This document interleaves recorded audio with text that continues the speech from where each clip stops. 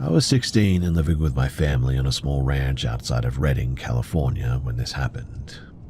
The property was very isolated, surrounded by sparse oak woodland. The nearest town was roughly 40 minutes away, which meant that we handled most problems ourselves. We raised goats and kept a small herd of cattle there, and it was a working environment for sure, and not a hobby farm. The first unusual thing occurred with the dogs. We had 3 ranch dogs that were trained to guard the animals and alert us to predators. They were reliable and they never panicked. And one evening at around 9:30, they began behaving really differently. They gathered near the back of the gate, pressed close to the fence, and made some really low whining noises. They were not barking aggressively or showing signs of typical threat behavior.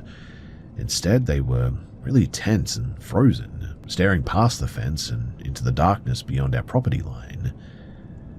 My older brother Ben and I went out to check the perimeter. We used a handheld spotlight and walked the fence line, but nothing was visible.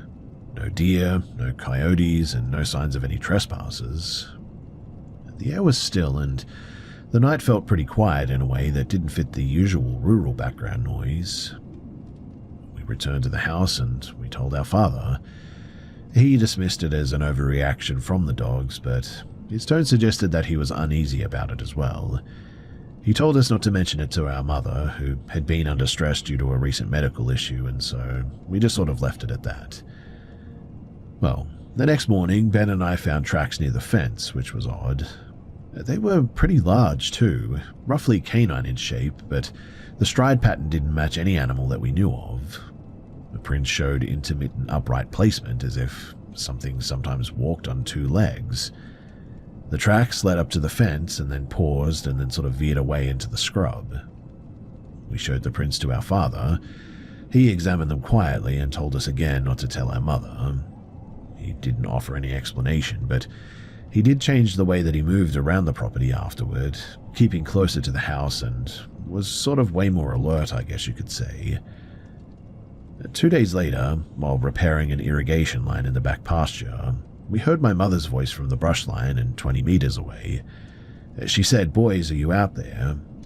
Ben responded, and the voice answered again, and it was close enough that we should have been able to see her, but we couldn't. My father moved toward the brush to check, but there was nothing and no one there. No movement, no shadows, and no evidence of anyone. The voice stopped, and we waited, and the sound never returned. My father told me to call my mother at that point, and so I did, and she answered from inside of the house, which was really weird. She said that she had been in the kitchen all morning and hadn't even been outside. When I told her what we had heard, she assumed it was a trick of the wind or a misunderstanding. My father didn't argue with that, and he simply told us to pack up and to come back to the house at that point. We didn't have a rational explanation for that, and the voice, it sounded just like her, but it was too clear and like the usual imperfections in her tone, I guess you could say. It felt like maybe like a recording rather than live speech is probably the best way that I could say it. A week later, one of the goats, a large male named Samson, went missing. So we organized a search and took our father's rifle with us as a bit of a precaution. We followed the usual tracks and paths through the brush that we knew about, and about 30 minutes into the search, we noticed the environment changed. The birds suddenly went completely silent, and the usual insect noises was down to nothing. In fact, the silence felt weirdly deliberate. We found Samson near a rock outcrop, and he was dead, but he was also disemboweled, and the internal organs had been arranged around his body in a weird rough circle. The arrangement was not consistent with a typical predator kill by any means, and suggested maybe a person had done this, but there were no large animal tracks nearby, and there was no drag marks or anything too, which meant that the scene suggested deliberate placement from a person. But who the heck would do this? Ben and I didn't stay to examine it further because we heard some coyotes nearby and their call sounded unusually close and directional, as if they were starting to surround us a little bit. So we ran back to the main trail to get into the vehicle that we came in on. And at one point, Ben looked back and he said that he saw a figure crouched on a rock beside the trail. He said that the figure was human-shaped but moved really strange. He said that it wore a dark garment that resembled animal hide, with the head portion draped over the shoulders. I know that sounds weird, but that's what he said. The face was obscured and it made a sound that wasn't human, an irregular high-pitched noise layered with low growls, which I remember hearing too. The coyote calls seemed to be coming from the same direction though, and sort of synchronized with the figure's movement, so that's sort of what I thought it might have been. The figure though, it moved toward us in a way that did not match typical human movement. It transitioned from standing to a forward crawl, and then allegedly it began sprinting after us as I was driving away, covering ground pretty quickly. Ben fired the rifle at it, which absolutely freaked me out and got me asking what he was shooting at. The figure reacted, leapt off the rock and disappeared into the brush at that point. We returned home immediately after that, obviously, and we told our parents about what had happened. My mother left the kitchen without speaking, and my father sat quietly as if processing the information. He never did question the story or dismiss it too, but he also didn't offer any further action or anything. The next day, our family began preparing to move, and within months we sold the livestock and we relocated to a different state. We never returned to that ranch, and the unusual events were never discussed again. No official reports were filed with anyone or anything, and the only evidence was the tracks and the goat carcass, both of which were removed or lost in the natural environment, I suppose. Now, to be clear, I personally never saw anything. I only heard that sort of growl sound, I guess you could say. But my brother, to this day, swears up and down that what he saw was real. Obviously, too, I saw Samson out there with the organs arranged in the weird way that they were. But my brother swears up and down that he's telling the truth and that he saw what he saw.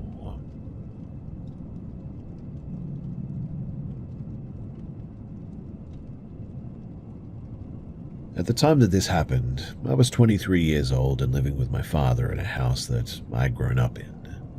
I was employed in rotating factory shifts and had no formal education beyond secondary school. My long-term goal was to move out, but I lacked direction and was managing ongoing mental health issues that were not being treated. My relationship with my father had been deteriorating for years by this point. He believed strongly in rigid life paths and dismissed any alternatives as irresponsible.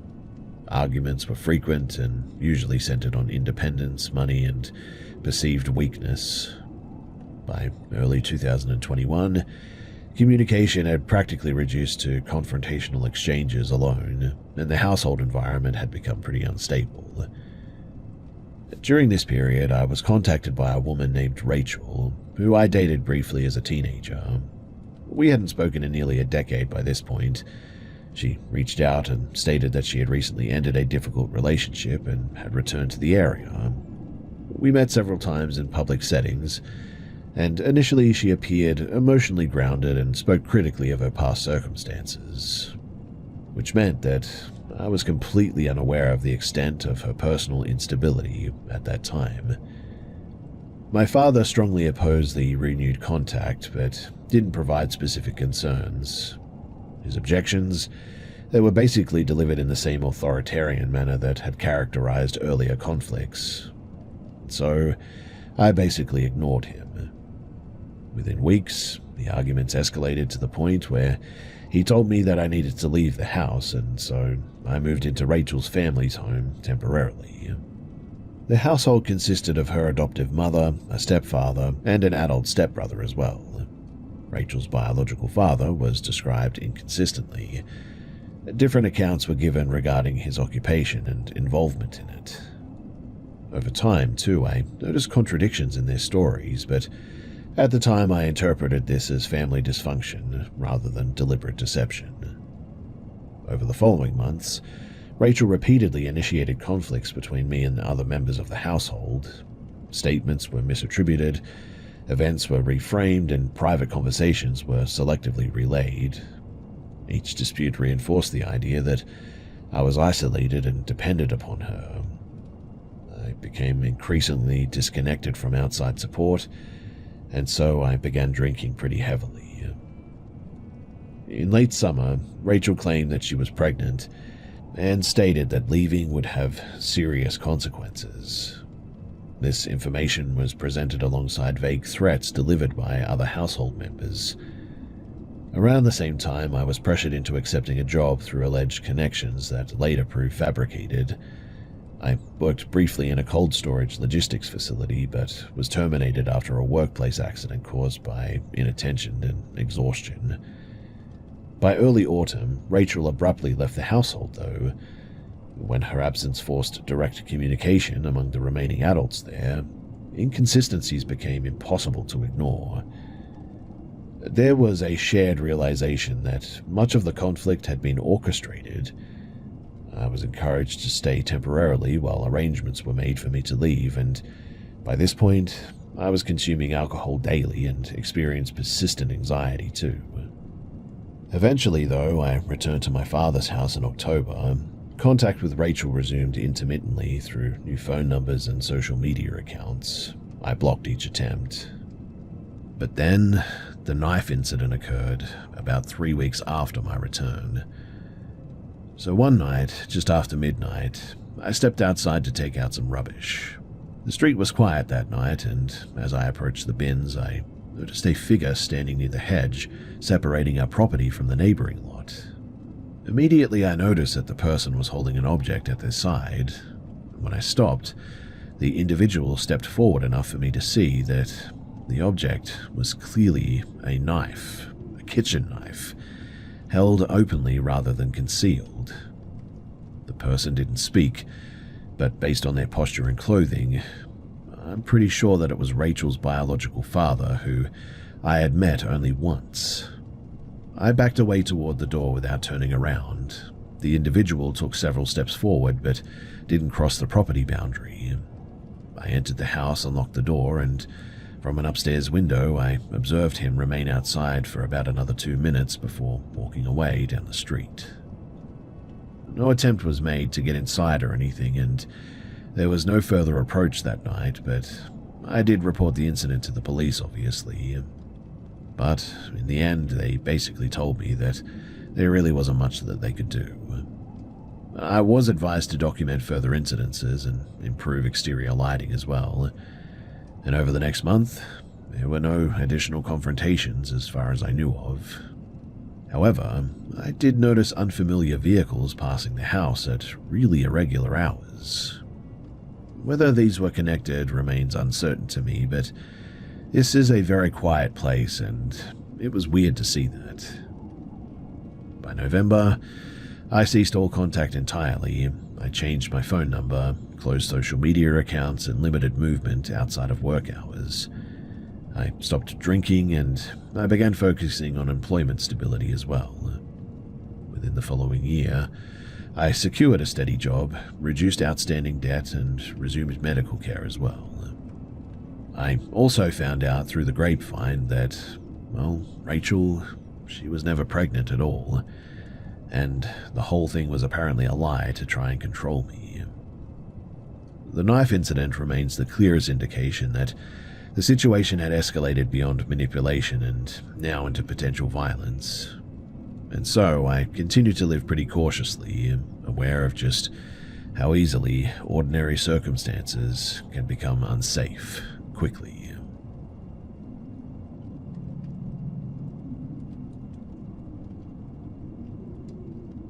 From the late 1990s through to the early 2010s, my family lived in a prefabricated home on the outskirts of a regional town in eastern Colorado. The house had been installed in the early 1980s and had not been significantly upgraded since then. The layout was linear, My bedroom was located at one extreme end of the structure, separated from the rest of the house by a long corridor that ran past the bedroom, kitchen, and the living area before reaching my parents' room. From the time that we moved in, my bedroom consistently registered colder than the rest of the house. This was noticeable year-round even, and not limited to the winter by any means. We attributed it to uneven insulation, or maybe airflow issues common in older manufactured homes. No one considered it unusual enough to investigate further, and so we just sort of let it be. Now, I was 15 when the incident that stands out most clearly occurred.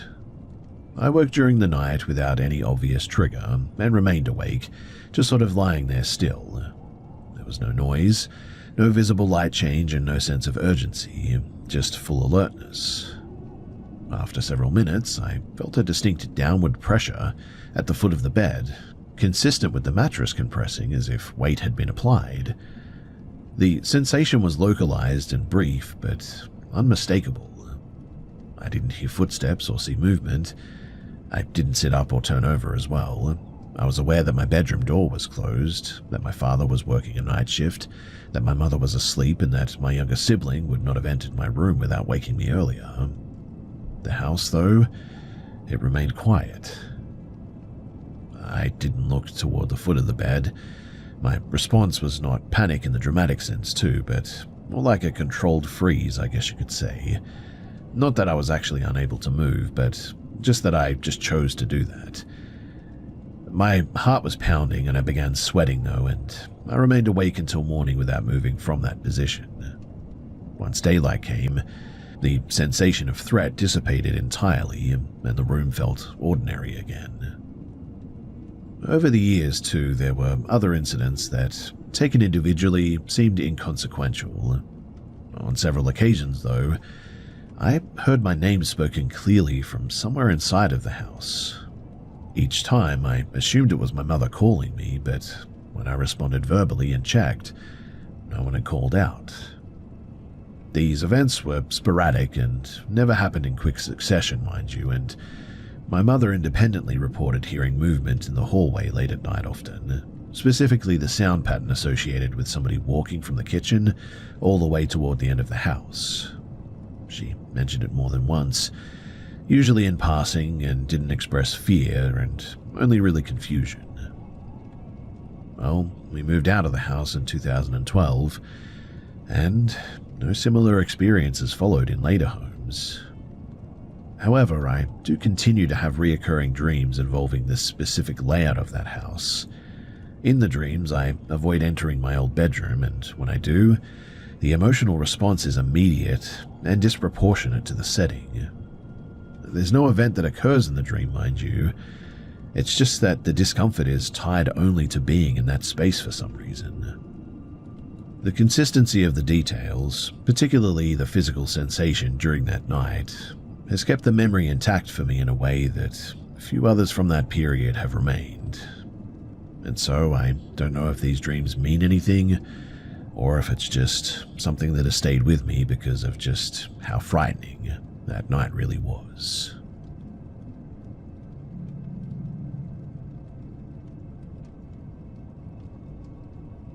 In March of 2023, I was living in a shared rental house. The house was a standard 2-story build from the early 2000s with no known issues. I lived there with my younger brother at the time, and the day in question was pretty uneventful for the most part, and didn't follow any arguments, stress, or any sort of unusual activity. So I returned home mid-afternoon after running some errands and assumed that I would be alone. When I entered the house, I noticed that my brother's shoes were by the door, indicating that he was home. I didn't hear movement or voices or anything, and so I placed my groceries away and decided to rest briefly on the couch in the downstairs living area, rather than going upstairs to my bedroom. I was not fully asleep, and I would describe the state as sort of a light rest with awareness of my surroundings. While laying on my side, I heard my first name spoken quietly from very close. The volume was low, but the articulation was clear enough to be recognizable for sure. Mind you, there was no accompanying movement, breath, sound, or shift in the room or anything. I opened my eyes immediately, thinking that somebody was there, my brother to be precise. But the room was unchanged. Nobody was present. Windows were uncovered and external noise from the street was audible, but I dismissed the experience as a brief auditory misinterpretation and I closed my eyes again, trying to rest. But about maybe 1 or 2 minutes later, I heard my name again. This time the sound was more distinct and slightly closer as well, as if coming directly from beside my head. I suddenly became alert and consciously focused on where this noise was coming from. I remained still for several seconds, then sat up. The living room remained empty, though. A third instance followed shortly after. The sound was quieter than the second, but sustained longer for sure. And at that point, I responded verbally and called out down the hallway toward the bathroom where I could hear the shower running. I walked to the bathroom door and I knocked firmly. My brother responded immediately, sounded confused, and asked what I needed. I asked whether he had called my name multiple times, and he denied doing so, and stated that he had been in the shower the whole time since I had arrived home. I returned to the living room confused, and I didn't attempt to rest again. No further noises were heard that day, and I didn't experience any dizziness, confusion, or disorientation or anything, and there was no environmental factors such as music or TV or external voices that really could account for the sounds. But since that incident, I haven't experienced a repeat of the event in that house or anywhere else. And while I've never been one to believe in ghosts or anything, this whole situation is really hard to shake off as just a nothing burger. I am not so sure about what I believe these days after this. The whole thing really shook me, and I know that I heard my name called.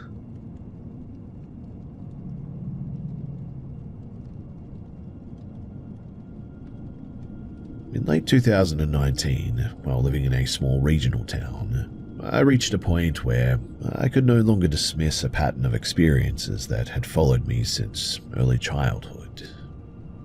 The house itself was pretty ordinary, a 2-story timber structure built in the 1970s, owned by my parents for decades, with no renovations history that would explain unusual noises or any drafts. What changed was not the house, though, but instead my response to what I had been experiencing inside of it. Growing up, unexplained sounds were pretty common in this place. These included footfalls in empty hallways, tapping sounds on internal walls, and occasional knocks that could not be traced to plumbing or animals or anything. At the time, I accepted these as normal household noises. My sister reported similar observations too, but neither of us framed them as anything significant. We were not particularly close growing up, and we didn't compare experiences in detail at all.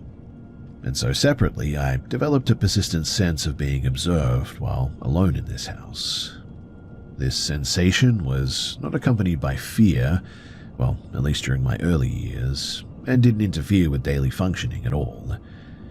Over time, however, the quality of the feeling shifted for sure. By my late teens, it became intrusive and physically uncomfortable rather than neutral or reassuring. Sleep, well, that was a consistent issue. I experienced unusually vivid dreams from a young age. These were not violent or visually extreme or anything, but they were internally coherent in the ways that felt disconnected from ordinary dreaming. Like the environments followed their own rules or something, and I often woke with the impression that the dream had continued without me after waking. On several occasions, I spoke aloud upon waking without consciously forming the words. Family members who witnessed these described my speech as fragmented and sort of contextless. I retained no memory of what I had said, mind you, and my mother later commented that during these episodes, my responsiveness appeared really delayed, as if I just wasn't fully awake. Now, in February of 2019, I experienced an event that stood out because it occurred during full wakefulness. So, I was asleep in my bedroom when I woke to the sound of a man exhaling nearby. The sound was quiet but very distinct, consistent with human breath rather than ambient noise for sure. I checked the house and confirmed that I was alone. The family dog was confined to a sort of distant part of the home at the time and could not reasonably have produced the sound anyway. At the time, I really didn't know what to think of it, but I just sort of moved on. The following day, a male relative in his 70s died unexpectedly. The timing, it registered as odd with me, but was not enough on its own to change my interpretation of the prior night. Several weeks later, another incident occurred while I was awake and listening to music late at night one night. I experienced what I can only describe as like a very extreme and sudden drop in temperature, localized though to one side of my body, followed by involuntary shivering. Simultaneously, I became aware of rapid breathing that felt external rather than imagined, as if someone was breathing very close to me. Mind you, there was nobody there, and this was the first time the experience involved a strong physical sensation, rather than just sound or perception alone. The next morning, my family was informed that my grandmother had been hospitalized overnight in critical condition. At this point, I began documenting dates, times, and symptoms rather than attempting to interpret meaning, because I got the feeling that this wasn't coincidence anymore. Shortly afterward, I experienced a brief episode during sleep in which I felt pressure applied to my shoulder, consistent with being pulled upward. I woke fully this time, but found nobody present, and in the end I just sort of returned to a very restless night's sleep. Over the following months too, my sleep quality declined massively. I began seeing things in low light conditions, and the routine household noises that I once thought were nothing became more and more difficult to just dismiss. Eventually, I discussed these experiences in detail with my sister for the first time, and she reported similar dreams, almost exactly the same physical sensations, and an overlapping sense of distinct presences that I felt, though we certainly used different language to describe them. And it was at that point that I began to believe that there was something more going on in this home. Eventually, I moved out of that house, and I had other weird things happen there too, but when I now returned to my childhood bedroom, I still experience that physical response that I always get when I go back there. It always felt like somebody else was in that room with you, no matter what time of the day and no matter how hard you tried to ignore it. And what's really weird too is that my sister said the same thing as well, that she always felt like something or someone was in my room, and it's just something that we lived with for all those years, never really questioning it until now.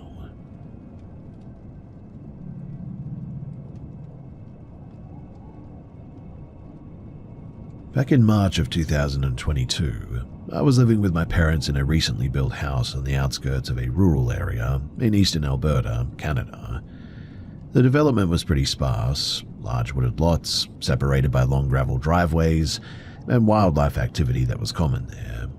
Coyotes, deer, and small mammals regularly moved through the property, especially at night. Because of the isolation too, I think we had developed pretty lax security habits.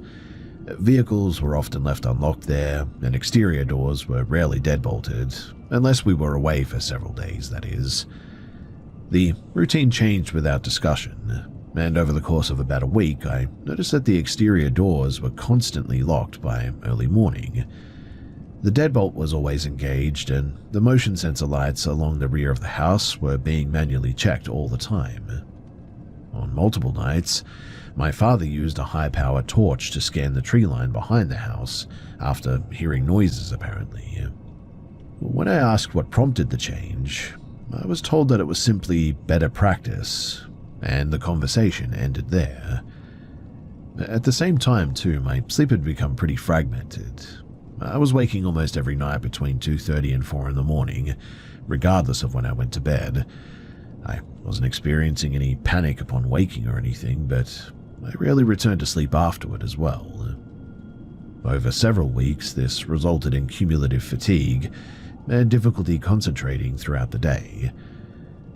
Now, the rear of the house faced a sort of shallow ravine with dense ground cover out there, a raised deck wrapped around the second floor, and a set of exterior stairs connected the deck to the yard below. My bedroom windows overlooked this area directly, and at some point during my nighttime awakenings, I began hearing movement in the ravine, slow and irregular movement, consistent with something passing through the dry leaves down there. Initially, I assumed it was deer or maybe foxes, though those animals typically avoided approaching the house due to our dog and the parked vehicles there. What made the situation difficult to dismiss, too, was the absence of anything visible when I checked. The sound would stop sort of abruptly as soon as I looked outside, even when I used a flashlight. There was no eye shine, no vegetation moving, and no continuation of the movement away from the house. This pattern repeated several times per week as well, and it got to the point where eventually I just sort of ignored it. Within days, though, of trying to ignore it, the sound suddenly changed. Instead of movement, I began hearing short, isolated noises that resembled familiar household sounds. On one occasion, I heard my mother's distinctive cough coming from the direction of the stairs. She was asleep at the time, though, and she doesn't really wake during the night.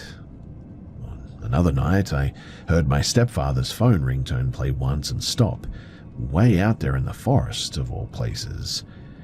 His phone, though, was in the bedroom the whole time, powered on and showed no missed notifications. I checked the next day with him. The most unsettling incident, though, occurred when I heard what sounded like my own voice, calling our dog's name from outside on the deck railing. The cadence and the tone were consistent with how I speak as well, but the sound was faint and sort of slightly distorted, I would say. These incidents, though, occurred over roughly 2 weeks, and none of them were continuous and none escalated after that. But the familiarity of the sounds contrasted sharply with the context there. What I mean is that I didn't hear random voices or unidentified noises. I heard specific, recognizable auditory patterns that I was associated with. I avoided discussing this in detail with my parents in the end. In the past, similar concerns had been attributed to stress or overthinking, and I really didn't expect any other response from them. When I eventually raised the issue indirectly, though, my mother reiterated that the door locking had no specific cause and dismissed the sounds as likely wildlife or imagination influenced by poor sleep. During the daylight hours, though, I inspected the area behind the house. There were no tracks close to the foundation, no signs of tampering near the doors or the stairs or anything, and no damage to any of the gardens or the surrounding forest or anything, suggesting repeated human or large animal presence. Trail cameras weren't installed, and no further investigation ever pursued, but I just could never find any evidence of anything out there. Over time, the sounds stopped occurring, and my sleep eventually did improve. I adjusted my schedule a bit and reduced nighttime isolation so much. And looking back, I guess the most plausible explanation is a combination of, environmental noises, maybe just sleep deprivation and a state of heightened alertness or something. The locking of the doors was always fishy to me and made me think that my parents were not saying something. But like I said, nothing ever further developed from that situation, and I didn't see anything, and I didn't have a confrontation with anything.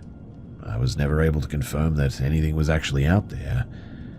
But still, hearing my own voice out there late at night, that is a really skin-crawling experience and something that I will never forget.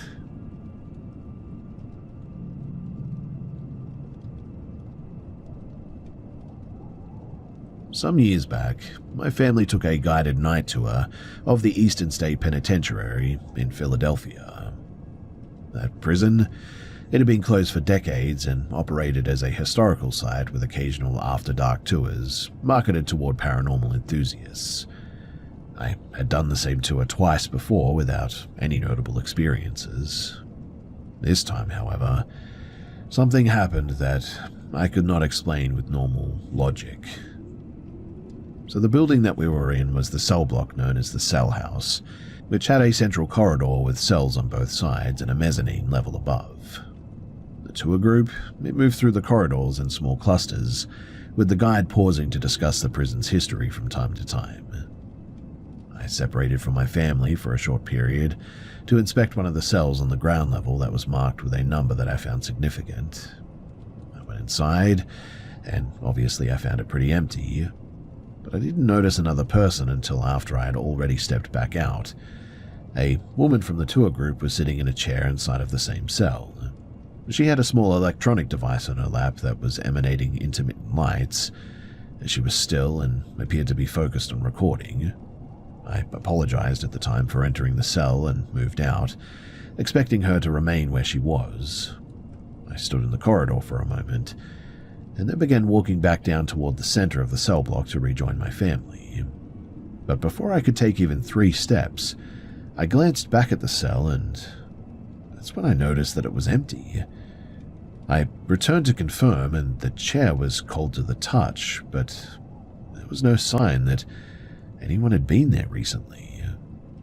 I remember rationalizing at the time that she must have left quickly without me seeing her, possibly moving through the crowd or something. But then, as I moved toward the stairs leading to the mezzanine, the same woman appeared, walking down the stairwell. She was coming from the opposite side of the cell block, and she looked as surprised as I felt.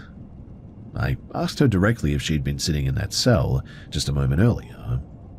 She said no. She stated that she had been on the upper level for at least 20 minutes. We both paused, exchanged a brief look, and then moved away from each other for the rest of the tour. After the tour ended, I could not stop this shaking that I was feeling. The experience just didn't fit any normal explanation. I mean, if she had been sitting in that cell, then I would have seen her there. But if she had been on the upper level, then I wouldn't. It created a contradiction that I just couldn't resolve with a standard explanation like crowd movement or mistaken identity or something like that. I left the site and searched online for similar incidences, and I found references to a concept at the time that I'd never heard of but was called doppelgangers, an identical double that appears without explanation. The information that I found was not scientific by any means, but it did match the structure of what had happened to me. A person seen in one place and then confirmed to have been elsewhere, and I know that I saw them.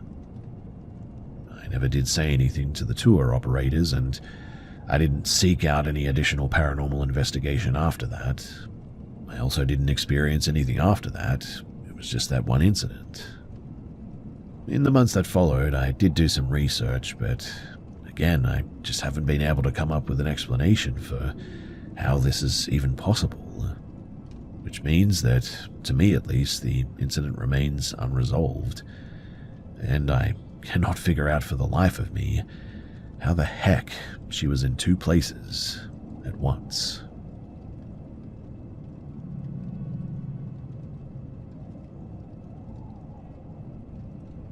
When I was 9 years old, my family moved from a coastal town in northern Ecuador to a rural settlement in the Colombian Amazon.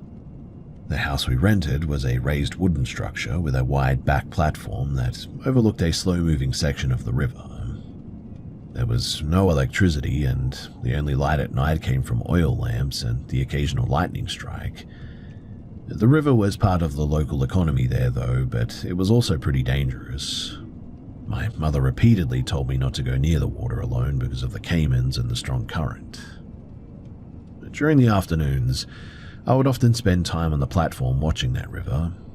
It was one of the few activities available to a child in that area, to be honest. The river was always moving and always changing, and I would stand for long periods simply observing the flow. One afternoon I was on the platform too when I became aware of a presence behind me. I turned and I saw 6 children standing in a line just feet away from me. They were all very pale with light hair and light eyes, and none of them were wearing any clothes. That detail was the first thing that registered as abnormal because I had never seen children like that in the village, and the only people who were normally around were locals or workers from nearby settlements. There were really no foreign visitors here, and there were certainly no blonde children. The children didn't speak, and they simply sort of just stood there looking at me, and then began to move in a circle. I felt no immediate fear, and I was a kid and their presence felt sort of neutral and non-threatening. I started to join them, and for a short period we sort of ran in a circle together. I remember placing my hands on the shoulders of the child in front of me and feeling their skin. There was no difference between them and any other child in terms of physical contact. They didn't react when I touched them, but neither did they resist or anything. After a few minutes, the group stopped moving and they all turned their heads to one side simultaneously, as if they had detected something that I couldn't. I followed their gaze and saw what appeared to be an oval-shaped opening in the air, like a dark patch that had not been there before. The opening was not sharp-edged, and I struggled to describe it at the time, but now I can say that it looked a lot like a portal. It genuinely looked like a tear through space itself right in front of me. And one by one, the children walked toward the opening and stepped through it. I was at the end of the line and moved forward to follow, but just as I reached the edge, the opening just suddenly closed, and it shut in a way that was sudden and just complete, leaving no gap. I was left standing there, alone on the platform, wondering if what I had just experienced was even real. I called out for the children, but there was no response. I remember waiting for several minutes, running around the platform in circles, hoping that they would return, but they never did. Eventually, I think that I went inside the house, and my mother saw that I was missing my clothes and became angry at me. She asked why I had taken them off like that, and I struggled to explain it. I just didn't really have the words at the time, and I think I remember saying that there were kids out there and I was playing with them, but she didn't believe me. For the next few years, I didn't think about that incident too much. I mean, it certainly stayed in my memory, but it didn't feel like something that required an explanation. The event only resurfaced when I was older and began reading about unusual encounters. I had access to an encyclopedia set in the Bronx at the time and would read for hours. And in the section on classical sculpture, I saw images of child figures with similar physical traits to the children that I had seen. Pale skin, light hair, no clothing. And that visual similarity made the memory feel more concrete. So later, I read a book on alleged encounters with non-human entities that described Nordic beings with similar physical characteristics. The book suggested that these things appeared in remote areas and were often mistaken for human children because of their appearance, which certainly matched up with my experience. And while I don't claim to really know what happened that day, I'm also convinced that I saw those children. They were there and they were real. I mean, I even touched one. Again, I really don't know how to explain it, but I do know that something happened that didn't fit any ordinary explanation. And the memory has remained consistent over decades now. What I mean by that is that I'm not misremembering anything and the details are very clear to me. I don't know what the conclusion is to all of this or what any of this means, but I will never forget those children and also the portal that they went through.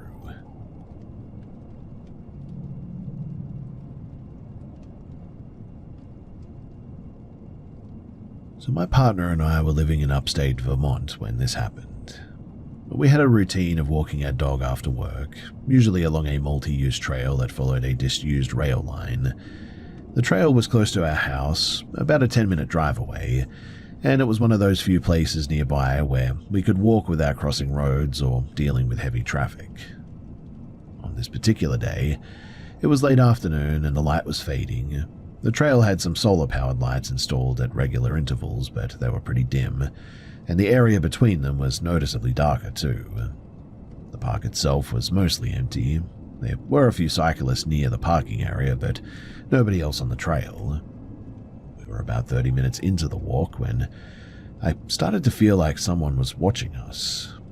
It was a subtle sensation, but it made me stop and sort of look ahead for a little bit. And about 25 meters in front of us, between two pine trees, there was an object that didn't fit the environment.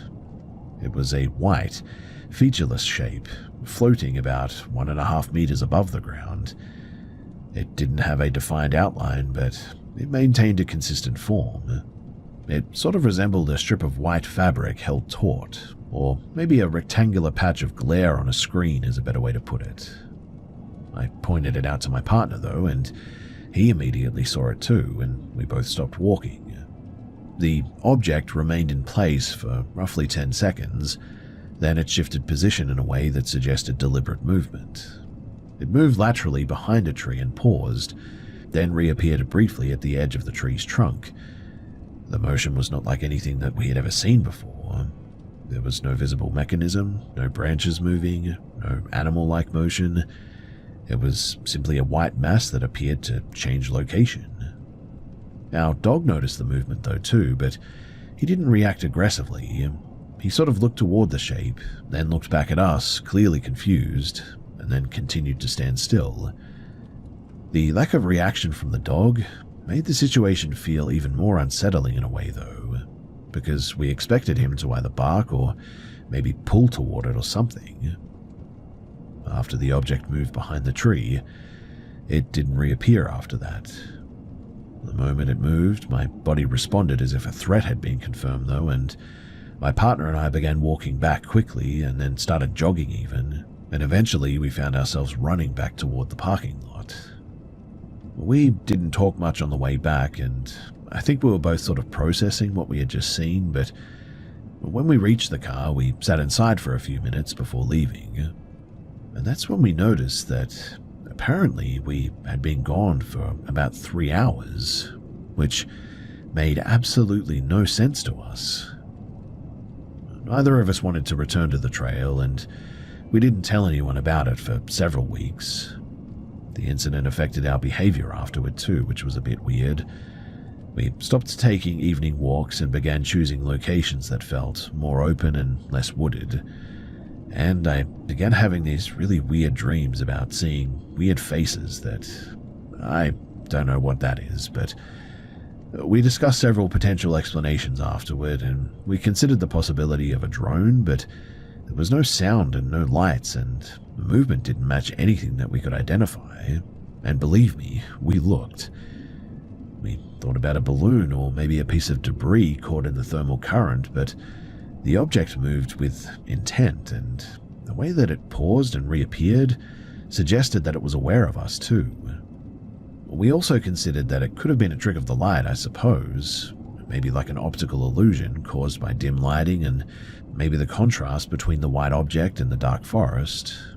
But the fact that both of us saw it, and our dog even, and that it moved in a way that didn't align with natural phenomena, made that explanation way less convincing. We never did return to that trail at dusk, and eventually the dreams stopped, which I was thankful for, but I really don't know what that was.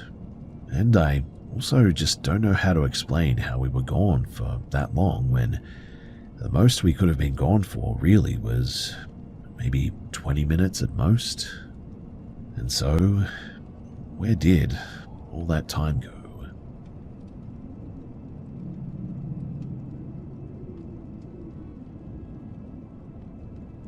When I was about 10 years old, my family traveled to the remote northern region of Nepal, near the border with Tibet. We were staying with some relatives in a small village built on the side of a mountain there. The area was very isolated, and the houses were very spread apart as well, with large gaps between them. There were no streetlights there, no nearby towns, and the sky, the night sky that is, was so completely dark that you could basically see every star out there.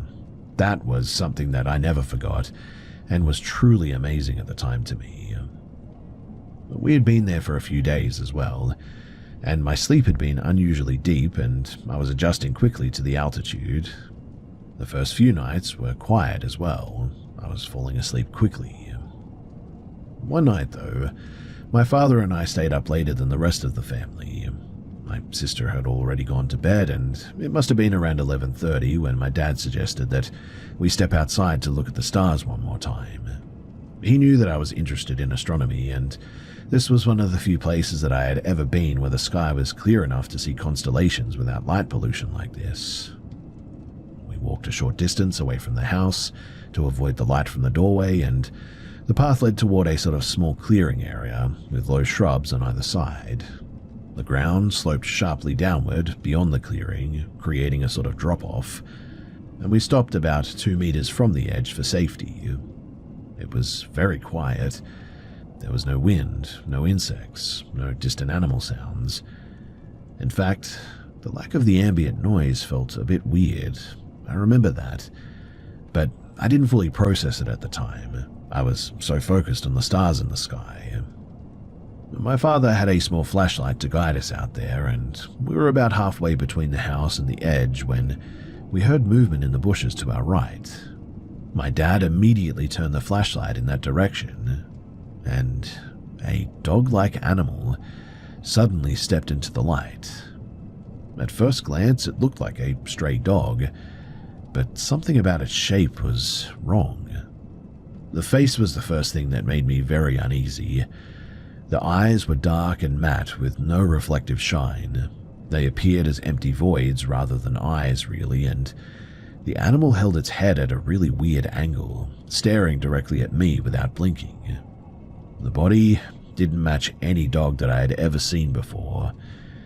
What I mean is that the legs were longer than normal, way longer, and the joints seemed higher up than they should have been, and there were more of them too.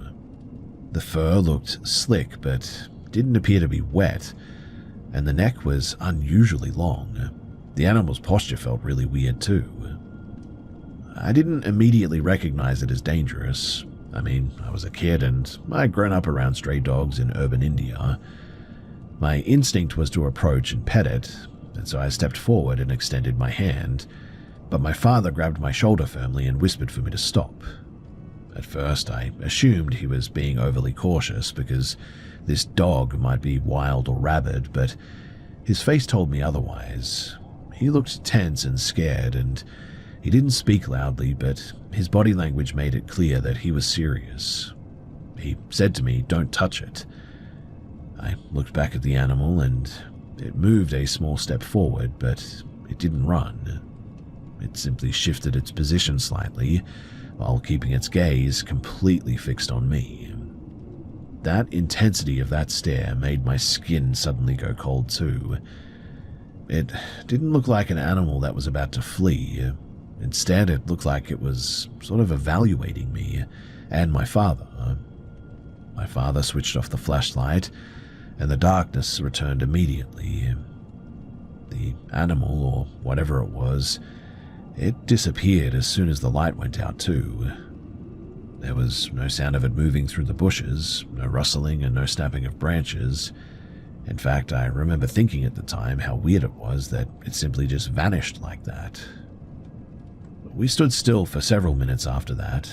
I guess my father was expecting the animal to reappear or to move away into the darkness, but nothing happened.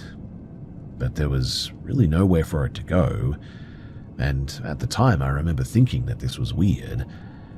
The mountain slope behind us was steep and rocky, and the shrubs were dense, and there was no clear path for an animal to escape silently.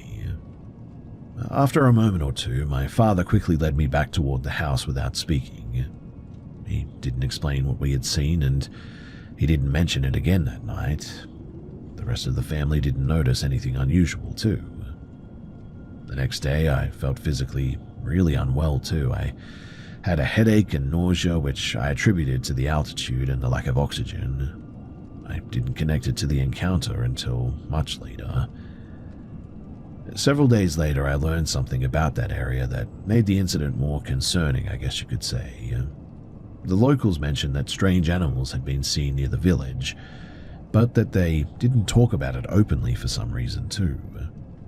My father also stopped taking late-night walks after that, and he became more cautious about leaving the house after dark as well, and seemed to be really vigilant around us kids. We never did see anything again, and I didn't tell anyone at the time because I assumed that they would have dismissed me or treated me as a child with a child's imagination.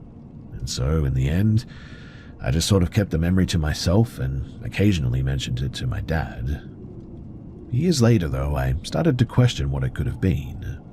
I mean, the most reasonable explanation that I could find is that it was a stray dog with a medical condition or a deformity or something. Maybe it was a wild animal that was common in that region, although I never could find anything that matched the description. Also, the behavior of the animal and the fact that it disappeared without making any sound, well, that always seemed a bit weird to me.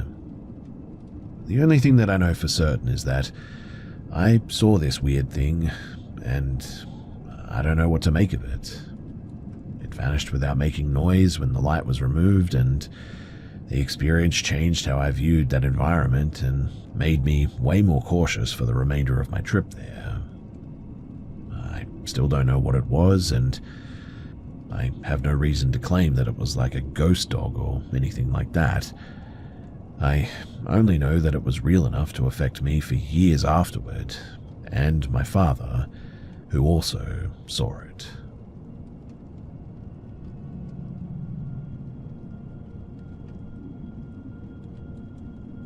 My family has owned a small lakeside cabin in rural Maine for decades now.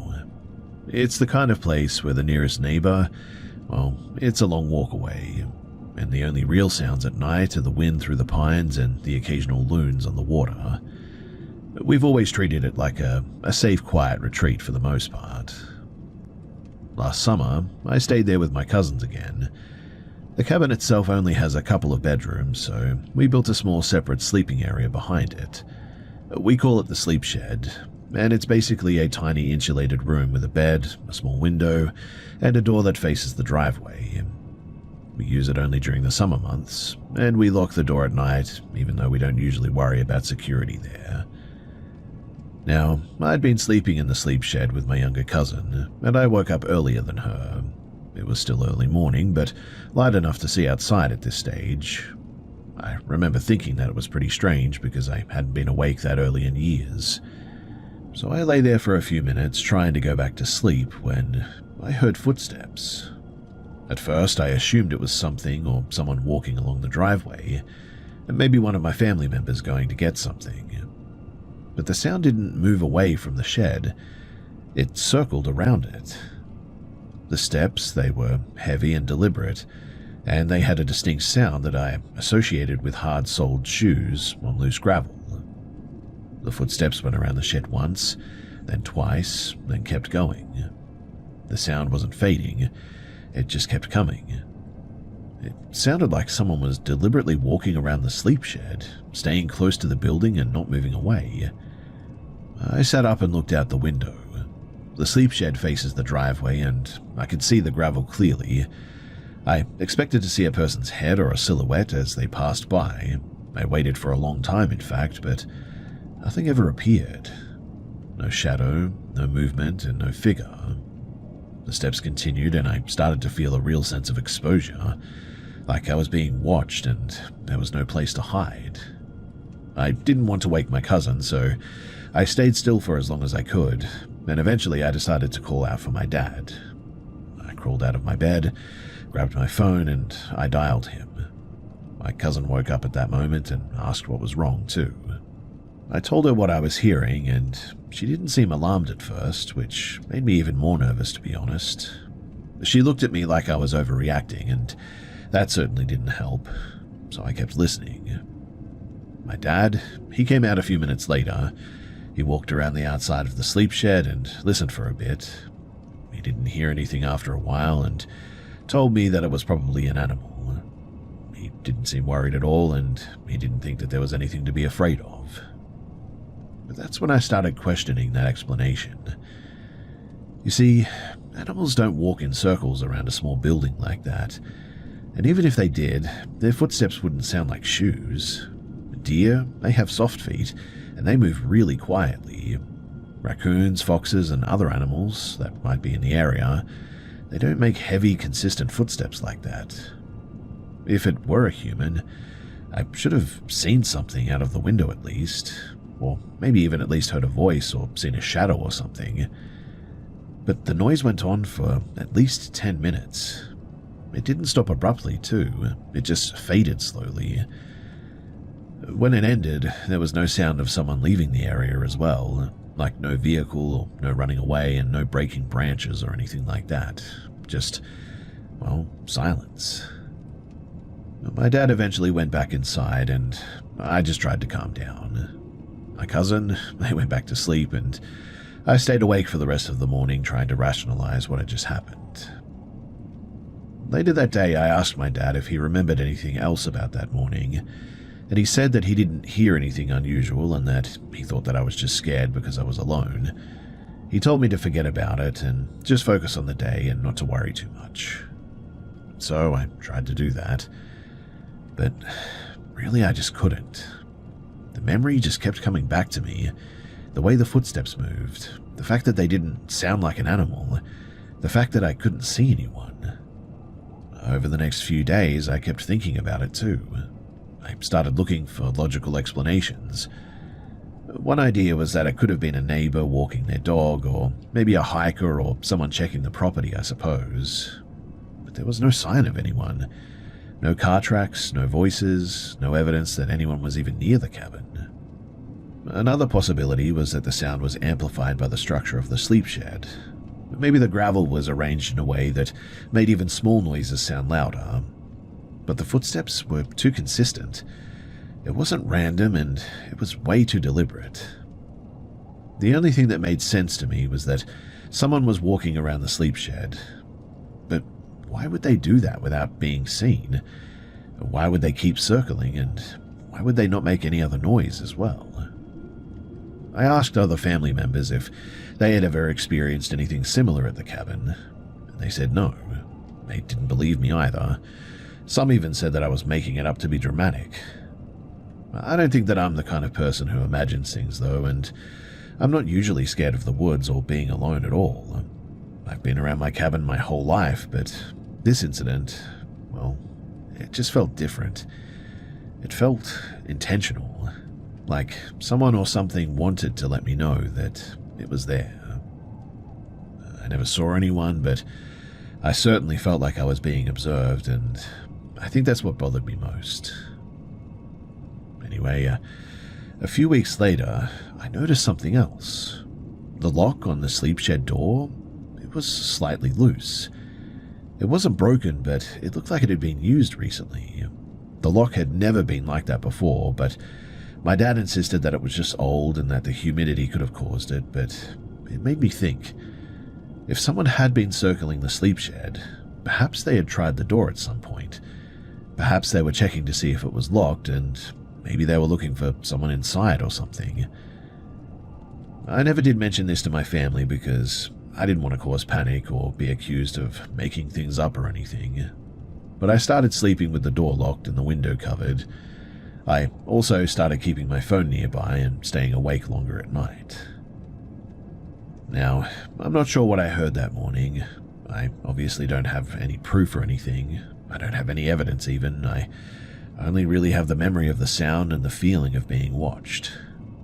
But someone out there at that time of the morning on private property, they cannot be up to anything good, right? The incident has stayed with me all these years, and it's always changed how I feel about being alone in remote areas. In fact, I never assume the woods are safe anymore. While I don't know if it was a person, an animal, or something else, something tells me that it was a person, and that they were up to no good.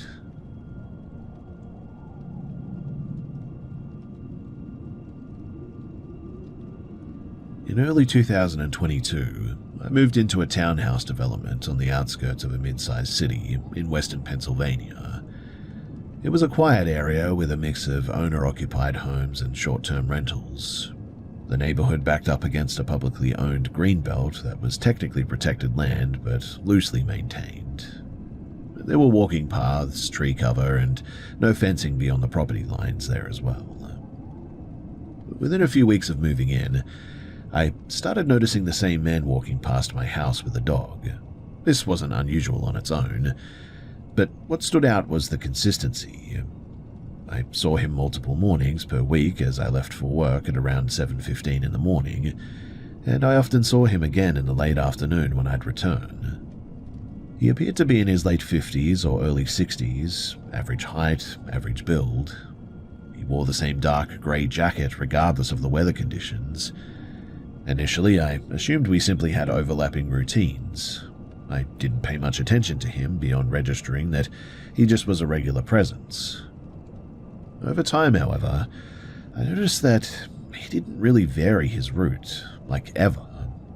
He passed directly in front of my unit every time. He also maintained prolonged eye contact when I crossed paths with him, which I found mildly uncomfortable but not alarming. And the first interaction that we had was brief and very awkward. I asked him whether the homeowners association had sent out a quarterly notice regarding landscape changes.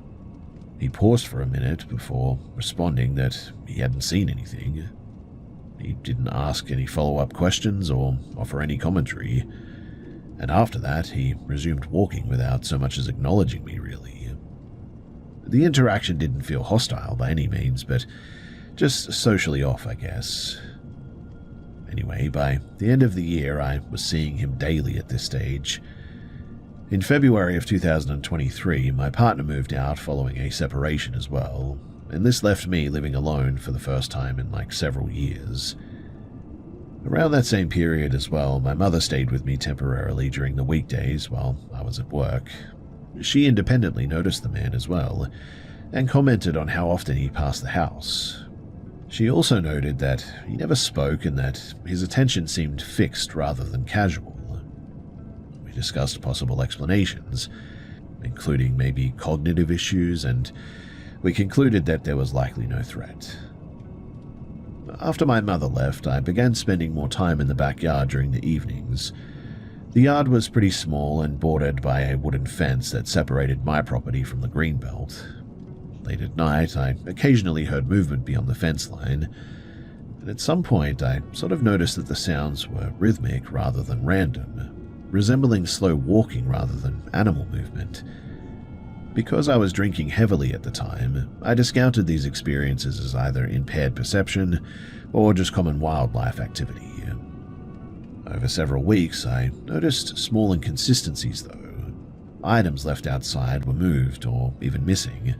Cigarette lighters, half-used packs, and an ashtray were not where I remembered leaving them.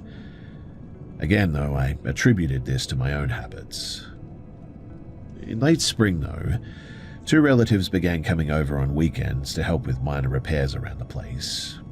During these visits, the man with the dog would stop near the property line and just stand there and watch silently.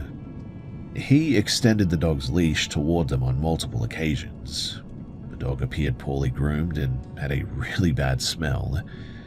My relatives were pretty uncomfortable with the situation and told him to leave after one incident as well. He didn't respond verbally, but he did comply. But after that, his behavior shifted. He continued walking past the house, but now stopped outright when I arrived or departed, turning his body to track my movement. This was not fleeting attention by any means as well. But what I mean is that it was sustained and very deliberate. In June, a co-worker moved into the spare room. She worked a different schedule, though, at the time, and independently reported seeing the man multiple times per day. She also noted that he positioned himself near the property at predictable hours. She initially interacted with the dog, but stopped eventually due to discomfort. After that, she reported that the man's demeanor became noticeably hostile as well. though still silent.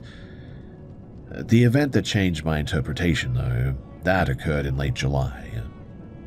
So while driving home one day, I saw the man leave the sidewalk near the neighborhood entrance and enter into the tree line leading into the greenbelt.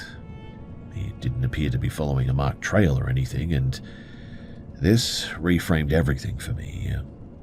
The constant presence, the odor, the timing, the lack of social interaction, and the unexplained activity behind my fence began to align into a single hypothesis. The man was not merely walking his dog. He was spending extended time in the wooded area directly behind my property for who knows what reason. At the time, the adjacent unit to my house was vacant. It had been empty for months, in fact, and I realized that I first noticed the man shortly after the previous tenants moved out. I then began planning to install motion-activated cameras facing the rear fence line, but before I could do so, the vacant unit was rented. A family moved in, including children and a dog. The day that the moving truck arrived was the final time that I saw the man walking past my house, because after that, I never did see him again. Weeks later, though, I spoke casually with the new neighbors, and I asked whether they had found anything unusual behind their yard while clearing brush. And they mentioned discarded items, but didn't really elaborate too much. I didn't press the issue at the time, too. I lived in that house for over 2 more years, and there were no further incidences, no footsteps, no sightings, no missing items, and I never did see the man again. I don't know whether the man was living in the Greenbelt, using it as a temporary shelter, or simply spending large amounts of time there, perhaps watching me or something. I have no proof that he ever entered my property. I also have no direct evidence that his presence was criminal, but still, with everything that happened, it definitely seems suspicious. Especially because once the conditions changed, well, I never did see him again.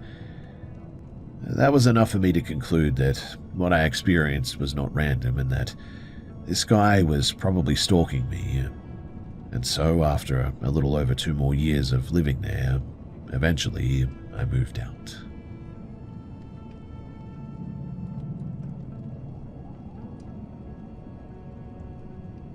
In August of 2021, I became aware of a location circulating through multiple urban exploration forums and other platforms online that I frequented. The posts all referenced the same structure, a vacant industrial building on the outskirts of Tacoma, Washington. The primary point of interest was a large suspended figure inside of the building. I recognized the character immediately. I had played the game extensively as a teenager, and the idea of a full-scale physical version stood out enough to me that I followed several of the account-sharing footage. The videos were short and inconsistent, often filmed at odd angles. None of them showed much of the surrounding environment or explained why the installation even existed. But after sending a private message to one of the posters, I received directions rather than a formal address. The location was described relative to an old freight spur and a disused access road. I shared the information with a friend who was pretty familiar with the game as well, and so we agreed to visit during the daylight hours. We arrived just before 5 p.m. The building was a single-story concrete warehouse set back from the road a bit. There were no signs, fencing, or visible security measures at all. Most of the windows were sealed from the inside with some sort of material. The structure appeared inactive but recently abandoned. One exterior door was unsecured. It opened without resistance. Inside, visibility was pretty low but adequate due to the diffused daylight filtering in through the covered windows. The interior space was cluttered but orderly. Industrial shelving, unused tools, and boxed items were stacked in a way that suggested deliberate placement rather than neglect. There were also multiple piles of children's toys, sorted by type rather than being scattered. Several feet from the entrance, though, centered in the main bay, was the suspended figure. It was larger than anticipated. The figure was roughly human height, in fact, and constructed with accurate proportions. It appeared to be fabricated from layered fabric and padding rather than foam or plastic or whatever, but it was attached to a wooden frame resembling a gallows, with a rope loop secured around its neck area. The structure was stable and professionally assembled, it seemed. As we moved closer, a strong odor became noticeable, though. It was localized rather than everywhere, and the smell was like something had died in there. It intensified rapidly as distance decreased, and that indicated a specific source rather than it just being all around us. So we followed our noses, and near the base of the wooden structure was an arrangement of objects placed deliberately on the floor. These included damaged toys, a religious image taped to a crate, and a framed photograph of an adult male. The individual in the photograph had a shaved head and eyebrows and appeared to be posing deliberately. Next to the photo was an old cassette tape with a music compilation labeled from what I would guess is the late 90s. The air in this area felt markedly cooler though than the rest of the warehouse. This was not consistent with the ventilation as well. Closer to inspection of the suspended figure, it revealed discoloration in several areas of the fabric. These stains were darker and irregular, and when we got near it, the odor became overwhelming. Remaining in place without covering our faces was not possible now, and written in permanent marker on the central vertical beam of the wooden structure was a full name. I won't be saying it here, but the handwriting appeared intentional and pretty recent as well. Well, we exited the building without any further exploration because we were too spooked to keep going. Later that evening, though, we searched the name online and the results were pretty limited. There were some fragmented references across social media platforms, primarily short videos showing erratic behavior, but no formal records or contextual explanation that could make sense of anything. There was no missing person reports or news articles that clearly aligned with the name and the circumstances too. In the days following, I monitored the same accounts that originally posted the footage of the location. Several videos were removed eventually, and another one was uploaded of the same warehouse but with the figure in the middle now gone. Others stopped referencing the site entirely, and I never did return to that warehouse. Now, I don't know if there was something weird going on, or maybe if someone had sprayed something upon that figure, or I don't know. Maybe there was something in there, or maybe not. Or maybe I should say someone was in there, or maybe not. But the smell, it smelt like death, and I really don't like to think about that.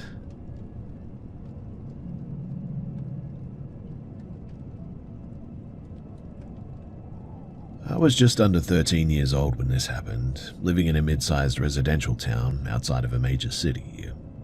At the time, my household consisted of my parents, myself, and my two younger siblings. Up until that year, childcare responsibilities were handed exclusively by relatives or neighbors. That arrangement changed when my parents decided that I was old enough to stay home with my siblings for short periods, though. The situation I'm describing, it took place on the first evening that I was left in charge.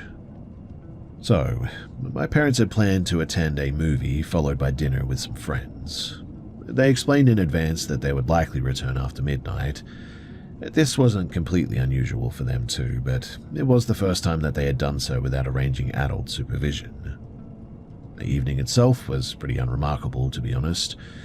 My siblings and I stayed in the living room, watched television with the lights off, something that we were not normally allowed to do, but hey, we were alone and we could basically do what we want.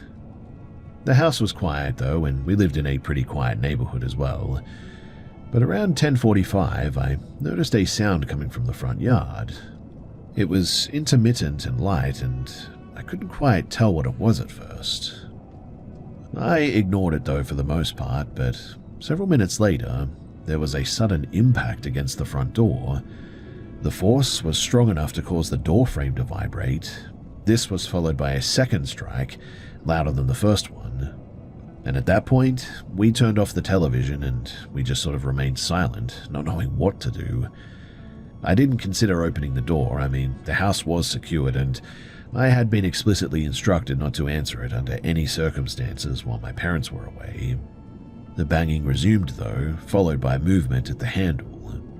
The handle turned once, then again, with enough pressure that the latch audibly shifted. The door, thankfully, didn't open. The person outside, they never spoke. Our only landline phone was mounted on the wall near the entrance, so I decided against using it, concerned that the noise would confirm our presence.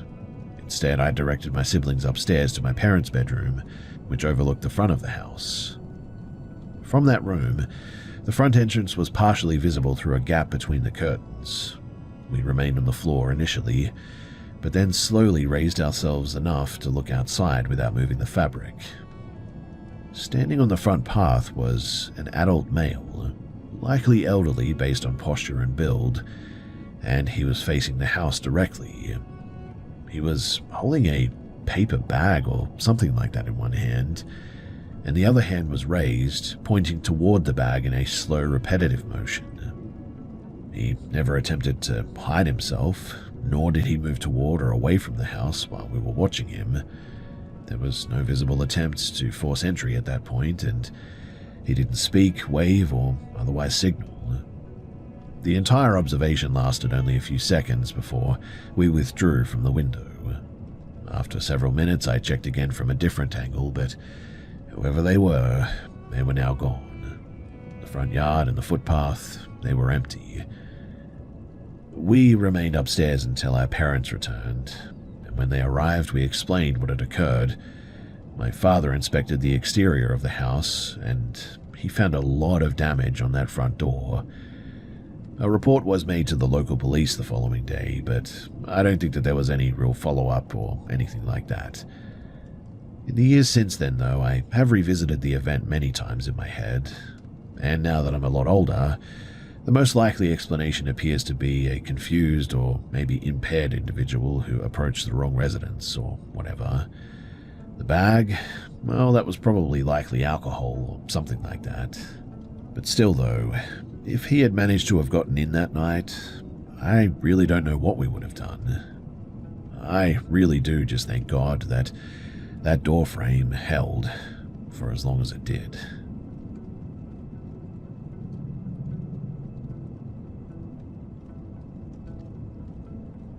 So I was in my second year of university, living as a student, alone in a subsidized apartment complex.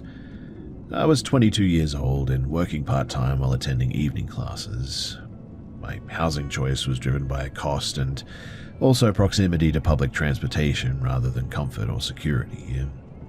The building itself, it was aging, with shared hallways, minimal access control, and on-site security that functioned primarily during peak hours only.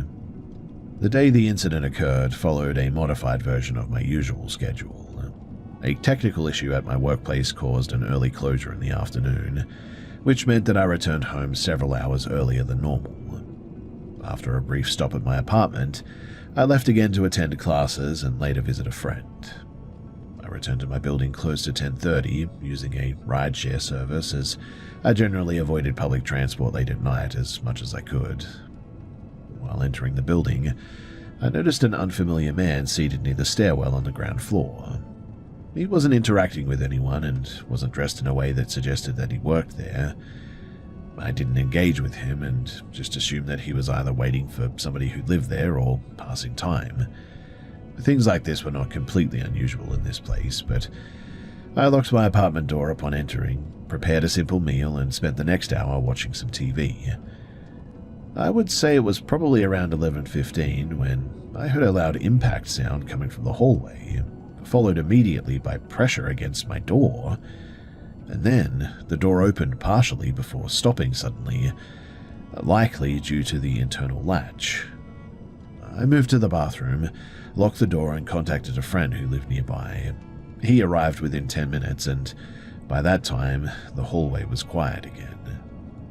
We inspected the apartment and found no signs of theft or disturbance inside. The door frame showed some minor damage consistent with somebody trying to get in, but thankfully the damage seemed pretty minimal. We then went to the building security office to request footage from the hallway cameras. After some delay, the guard accessed the recording, and the footage showed the same individual that I had seen earlier entering the hallway and approaching my apartment. In fact, he followed me the whole way up. He manipulated the lock and he opened the door before abruptly leaving all of a sudden, moving quickly toward the building's exit. The guard stated that he had noticed the individual entering due to high foot traffic during that time window, but I know it was just because he was probably preoccupied with something else. The guards there were just terrible, to be honest. Local police were contacted, though, and they reviewed the footage. They canvassed the residents on the floor and the adjacent units, and nobody recognized this person. The video quality was sort of insufficient for clear identification, but there were some fingerprints recovered from the door.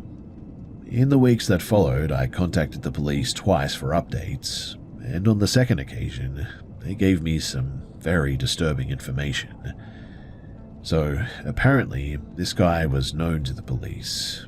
He had been locked up before, and at first they wouldn't give me any information as to what he was locked up for, but then one of the female officers who I spoke on the phone with basically said to me that this guy was a known criminal and had been known to, well, assault people, is how she put it. I don't know exactly what that means, but obviously it sounds terrible, and so I got some extra security for my door from that point, and I always made sure to check behind me as I was going about my business, especially when I was coming home. Thankfully, nothing else happened after that, and really, I think I just got lucky that day. Watching the footage, it seemed like the guy got spooked by something, that he backed out at the last second perhaps, because honestly, that chain, well, he could have broken it very easily.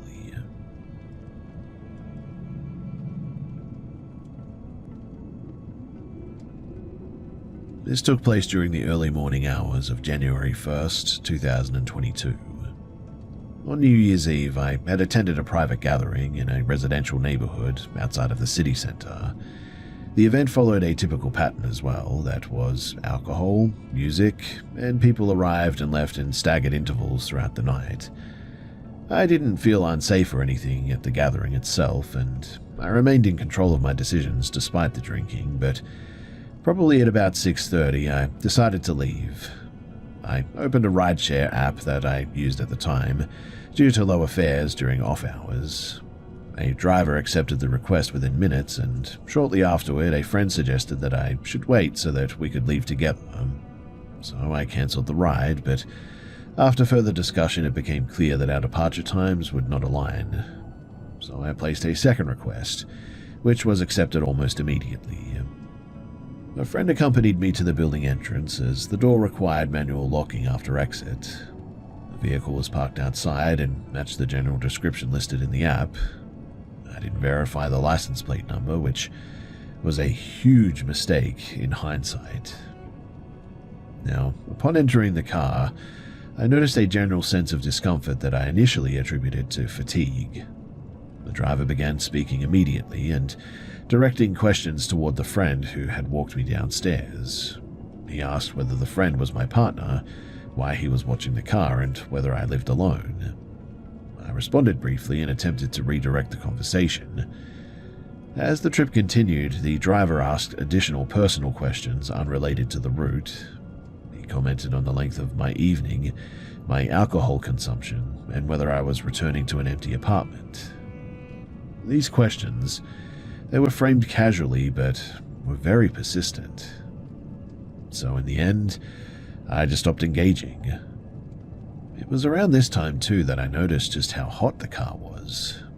There was no visible phone mount, and though navigation audio was playing at high volume, I didn't see any GPS anywhere. When I attempted to lower the window using the control panel, it also didn't respond. I asked the driver kindly to turn the heat down or maybe just open a window or something. He initially refused and stated that the system was functioning properly, but after further insistence, he unlocked the doors and I manually opened the window. At this point, he made a comment about being cooperative and framed the interaction as a favor. The remark was pretty unnecessary and heightened my concern, to be honest, but I began monitoring our direction more closely. Within minutes, it became clear that the route did not correspond with the address entered into the app. We were now traveling away from my neighborhood and toward an industrial zone with limited pedestrian traffic. I waited until the car slowed for a red light before I addressed everything. I asked why we were no longer heading toward my destination. He paused before answering and responded by questioning whether I was certain about where I wanted to even go. His tone shifted, and then he turned partially toward me rather than watching the road. It was at that moment that I knew that something was wrong, and so I just jumped straight out of the vehicle. The car had not come to a full stop, but the traffic was halted, and we were driving pretty slow, so I opened the door and I moved away quickly. The driver exited the vehicle briefly, shouted for me to come back, and then re-entered the car, and he accelerated aggressively before driving away. I contacted friends immediately and described the situation. Some of them were skeptical and said that I was just overreacting. This reaction discouraged me from pursuing the matter further at the time as well. But then I spoke to the guy who had taken me downstairs, and he said to me that the real driver apparently showed up afterward. He remembered me talking about how I had cancelled a ride beforehand, and so he assumed that this ride was just a bit of a mix-up, and so he told the guy that the ride was cancelled, and apparently the driver was pretty upset about this, but he ended up leaving, and so he didn't think too much of it. And so, later that day, I attempted to file a report through the rideshare platform, and I was advised to contact local authorities about it because apparently they had not sent that person. When I submitted a police statement, I was informed, though, that without a license plate number or clear identifying information, really that no action could be taken. The platform declined responsibility pending police findings, and after that, no follow-up occurred. After that, though, I stopped using that service permanently. Never again is what I kept telling myself, and I adjusted my travel habits too. These days, too, I always check vehicle details, share trip progress with others, and always avoid solo rides, especially during early morning hours, whenever I can.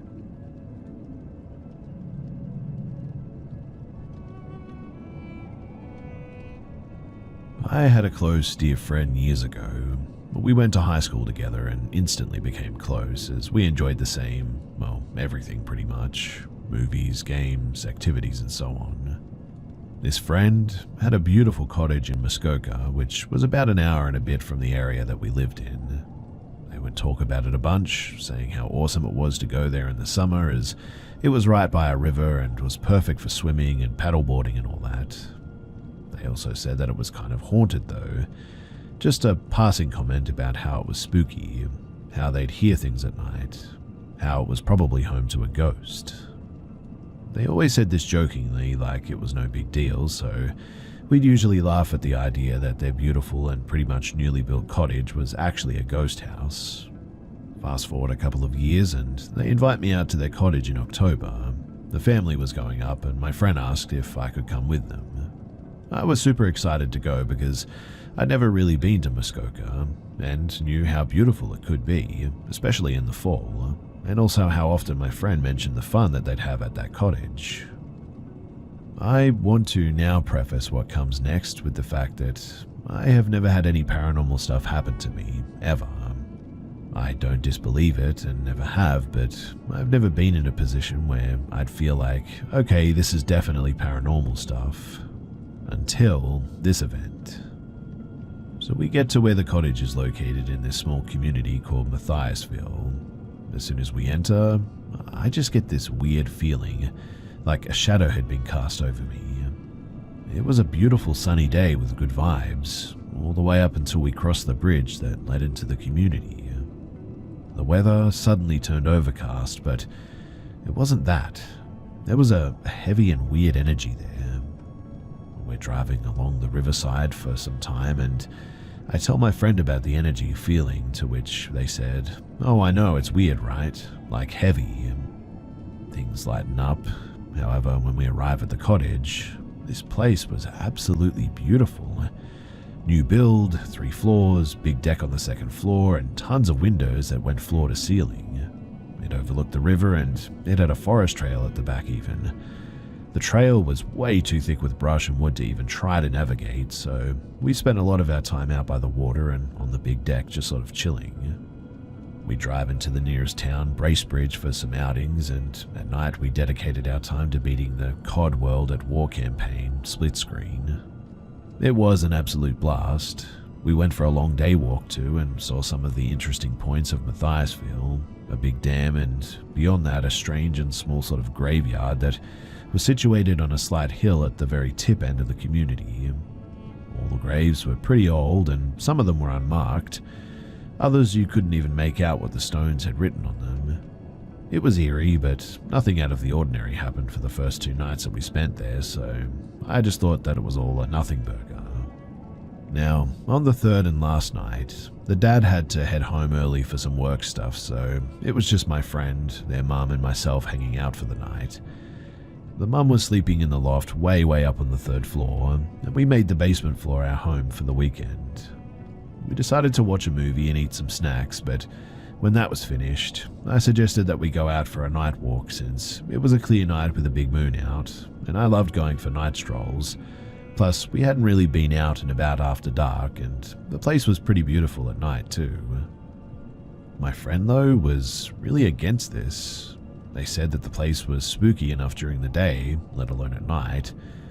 But I managed to convince them, and so out we went. We were walking along the road that went along the river, towards the dam and the end of the community where the graveyard was. We made it about a quarter of the way when my friend stopped dead in their tracks. I looked back to see what was up, and they were just sort of standing there, and they looked defensive. I asked what was up, and they said, "We need to go back, like now. This feels weird and I don't like it at all." I asked if they were scared, like if they heard an animal or something. And as soon as I asked that, we heard what I can only describe as a deep and loud crackling and snapping of wood in the dense forest above us, on a rocky ridge that was beside the road, opposite side of the river. I looked up to where we heard it, and it suddenly felt like everything just hushed. Crickets and all other nighttime sounds seemed to have just completely stopped. My friend quietly said my name. I looked back at them, and then suddenly, the bushes and the shrubs underneath the ridge on the other side of the road just exploded, as if something huge jumped in them and thrashed around. This made us bolt, and I remember just saying "run" as I followed behind my friend. We ran non-stop straight to the basement door of the cottage. We got there in minutes, but it felt like seconds. We ran straight into the basement bedroom, and we both hopped into the bed. I remember saying that it was likely a coyote or a raccoon or something, but as soon as I said those words, a creaking started forming up above us in the living area of the first floor. The creaking soon turned into slow, heavy footsteps, back and forth, and loud as if someone was wearing work boots or something. I remember my friend through tears saying, "Does that sound like a coyote to you?" I cannot even describe the absolute feeling of dread that just suddenly washed over me, like there was something up there taunting us. We lay in complete silence for what felt like hours. We got into the bed at around 3 a.m. after our walk, which turned into a run, and the footsteps didn't stop for an hour or so at least. Eventually, I remember finally falling asleep at about 6 in the morning. When we woke up, the first thing that we did, of course, was ask the mum if she had been awake last night at around 3 a.m, and she assured us that she wasn't. She hadn't even gotten up once to use the bathroom, she said. Even if she did, we should have been able to have heard her door open and then the footsteps down the loft stairs. I mean, everything was open concept on the first floor, so it was easy to hear things going on there. After that, though, we packed up and left, and my friend's parents sold the cottage a couple of years later. and I don't think any of them went back once after that weekend. I was curious about the area afterward though, so I eventually did some Googling and learned that there was once a sawmill or something like that, and a tragic accident happened there. I believe the owner's son drowned or had a bad accident in the mill or something tragic like that. I want to say that that could be a factor here, but honestly, who knows? All I know is that night, I heard heavy, clear and loud footsteps pacing around above us on the first floor. And that was my first and only paranormal experience that I will never, ever forget.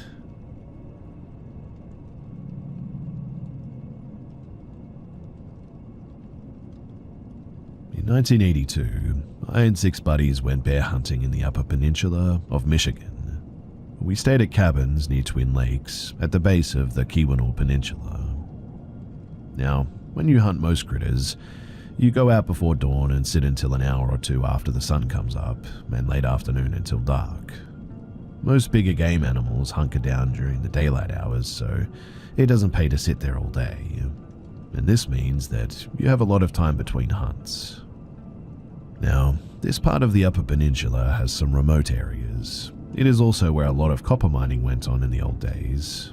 The mines are all closed now, obviously, and mostly full of water, but there are a lot of big paper mill holdings there also that are still being logged. So there's a lot of logging roads built up by the paper mills. They are good enough roads for large double trailer log trucks filled with many tons of logs to travel on. One thing that you learn quickly when you use these roads is to get the heck off the road when a truck is coming down, because they take up the whole road, and they don't even slow down for civilians because the mill owns the roads, not the state or the county, and you're on their land technically. But as long as you don't get in their way, then they don't care. Most of the bridges across streams or rivers just consist of huge piles of large rocks with smaller gravel on top of the road. These things look like dams, to be honest, but because of the large bottom rocks, the water can flow through the bridge. Genuinely, it's a pretty cool thing to see. We spent a lot of time driving and exploring those logging roads too. On one particular day, we went down a new road that led to an actual state park at the bottom of Misery Bay on Lake Superior. It's a park maintained by the state on paper mill property. There are several very rustic sort of campsites at the park, and we spent most of the time at the park and just messing around on the beach, really. At about noon, we headed back down a different road. It's around this time, too, that you see a lot of small shacks that usually have smoke coming out of the chimneys. They're apparently used by the loggers, I think. We eventually ended up way out in the wilderness with no signs of logging or logging trucks anywhere. It's a bit like driving in a tunnel, in fact, because the trees come together over the road here. But after a long while, we came into a clear area, and then around a bend, we came upon what we thought was a small town. The road basically went right down a main street, and as we drove through the place, it became apparent that there were no people to be seen. We came to a building that was kind of a store, I guess, so we stopped there. The store was completely empty. Looking in the dusty windows, you could see that it had been empty for a long time. We walked around the main street, checking out the houses. A lot of them were in pretty good repair, but they were completely deserted. Dust on the floors had been undisturbed for many years, and there were no signs of foot traffic anywhere. We eventually got back into the trucks and moved on. We were all pretty intrigued by the town, but we didn't go into any of the houses because, well, it just sort of looked like the owners might actually come back at any point. The main street, it went up a pretty big hill, and at the top of the hill was a large building that was obviously some kind of industrial use building, covered in that old sort of galvanized corrugated metal sheeting. We stopped at the building and found an opening in the siding. The inside of the building was wide open, and it was very tall, like 30 to 40 feet tall, with a lot of supporting steelwork. Everything was pretty rusty and obviously hadn't been touched in many years. There were large windows with no glass, just sort of open to the outside, high up in the walls that allowed the sun to light it up pretty well inside. At the center of the place, there was a large hole in the floor though, like 15 to 20 feet square. We peered down into the opening and It was a really deep and dark hole. Somebody dropped a stone down the hole, and it was a long time before you could hear a faint splash of water. So we dropped another stone, and we had a couple of those old Casio watches with a stopwatch function, so we dropped the rock and timed it to the splash. And it took almost exactly 10 seconds. There were no guardrails, mind you, or safety measures of any kind here, and it was pretty scary thinking about falling into that deep black hole. There was also some old equipment left there that looked to be like turn-of-the-century type stuff. We assumed it was a closed copper mine, but the whole time we were exploring, we had two 35mm film cameras taking a lot of pictures. This was 30 years before cell phones and 35 to 40 before smartphones. After exploring the place for a while, we decided that it was time to get going because we only had a few hours before dark. Now, after miles of running down those unmarked roads, we eventually made it back to the cabins. We all went to our hunting spots, and after it got dark, we all headed back to the local bar where we usually went to get something to eat. One of the guys asked the lady bartender if she knew anything about that shutdown mine and abandoned town, and she got a kind of funny look on her face and went to the kitchen pass-through window and said, "Hey Dave, these guys went and visited Peterson." We all looked at each other like, what the heck is she talking about? The kitchen door opened up, and then a cook apparently called Dave came out, dressed in typical bar cook clothes. Dave came over and said, "What did you see in Peterson?" We said, first of all, we never saw a sign with a name on it, but it was just an abandoned town and pretty decent looking buildings, and a closed down copper mine up on the hill. Dave then said, "Yep, that's Peterson. Some people see signs going into town and some don't. The thing is that there never was a Peterson. It never existed." We were like, "What are you talking about? I mean, we were there, looked into the buildings, dropped rocks down the empty mine shaft, and even took many pictures." Dave then said, "Yep, you and many other people. But if you try to return, I guarantee you won't find it." We were like, "What? We know the road that we took. We could get back there easily, man." And he said, "Go ahead and try. You won't find it." Dave also asked if we by any chance dropped a rock in the hole and timed it to the bottom. And yes, actually we did, and it took almost exactly 10 seconds like we said. Dave then said, "I did too, and I looked it up. A falling rock, or anything really, falls about 400 feet in 10 seconds. He then said that Peterson is a real ghost town. The whole place is a real ghost town, he said. He said that he was there and saw the same things years ago. Apparently, he'd tried many times to go back and he'd never been able to find it. Him and a lot of other people who lived in this area and know it like the backs of their hands have seen it once and once only, never being able to find it again." Dave said to go to Houghton Hancock and to get our film developed and to let him see the pictures. So the next day we decided to take off from hunting and go up to town and get the film developed. Hancock is home to Michigan Tech, so it's a college town with all the amenities, and it had a quick film developer place, so we dropped the film off and went to see the sights. It's a really picturesque place too, and I highly recommend you go and check it out if you ever get the chance. Anyway, about an hour northeast of Hancock is Copper Harbor at the very top of Michigan, where it ends into Lake Superior. It's a really cool place, and when we got back to Hancock, we were dying to see the pictures, so we went and got the film and tore open the envelopes. There were a lot of pictures, beautiful pictures, but weirdly, not a single picture of Peterson. We were thinking, hold up, wait a minute, this is impossible. So a couple of guys went back to the film place and asked where the other pictures that were on those rolls were. But in the end, there were no other pictures. We had all the negatives. They don't keep other people's pictures apparently, and they see thousands every month. Now, there's a park in town, and we stopped there and all sat at that table just kind of in shock really, not saying much for quite a while. In 1982, I was 23 years old. And at 23, you think you know it all, but when you're hit square in the face by something like that, it shook me to the core. Everything that you think you know is now suspect because, we were in that abandoned town. It was just a cool old abandoned town. I saw it with my own eyes in the wide open sunny broad daylight, not on some dark foggy creepy night. Nothing creepy happened, but we took those pictures. Pictures that apparently don't exist. Well, that changed my life from that point forward. After that, we went back to see Dave and gave him the stack of pictures of the woods, the Big Mac Bridge, Misery Bay, the park on the bay, logging trucks, the rock bridges, some of the shacks, one of which was just about 2 miles from Peterson. Dave just kind of chuckled and said, "Yep, that's our Peterson, all right." For the next 2 days, we totally forgot about hunting. We split up into 2 trucks and we drove those roads over and over and over again. And we never refound Peterson.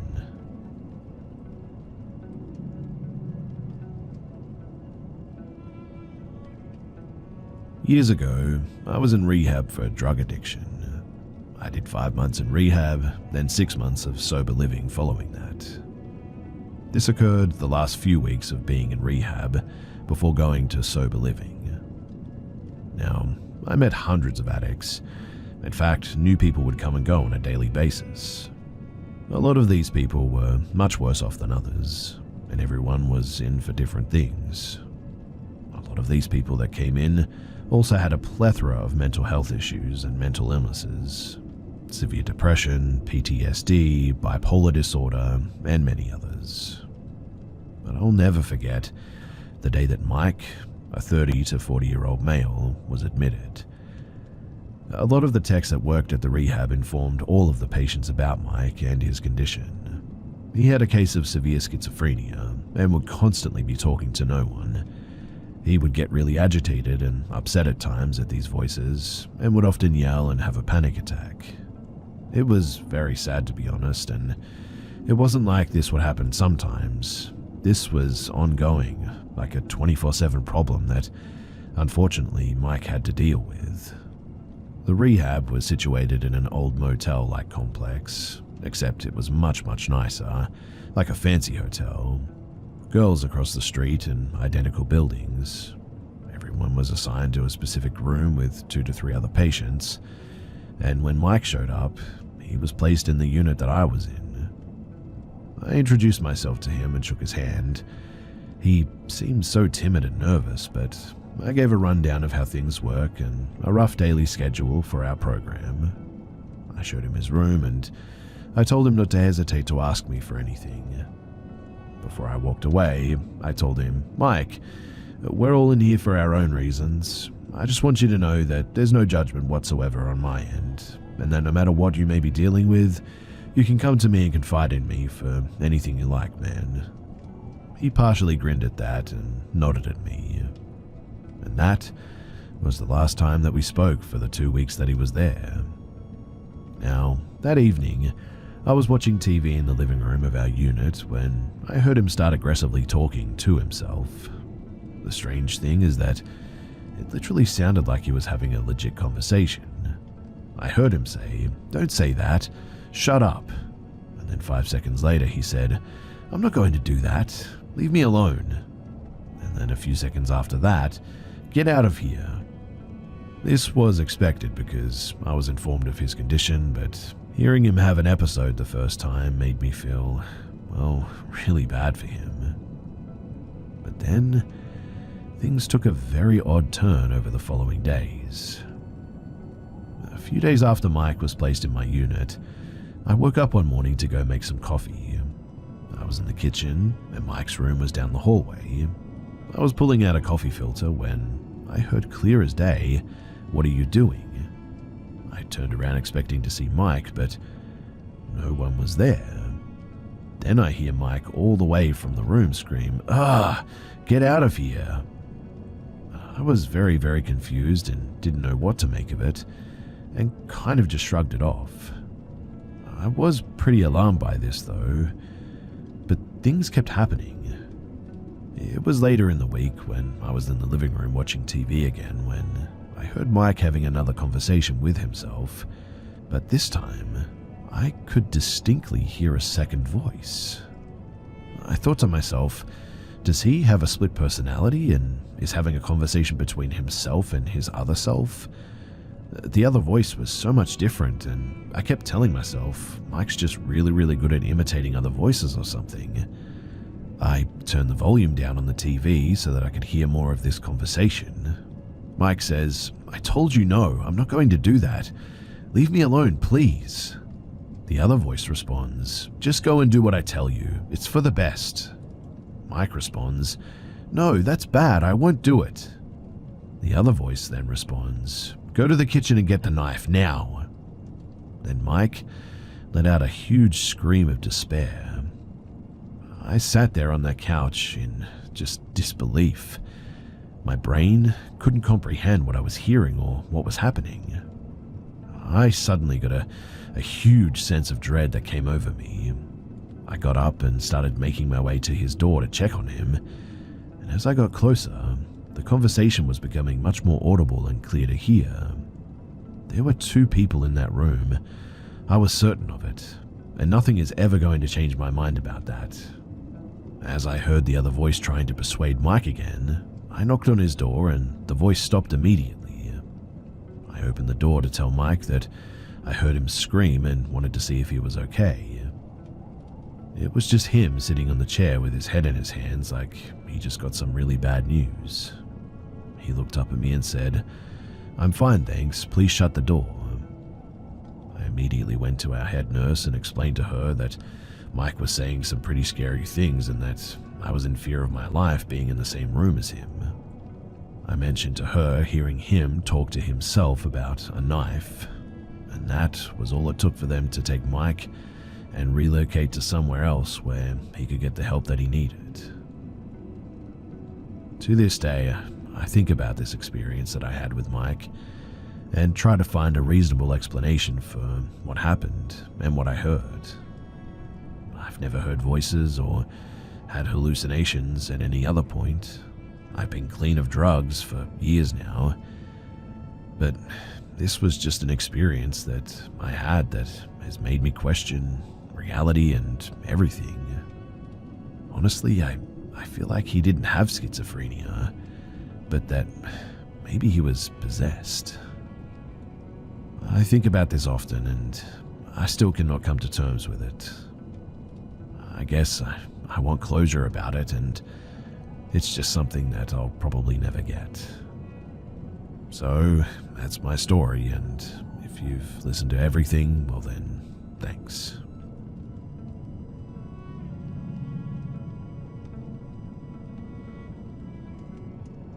This is probably the weirdest paranormal or unexplainable experience that I've had. Other than feeling someone poke their finger in my back when laying on my side in the bed, this one pretty much tops it. I work swing shifts, so when I get home from work, everyone is usually asleep.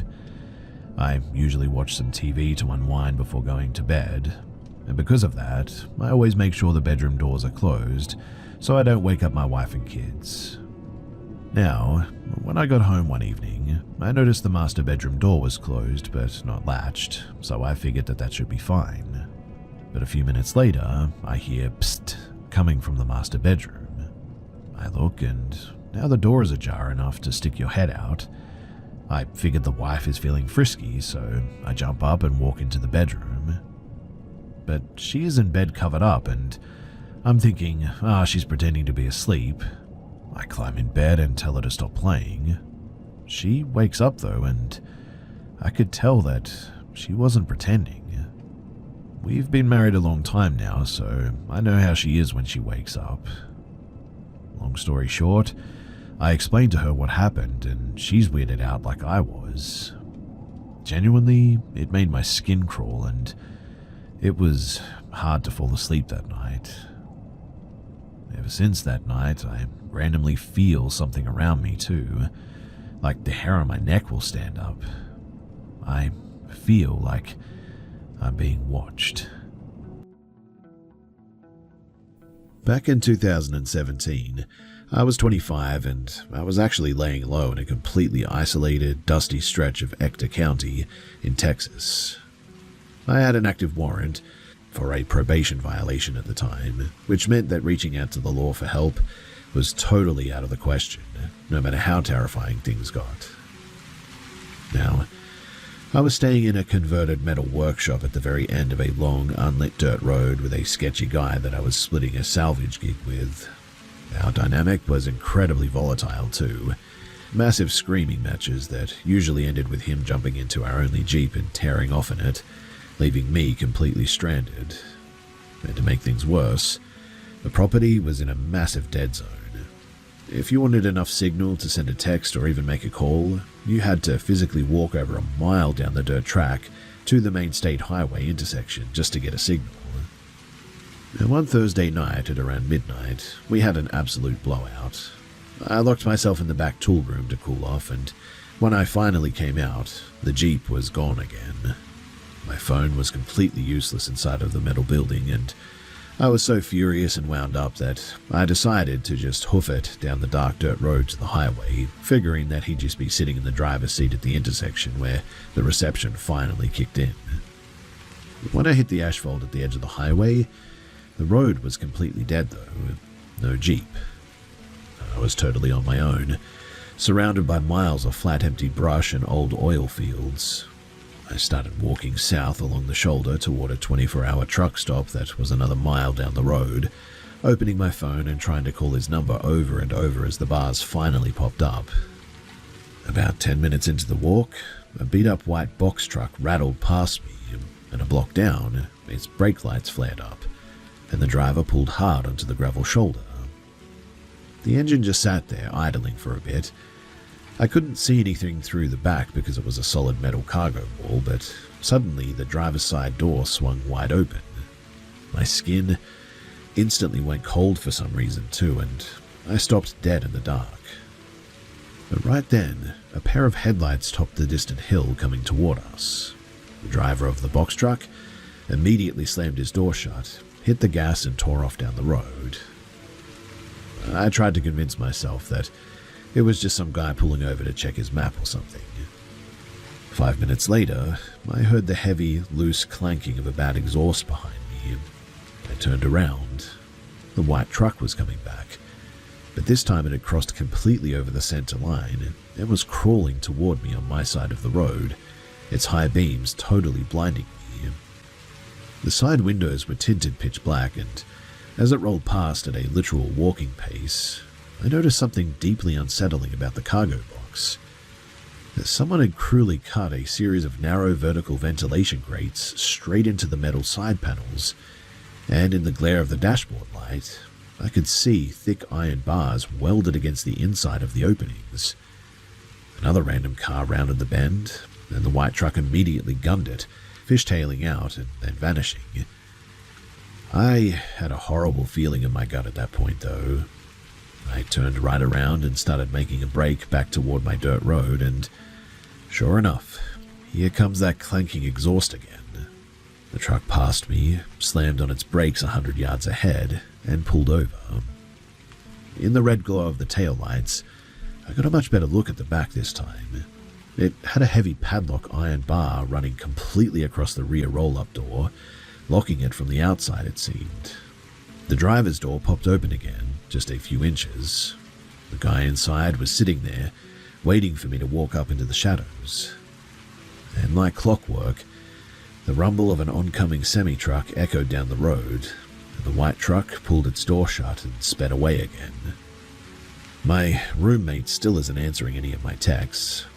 I'd finally got near the mouth of the private dirt road that led back to the workshop, but right then, I saw the white truck making a U-turn under a distant oil rig light. I deliberately walked right past my turnoff and kept going straight down the highway. I knew the second that I turned into that private dirt road, I would lose my signal completely, and there would be absolutely zero traffic to scare this guy off. I pulled my phone out, held it flat against my chest, and started snapping frantic, blurry photos of the truck as it came back around. I texted the pictures to my best friend in Austin with the message, "If I don't check in tomorrow, show the cops this truck." The truck accelerated past me again, probably because the driver saw the glowing screen. I used that small window of time to call my friend. I told him to stay on the line with me no matter what, explaining that some freak in a modified box truck was stalking me on the highway. I turned back around and I ran for the hidden dirt road, thinking the phone had finally spooked him. The exact second that my boots hit the dirt incline, the white truck roared back around to the highway bend. I didn't think. I just sprinted up the steep dirt hill faster than I ever have in my life, veering straight off the path and diving headfirst into a thick patch of mesquite brush and cacti. From the shadows, I watched the yellow headlights of the truck slowly roll past my hiding spot, continuing straight up the road toward our workshop. I kept moving through the dark brush, tracking the road by the glow of his headlights. The night was dead silent, except for the old engine. I heard him turning around in our gravel yard before I even saw him too. I threw myself down behind a rusted piece of old machinery, pressing myself into the dirt. The white truck crept back down the hill, going about 5 miles an hour. The driver's side window was completely rolled down now, though I couldn't make out a face in the pitch black. Once the red taillights faded down the hill, I scrambled out of the brush and made a frantic break for the metal barn, but the noise, it returned. He was coming back again. It turned into a horrific game of hide and seek, and I spent the next half an hour ducking behind neighbors' rusted chain link fences, squeezing between broken down car parts and junkyards, and crawling through the ditches every time those headlights swept across the dirt road. I finally slipped through the back door of the workshop though, drenched in sweat and shaking so hard that I could barely breathe. My roommate, he still wasn't home though. I sat on the concrete floor with the lights off, the phone pressed to my ear, listening to my friend talk to me from about 2 hours away. For the next 3 hours too, every 20 to 25 minutes, like clockwork, I would hear that distinct rattling exhaust pipe laboring back up the dirt hill. The guy was completely relentless, circling that dead-end road over and over in the dark, looking for where I had vanished. My friend finally arrived at the property around 4 in the morning, after driving like an absolute maniac from the city apparently. My roommate, though, didn't roll back into the yard until nearly 5:30 in the morning, completely oblivious, only checking his phone after the sun had started coming up. I packed my bags and I left that property 3 days later and never went back to that county. I don't know who that man was or who he was planning to lock behind those iron bars, but knowing that I couldn't call for help made that night the most helpless and terrifying experience of my life.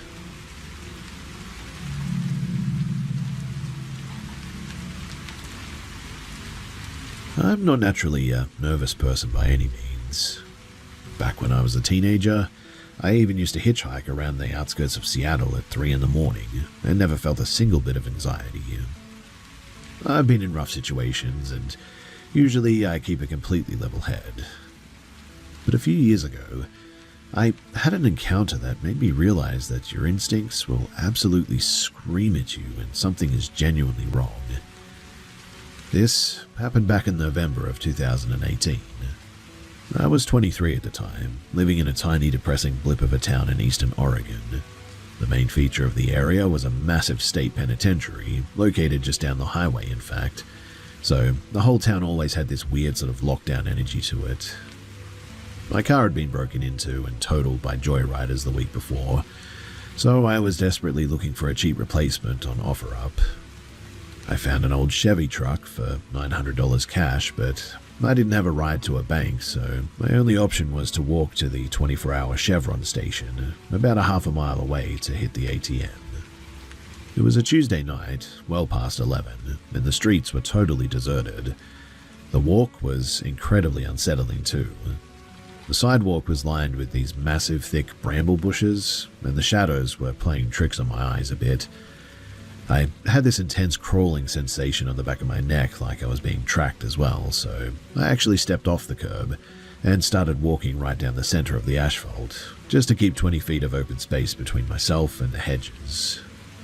I eventually made it to the gas station though, used the machine to pull out my daily limit of $500, and then had to awkwardly hang around the chip aisle until midnight passed so the system would reset and let me draw the $400 that I needed.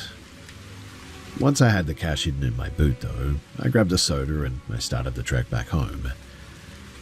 I was nearing the same dark stretch of overgrown bushes when a shape appeared under the far streetlight, walking in my direction. As the distance closed between us, my brain struggled to process what I was actually looking at. The guy was huge, at least 6'4", broad-shouldered and wearing a heavy canvas duster coat. But his face was completely covered by a vintage rubber military gas mask with those massive insect-like glass lenses and the heavy filter snout sticking out of the jaw. Every single alarm bell in my head went off. My breath caught in my throat and my legs felt heavy. I immediately drifted across the street, putting the entire width of the road between us, my eyes practically glued to this guy. He didn't even acknowledge me though. He kept his head completely locked straight ahead, his arms hanging totally limp at his sides, just marching at a steady, rhythmic pace down the opposite sidewalk.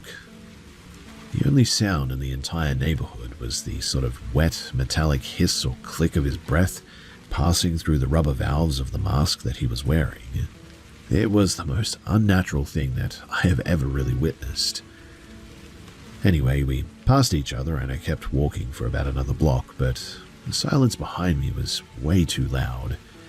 I had this desperate, frantic need to know where he was, I think, and so I stopped and looked back over my shoulder.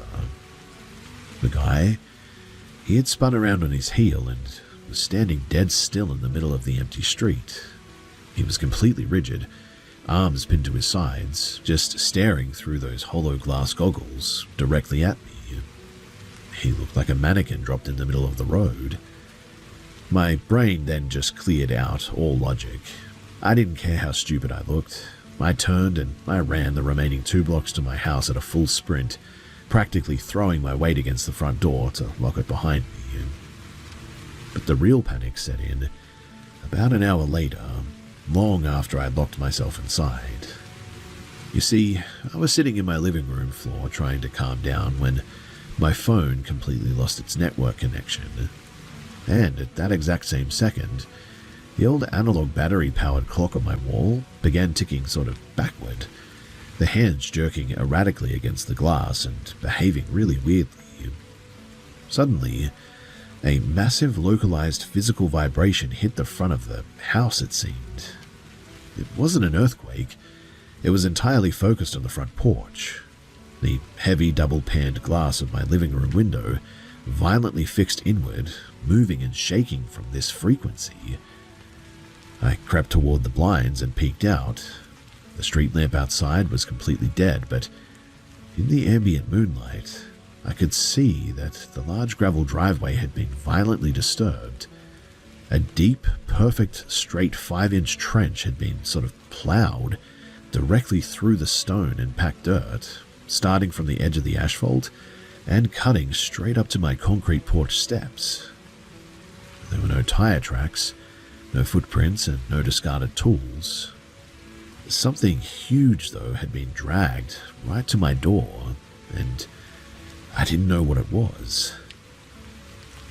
Look, I'm not saying that it was the local edgelord that I saw earlier, trying to get a reaction out of people on a boring weeknight or anything, but the whole thing does seem really coincidental, doesn't it?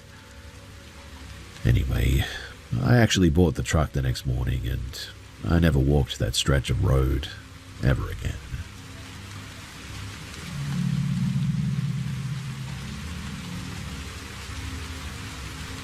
I'm actually sharing this from a sleeping bag on the floor of my uncle's basement right now because I'm completely terrified and, quite honestly, a little bit disappointed with myself. I made some incredibly stupid choices over the last few days, but I was so broke and stressed out about getting evicted that my brain just stopped working right. I needed cash fast, and that desperation made me the perfect target for a freak who knew exactly how to play me. This whole mess started about a week ago. I'm 24 and I live in a small apartment in Pennsylvania. I was digging through a local community board, looking for a quick side hustle when this guy messaged me out of nowhere. He offered me a quick, remote gig doing online property layout checks that paid about $60 a day. He sounded totally normal in his text messages, so we set up a video call to go over how it worked. The second, though, that the camera connected, the whole vibe got completely weird. He was sitting in the dark inside of what looked like a concrete storage unit.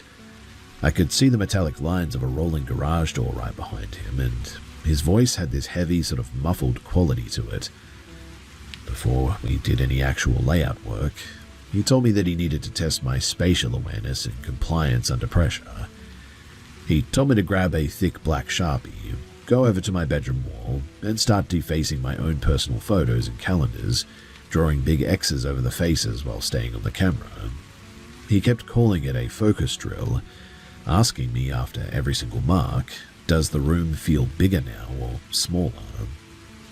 I know how completely brainless that sounds, but last winter, some random person on a gig app paid me $200 just to film myself organizing a toolbox in alphabetical order for some weird student art film. So my brain just rationalized this as another eccentric internet thing. I avoided marking up anything irreplaceable, but the whole thing felt incredibly wrong, and this heavy, sort of sickening feeling started crawling up my spine.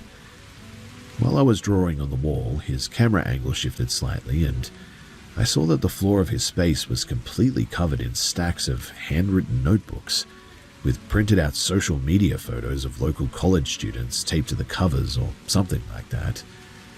He was sitting there dead-eyeing me through the screen though, completely motionless. Eventually, I started moving too slow because I was getting so sketched out, and the second that I paused, his tone completely flipped. He barked at me to grow up, told me that I blew the assignment, and slammed the call shut. The next morning, though, is when things got really bad. You see, he started texting my phone like nothing had happened, trying to chat casually. He brought up local spots right near me, like the Unimart down the hill, and then he brought up the old concrete coal breakers out in the woods. If you're not from this part of Pennsylvania, then you probably wouldn't know, but those abandoned structures are notorious for being dangerous places where even some bodies have been dumped over the years. And it is right down the road from my apartment, unfortunately. Now, I realized with absolute certainty that this was not a job. It was a predator who had just spent an hour recording me on a video.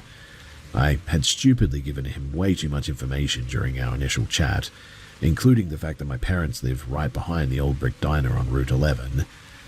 My parents actually left last week for a long trip too, so their house is completely empty right now, which makes this whole thing even worse, but he started hounding me to meet up in person, saying that we could take a drive out by the railroad tracks, or he could just drop me by my place since he lived just around the corner anyway.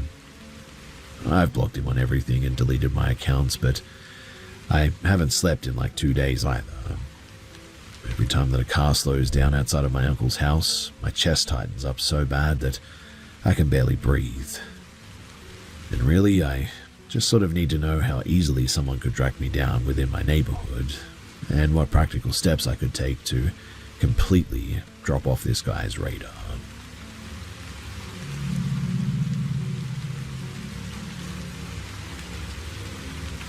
Some people talk about having an internal alarm system for dangerous situations, but you never really realize just how violent that physical reaction is until your chest completely tightens up for you. I'm 24 now, and this went down about 6 months back, but I still cannot shake just how fast a routine, exhausting shift turned into something that felt like a straight-up fight for survival. So, my cousin and I were working a brutal graveyard run, clearing out junk from a massive multi-level public storage facility in downtown Missouri. It was around 2 in the morning, and We were completely dead on our feet, covered in sweat and operating on a massive delay. If you've ever had to haul heavy scrap down those narrow concrete corridors in the dead of the night, then you know that the basement units are a total mess of tight corners and bad lighting. But to get a breather from the stuffy air, we stepped out onto the open-air loading dock at the back of the building because a cool breeze was coming through the alley. And it was a crisp, clear night, and the fresh air actually felt incredible after breathing in moldy cardboard dust for like 6 hours straight. We leaned back against a stack of wooden pallets near the industrial trash compactor while my cousin checked his phone. His dad was driving down with a flatbed trailer to help us haul the metal, but he was stuck behind a wreck on the interstate, so we were going to be killing time on the dock for a little bit. That's when this guy walked up from the gravel lot. There wasn't a single red flag about him initially. He looked like every other guy working an evening trade job. Clean cut, heavy canvas work shirt, thick leather tool belt, and wireless earbuds firmly in his ears. He looked totally normal, to be honest, except for maybe the fact that his work boots were completely pristine, without a single scuff or a speck of dust on them, which was barely noticeable at first glance, but he stopped a few feet away and nodded at my cousin. "Hey man, those are really solid steel-toed boots. What brand are they?" My cousin smiled, wiped the sweat from his forehead, and told him. And the guy shifted his eyes to me, checking out my heavy canvas work trousers. "Yours look pretty tough too. Perfect for tearing down old drywall, huh?" I gave him a standard polite response. "Yeah, I think canvas is the only way to avoid getting cut up by rusty nails out here. Nice leather rig you've got on too." The guy cracked a very thin, hollow smile and said, "Yeah, I'm sure you really think that." The delivery of that was weirdly sarcastic, but I just figured that he had a dry, cynical sense of humor about manual labor or something. We kept up the casual, tired small talk for another minute or so. He asked us what specific unit number we were clearing out, and we told him that we were working on the abandoned lockers near the freight elevator. And the second that we mentioned the elevator, his face sort of tightened up. He started rambling about the security layout of the facility, but his tone got incredibly bitter and sort of intense. He muttered something about how locks are completely pointless when people are careless, and how none of the property in these lockers actually belongs to the people who leave it behind.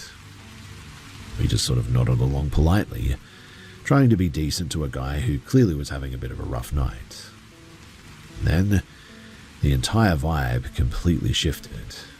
Now, I cannot give you a logical, scientific explanation for what happened next, but the atmosphere on that concrete dock just changed in a split second. A wave of intense heat rushed up my neck, and the hair on my arm stood completely on end. It wasn't standard social anxiety. It was a primitive alarm going off in the center of my chest. The guy's face didn't twist into a scowl or anything, and his voice didn't rise. He kept talking at the exact same volume, but the expression in his eyes went completely dead. He was looking at the two of us the way that a predator looks at a target.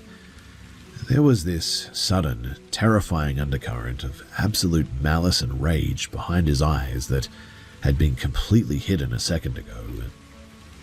While he was talking, his eyes shifted away from us for a split second, and he reached into his leather pouch, pulling out a heavy, blunt iron framing hammer. He didn't wave it around or swing it or anything. He just casually started tapping the solid steel head of the hammer directly against his own palm, seemingly bruising his skin over and over again, without looking down. He was just dead-eyeing us the whole time, his lower body completely frozen. My eyes darted to his tool belt at this point. He didn't have any actual construction supplies. No nails, no tape measure, no pencil. He just had that single heavy hammer, which was incredibly bizarre for somebody who claimed he was on site to fix a broken roll-up door. Then, right in the middle of a sentence about locker dimensions, he casually dropped, "I don't actually have a work order for this building tonight." Hearing me say that probably does not sound like a threat at all, but standing on that isolated concrete dock with him, my instincts were screaming that this person was completely unstable and highly dangerous. My cousin is one of those incredibly nice, oblivious guys who gets totally sucked into conversations and misses social cues all the time, and I knew that I had to break the connection immediately before the guy decided to act on whatever was brewing in his head. I didn't want to make a scene or show him that I was terrified, because I felt like any sudden movement would trigger a physical reaction, but I sort of slowly backed away, keeping my voice totally flat. Hey, my stomach is turning from that cheap vending machine coffee.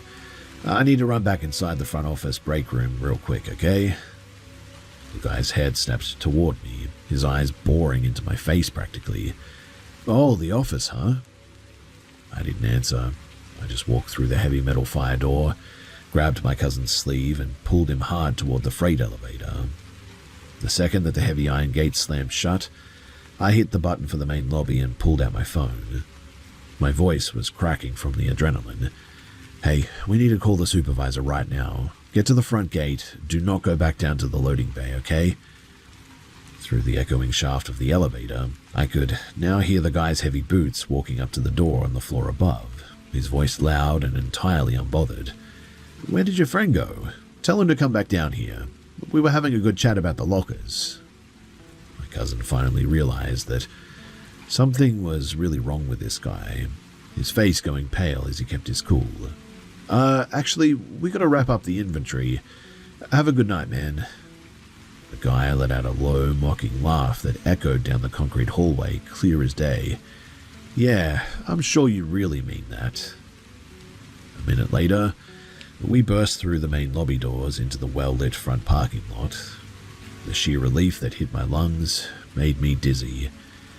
And before I could even start explaining why I panicked, my cousin grabbed my arm and looked back through the reinforced glass doors and said, No, you don't have to say anything. That guy was completely unhinged. I felt it too.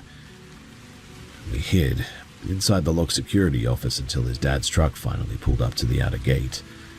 The second that we ran out, threw our gear into the flatbed and climbed into the cab, his dad turned around, asking why we looked like we'd seen a ghost. I tried to explain what had just happened on the loading dock, my words sort of jumbling together a bit, my hand still shaking from the shock of it. But as the story came out of my mouth, it sounded totally pathetic. I mean, the guy hadn't swung the hammer at us. He had not explicitly threatened us or anything. He hadn't even insulted us. I mean, on paper, it was just a slightly awkward, sort of creepy conversation with a stranger in a storage facility, I guess. And yet, I have never in my entire life felt that level of pure, instinctual terror before. We drove out of the commercial facility loop, and as the truck accelerated onto the main avenue, we passed the perimeter fence of the back alley. The man was sitting entirely alone on a concrete barrier near the dark gravel lot, his hammer lying on the gravel beside him, staring straight down at the asphalt. He didn't look up as our truck roared past, but watching his shape shrink in the side mirror, I knew then with every fiber of my being that we had just walked away from something terrible.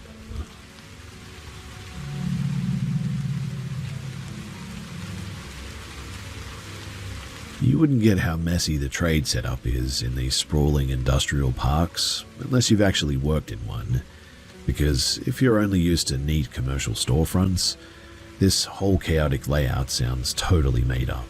I get that. But it is really how it is. So I'm 20 and working as an apprentice locksmith at a heavy-duty security shop. It's in an industrial corner, and since we're the only place for miles that does cheap walk-in key cutting, or lock rebuilding as well, and safe overrides, the daily backlog is an absolute joke. On any given Thursday, the concrete counter area is completely jammed with tradies and truckies spilling right out onto the pavement. It's loud, fast, and keeping the workshop swinging doors completely secured is basically a lost cause when you're trying to churn through 50 commercial lock sets a shift at least. Anyway, our main back work bay is split into two areas. You have the greasy machinery floor where the heavy key cutters, hydraulic presses, and pinning blocks sit. Then, right next to it, is a small glass partition office where the master computer console is set up and where we program the electronic transponder chips. Now, this went down about 3 months back during a brutal morning rush. So a young woman, probably around 19 or 20, had come in with a busted ignition barrel from her moped. I was standing over the main pinning block, carefully tweaking the tiny brass tumblers with tweezers and setting the springs to get a clean alignment. Because the workshop was so backed up and the garage door was constantly rolling up and down, an older guy, easily in his mid-50s, had wandered past the safety line and into the main tool bay, and was leaning up against a stack of storage crates. He wasn't a random intruder. He was the very next job on my clipboard, in fact, waiting for a simple duplicate warehouse key, and he just followed the previous customer inside because nobody was managing the front till to stop him. Once I had the girl's ignition barrel perfectly aligned, I stepped around the partition and into the programming booth to log it into the software. As I looked through the scratched glass viewing window to check the room before running the code machine, I noticed the older guy. He was holding his smartphone flat against his high-vis vest, tilting the top camera lens up at an incredibly strange angle, pointing it directly at the young woman's lower back while her back was turned to him. While he was aiming the screen, his other hand drifted down into his unzipped pocket, and he casually slipped out a small, heavy silver utility blade. He didn't wave it around or point it at her or anything. He just started scraping the edge of the metal blade directly against his thumb, peeling off thin slivers of his own calloused skin while dead-eyeing her back. He was completely motionless from the waist down, just scraping the blade and holding the phone still. My stomach instantly turned. It was a blatant, dirty attempt at taking non-consensual photos of a customer while she was distracted, paired with something way darker as well.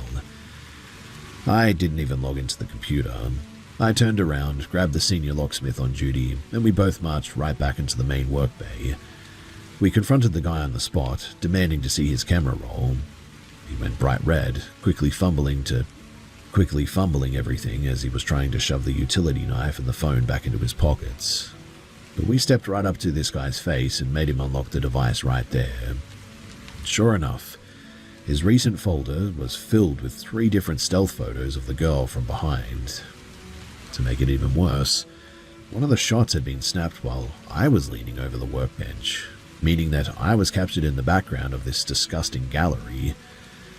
The senior smith grabbed the phone right out of his hand, deleted every single image, and then went straight into a recently deleted trash folder and permanently wiped them from the device storage. Since he was technically a logged customer, and we had already taken his payment voucher for the warehouse key, we made him stand by the door, ran his single duplicate through the automatic cutter, and literally threw his keys at him just to get him out of our hair. But while we were printing his receipt, the guy's entire demeanor shifted from embarrassed to incredibly aggressive and arrogant. He leaned over the wooden counter, pulled out a laminated clip-on badge and snapped, "You people have no idea who you're messing with. I write for powerful people. Give me your names right now." The senior smith was already completely exhausted from the morning rush and wasn't about to be intimidated by some local creep trying to flex a minor trade press pass. She didn't even look up from her monitor, in fact. She just said, "Nobody here has your name. Your keys are done. Get out of my shop before I have the guys from the tire bay throw you into the gravel." He sputtered for a second, realized that we weren't backing down, and literally slunk out of the sliding glass doors.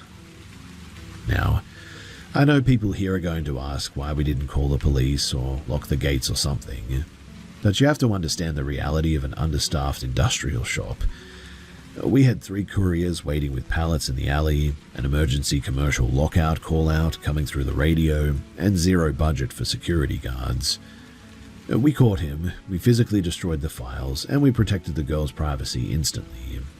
Standing around waiting 2 hours for a van to show up over a misdemeanor phone offense just really isn't viable when the backlog is building out into the street, literally. But I will say this, the whole thing left me feeling incredibly dirty for the rest of the week.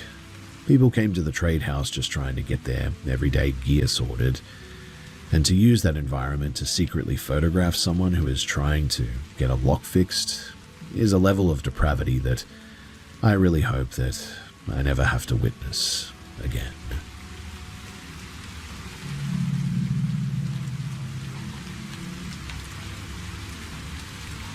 Some people look back at their worst moments and they wonder about the grand, sweeping choices that saved them. But I still look back at this night and wonder if a simple, stubborn aversion to a specific texture is the only reason that I'm still around to even share this. This went down back in 2019. I was 20 at the time, working a tedious stocking shift at a commercial print shop in a pretty gritty industrial pocket of Iowa. A guy that I'd never seen before walked in the front loading bay, looked around for a second, and then marched straight up to my workbench to ask for my number.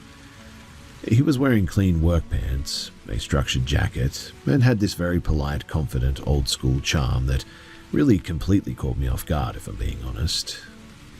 Against my better judgment, I said yes when he suggested picking me up the following Tuesday afternoon for a quick lunch date. When he pulled up to my apartment complex a few days later, he was driving a heavy, enclosed white cargo van. The second that I climbed into the passenger seat, he handed me a large, thick plastic container of pre-made mango smoothie. He smiled and said that he'd snagged it from a wholesale market right down the road from my place so that we could hit the highway faster. I took a tiny sip through the thick straw, and my mouth immediately recoiled. It was completely warm, heavy, and tasted chalky and bitter. I have an absolute fixation on cold, smooth textures and cannot stand warm or grainy drinks. That trivial little detail is the exact moment, too, that the entire trajectory of the night completely shifted. Because I couldn't stomach the texture, I set the plastic container down in the deep side pocket of the door panel. I didn't want to be a rude guest on the first date, so every few minutes I'd pick the bottle up, fake a long sip with my lips tight against the straw, and just pretended to swallow before sliding it back into the door pocket. But sitting there in the echoing, unlined cabin of the van, my brain started working overtime. Why would somebody buy a person a random heavy wholesale drink when the entire stated purpose of the afternoon was to go and sit down at a diner together? He hadn't even asked what flavors I liked. And then the red flags started piling up at lightning speed. He blew right past the central industrial exit where all the local food spots were. When I pointed it out, he gave a dismissive little laugh and said that he knew a much better secluded park a little further out of town. As we kept driving, I started catching him in weird, pointless lies. For instance, he claimed that he worked as a dispatcher at the main freight depot right down the street from my house, but I told him that that was impossible because my brother-in-law managed that specific depot yard and I knew the entire small crew pretty much by name. He didn't even try to defend the lie. He just went totally silent and dead-eyed the road ahead. Over the next 20 minutes, he asked if I had finished my smoothie, not just once or twice. He asked me at least 10 separate times, his eyes darting down to the door panel every single time that I took a fake sip. By the time that he had veered off the main state route, the sun had completely dipped behind the tree line, leaving the dirt road in total darkness. He then took a sharp turn down an unlit gravel road, heading directly into the dense woods out past the local water authority reservoir. At that point, a heavy, cold weight settled into my stomach. My survival instincts kicked in, and a voice in my head told me that I needed to remain completely calm, keep my voice level, and do absolutely nothing to provoke or escalate his behavior. Every time the van hit a rut in the dirt, something loose and metallic inside of the dashboard compartment would rattle furiously as well. It sounded like an industrial roll of thick copper wiring or maybe heavy metal chains shifting around or something. He kept tapping his fingers on the plastic housing though, completely fixated on the vibration while a strange intense smirk grew across his face. While he was driving, he reached down to the center console eventually and picked up a heavy matte black rifle laser sight, the kind meant to clip directly onto a tactical rail. He didn't say a word, but His thumb clicked the pressure switch on the side, and instantly an incredibly bright, intense red dot flared to life, projecting directly onto my chest, right over my heart. He held the detached sight perfectly steady in his grip, keeping the dot burning into my shirt while his eyes remained locked onto the dark road ahead. Every time, too, that his thumb pulsed down on the pressure pad, the red beam would flicker, painting a target on me in the pitch-black cabin. And then, his entire personality just dissolved. He began driving like an absolute maniac, violently jerking the steering wheel from side to side using only his elbows while gripping his own hair. He started screaming at the windshield, yelling at the top of his lungs that he was an unappreciated genius, that he was the next major prophet, and that I was his chosen queen. He slammed on the gas, tore off the graded road, and drove the van straight through a clearing and into the forest. Branches were scraping aggressively against the passenger side door, and eventually the tires crunched to a halt, the headlights cutting through the dark, reflecting off of a flat black sheet of water. He had stopped the vehicle right at the absolute lip of a remote reservoir lake, the front bumper hanging over the mud. He cut the engine and then he just sat there. For 15 agonizing minutes, neither of us said a word. He just stared through the windshield into the black water. The air inside the cabin felt thick, hot, and suffocating. It felt exactly like he was waiting for something to happen, or waiting for me to lose consciousness from whatever was mixed into that warm, chalky bottle. Suddenly, he opened his door and stepped out into the pitch black, slamming the heavy metal door behind him. I couldn't see where he went or what he was doing in the dark, and my pulse was now racing so quickly that I could feel it buzzing in my fingertips. The second the door latched, I grabbed my phone, slammed the screen brightness to 0, and frantically texted my friend, "Call me in exactly 60 seconds, tell me there's an emergency leak at the workshop and I need to come in right now to secure the bay. Don't ask questions, I'm out past the lower reservoir road." My phone started vibrating in my palm less than a minute later. I answered on the first ring, pretending to listen to a frantic update from a supervisor. The guy opened the driver's door right as I hung up, climbing back into the high seat. He smelled of cold mud and rust, and he stared at the glowing phone screen in my hand, his face completely blank. "So, you have to go back, huh?" he asked, his voice dead and hollow. Yeah," I said, keeping my breathing as steady as humanly possible. "My boss said the high-pressure line burst in the rear bay, and the whole floor is flooding. I'm the only key holder with the main valve code." He sat in the dark for another 3 minutes, staring at the lake, before he finally twisted the key into the ignition. He turned the van around and drove the entire 40 minutes back to my apartment complex in absolute unbroken silence.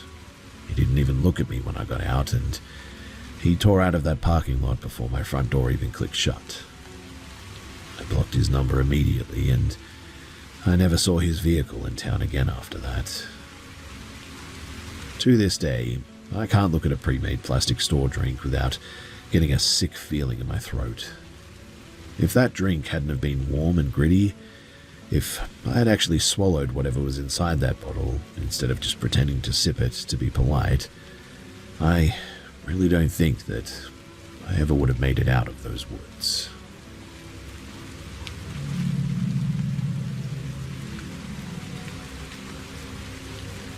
My partner and I currently live above and manage a historic coaching inn nestled in a rural pocket of Gloucestershire, UK. The core masonry dates back to the mid-1700s, and for the first century of its existence, the building functioned as a commercial livery yard and transit stables before being converted into a public house. Because of the ongoing aggressive physical disruptions we experienced during our first year of management, we quietly paid a private spiritual sensitive to inspect the property in 2014. The woman was thoroughly professional, thankfully, but her reaction to the upper layout was deeply unsettling.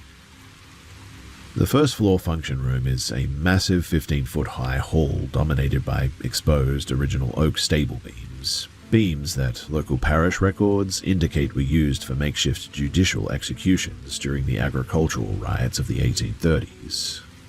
The sensitive claimed the room acted as a dense, unmapped transit corridor for multiple historic currents, including the residual consciousness of a young girl, roughly 11 years old, who had perished in the rafters apparently.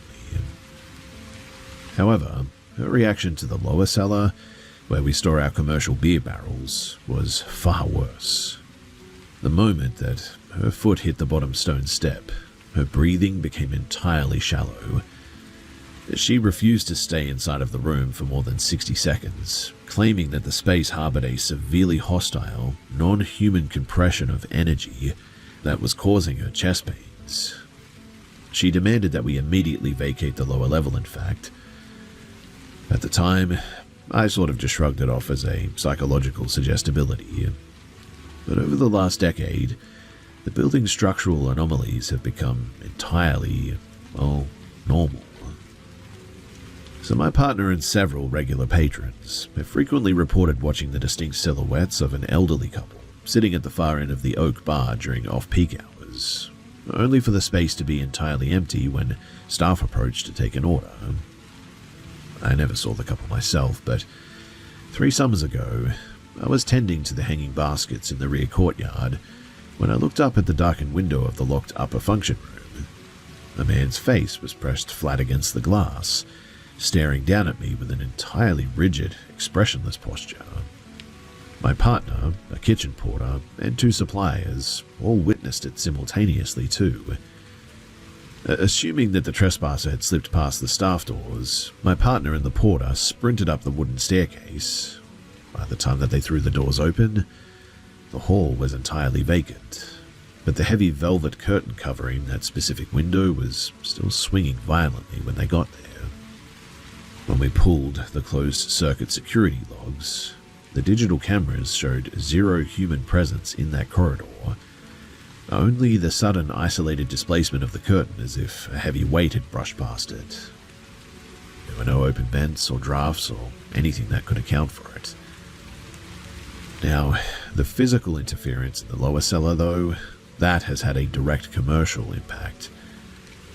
You see, over the past 5 years, every single drayman and cellar hand that we've employed has reported a localized static sensation whenever they change a keg, specifically the feeling of invisible fingers tightening around their hair or tearing at the fabric of their work shirts.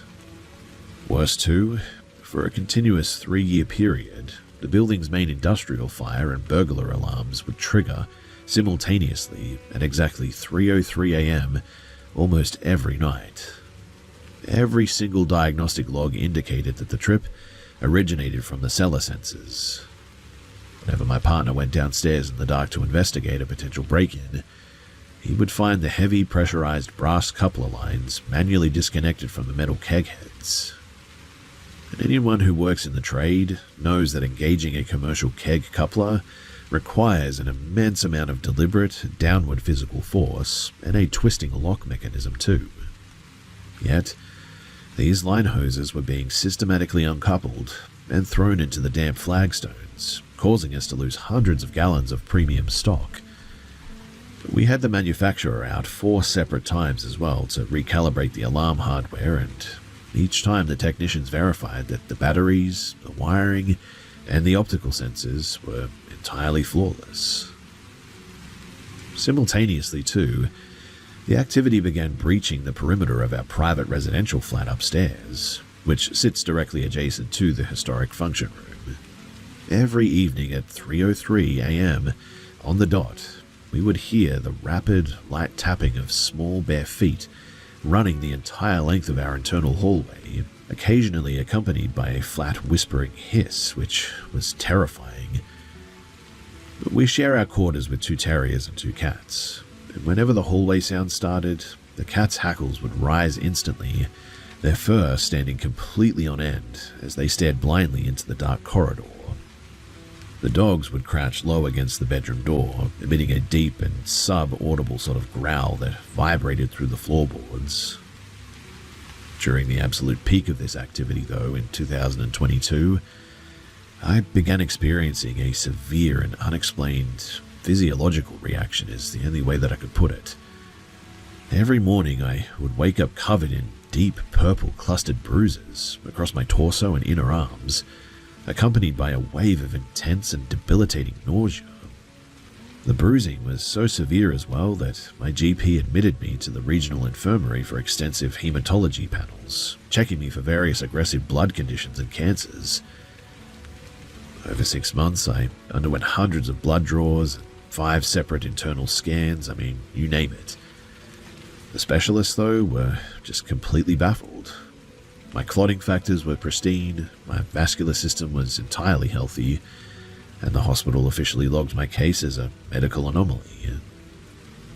The activity experienced a massive decline last year, though, giving us a brief window of just total peace, which was absolutely serene.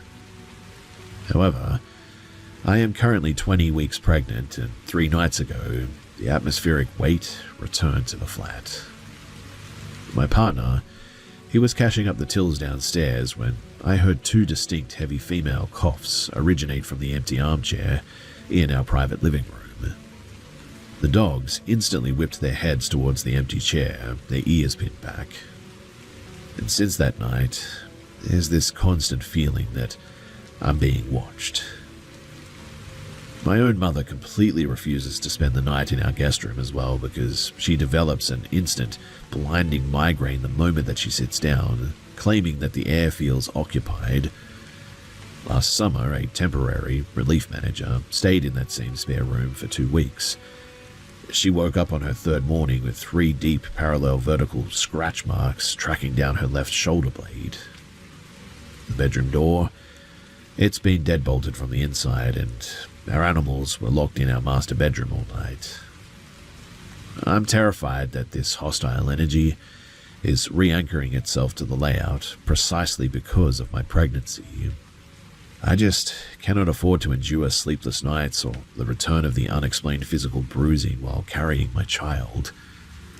I'm entirely convinced that whatever is manipulating the cellar lines and mimicking voices in our hallway is targeting the structural living space, and I need to know the specific, non-religious protocols for how to get rid of whatever this is.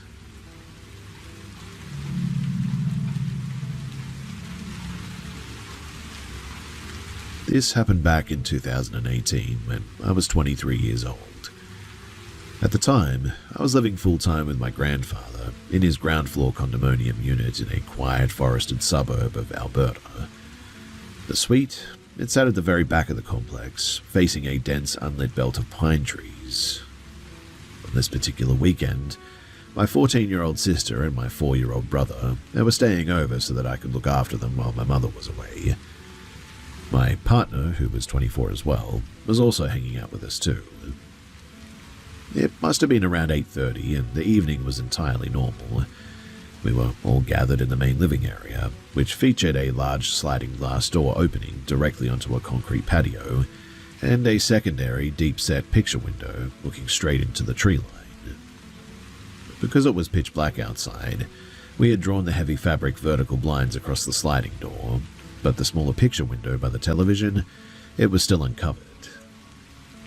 We had dragged a double mattress into the center of the room so that the kids could watch a movie at night. My little brother was sitting on the edge of the mattress in just his diaper, right in the middle of changing into his pajamas, and I was standing about 3 feet away, directly aligned with the open glass of the picture window. My partner had literally just stepped out the front door to drive down the block and pick up some takeaway food. The locks on the front door had clicked shut, maybe 30 seconds prior, and then the room just completely transformed. It didn't feel like a spiritual presence or anything, but it felt like a violent mechanical drop in localized pressure. The air was instantly sucked out of the room, causing all of our ears to pop painfully and the ambient sound of the television to go entirely muffled, like we were suddenly underwater. The sensation was so physical too that my 14-year-old sister instantly whipped her head around to look at me, her eyes wide with confusion. In the exact millisecond our eyes locked, my 4-year-old brother stood up perfectly straight on the mattress. The color drained from his face so fast that he turned a sickly translucent gray. He pointed a shaking finger directly at the glass behind my shoulder and began screaming at the absolute top of his lungs. A piercing, frantic shriek of just pure primal survival panic. "Close the lines," is what he said. "It's on glass." My stomach dropped so violently that I felt instantly physically sick. My sister sprinted across the room, grabbing my arm, while my brother continued to scream, hyperventilating so hard that his chest was heaving. Neither my sister nor I could see anything through the black pain, but the sheer terror radiating from a 4-year-old made me lunge forward and violently rip the cord to drop the blinds over the window. The moment, too, that the plastic slats snapped shut, it was like everything began to move in slow motion. My peripheral vision blurred, and a thick dreamlike sort of detachment settled over my brain. It felt like trying to sprint through deep water. We were holding my brother, trying to muffle his crying, when his eyes darted toward the seam of the closed vertical blinds. He began kicking his legs, screaming even louder, saying it didn't stop.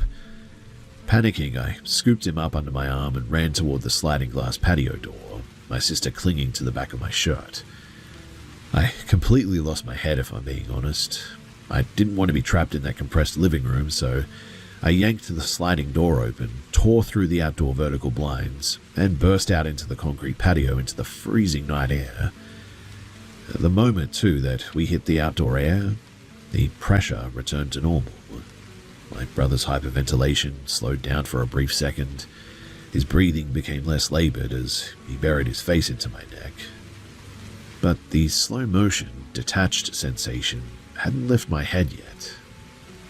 I was standing on the dark patio, looking at the silent pine trees when my brother stiffened again.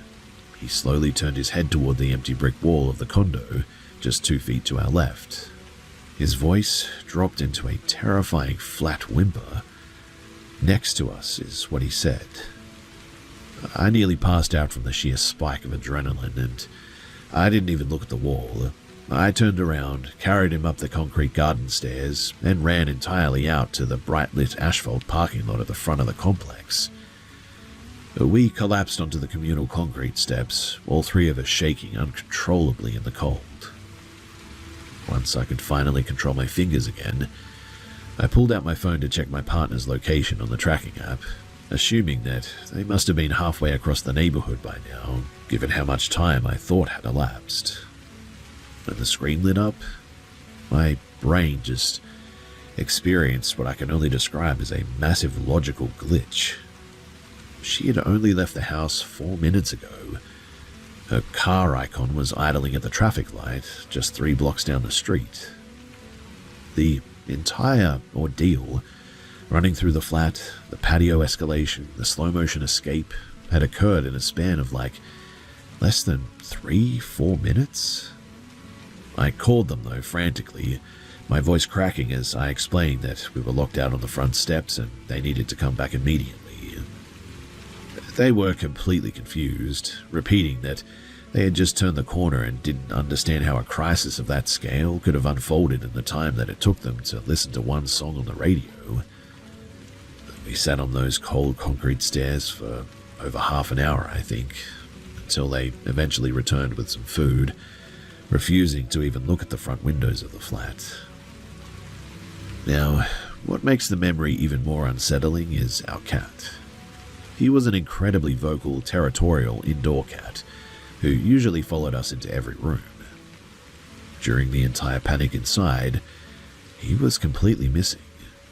But the moment that we sat down on the front exterior steps, I looked up at the high, narrow transom window above the building's front door, and the cat was sitting perfectly upright on the interior ledge, staring down at us through the glass with a completely unblinking focus. He didn't meow or scratch at the pane. He just watched us with a really eerie stillness. My little brother was completely disassociated for the rest of the night. He wouldn't look at the television or eat any food, completely shutting down. Because he was so young, it was incredibly difficult to get a coherent description of what he had actually seen through the glass, but he kept repeating two distinct details to my older sister while she held him. He seemed to be saying that it was an immense towering figure that didn't have a distinct face, and that it was like glowing white-yellow, something like a light bulb, I think. As he grew older, his mind completely blocked out the event. Whenever my sister and I brought it up years later, he genuinely had no recollection of it whatsoever. But I know for an absolute fact that he wasn't playing a game. I mean, you just cannot simulate that level of acute shock.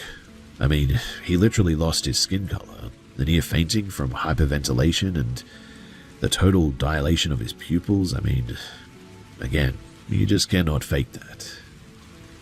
My grandfather's condominium always had a strange feeling to it. But that specific night was a complete physical breach of the property's perimeter.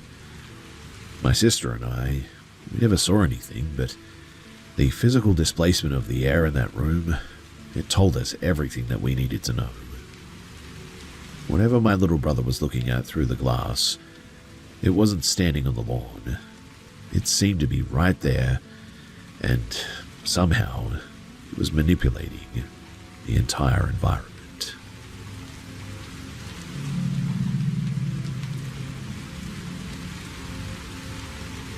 I'm a 28-year-old dental hygienist, and my husband and I currently live in a 4-bedroom suburban house in Berkshire where I was raised. Growing up here, the property felt structurally quiet to me, I guess. I mean, I occasionally heard the settling timber or footsteps on the landing at night, but nothing that really disrupted my routine or gave me second thought. My mother and sister, however, had an entirely different relationship with that layout. Throughout our teenage years, my sister was systematically targeted by, well, an anomaly. Objects would frequently displace themselves from her chest of drawers, and she routinely pointed out geometric distortions in developed family photographs. The most acute incident, though, occurred when she and I were sitting on her mattress discussing a school project, when, without warning, every heavy textbook and storage box on her built-in closet shelves were violently propelled forward into the center of the room.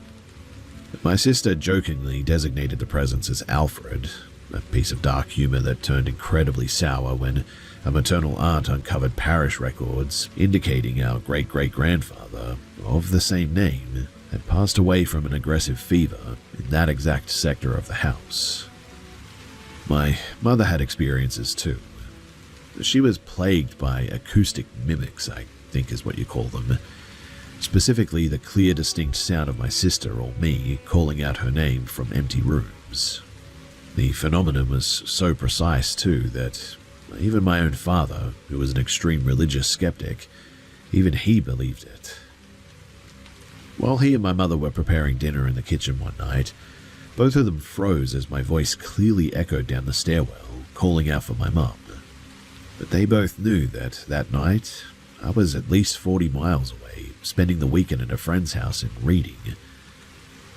When my mother and sister eventually moved out into their own respective properties, they claimed the acoustic mimics followed them too, embedding themselves into the drywall of their new homes.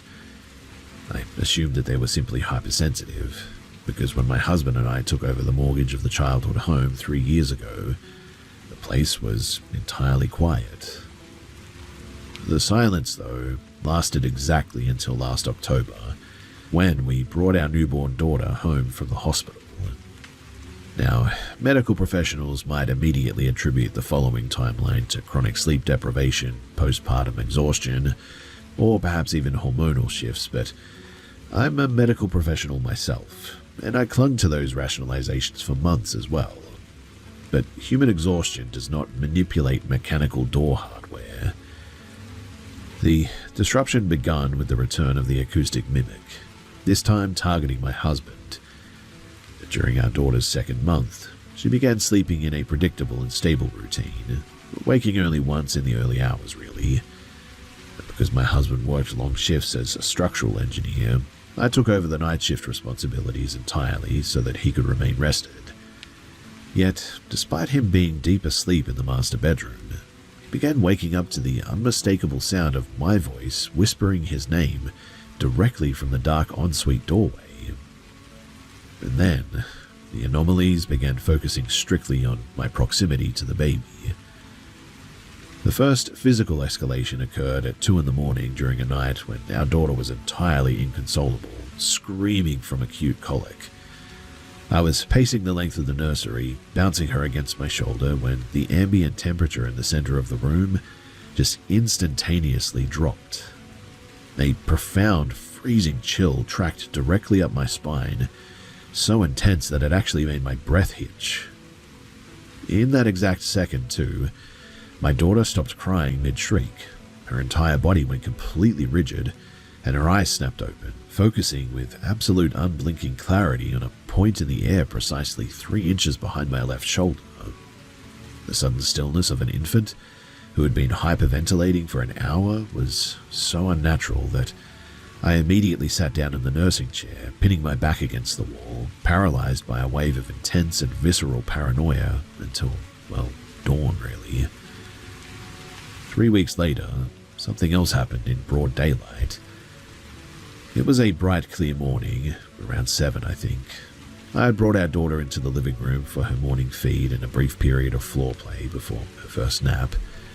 The living room's gliding chair was positioned with its high back directly facing the heavy timber door of our master bedroom, which was completely closed and latched. And as I rocked her, she began to fuss a bit.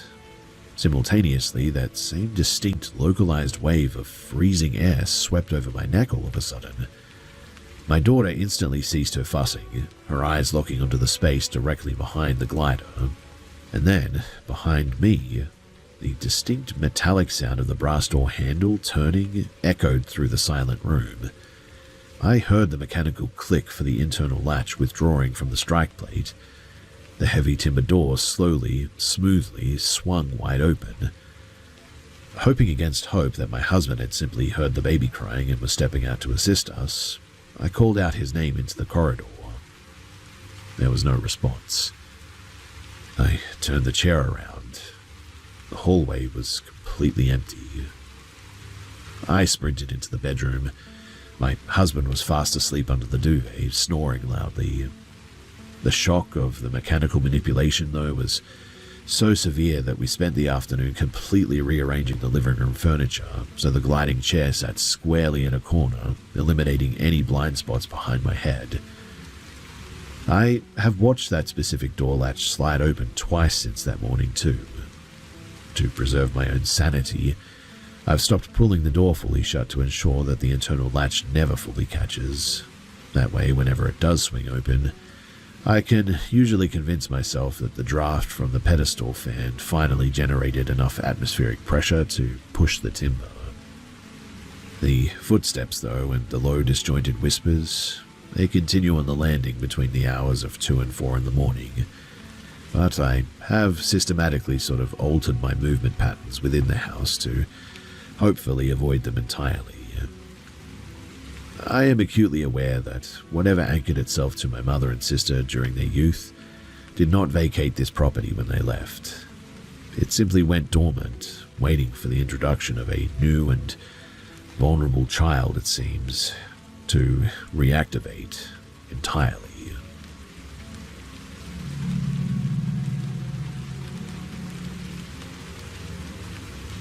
I'm 21 and a uni student, living in an old multi-story house in the suburbs of Nottingham. Looking back, my childhood here was full of weird habits that my mum always blamed on night terrors.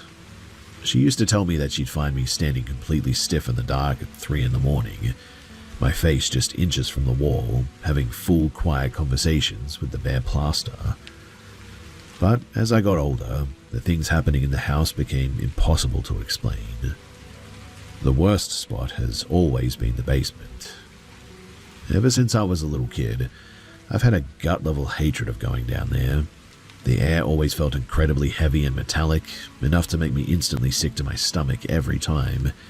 Heavy tools and wood scraps left flat on the workbenches will constantly move on their own and thud onto the concrete floor when everything else is completely still. Out of the corner of my eye, I'd always catch these fast, dark shapes darting across the doorway of the boiler room. But whenever I whipped my head around to look, the space was always completely empty. The physical stuff started ramping up though when I was a teenager.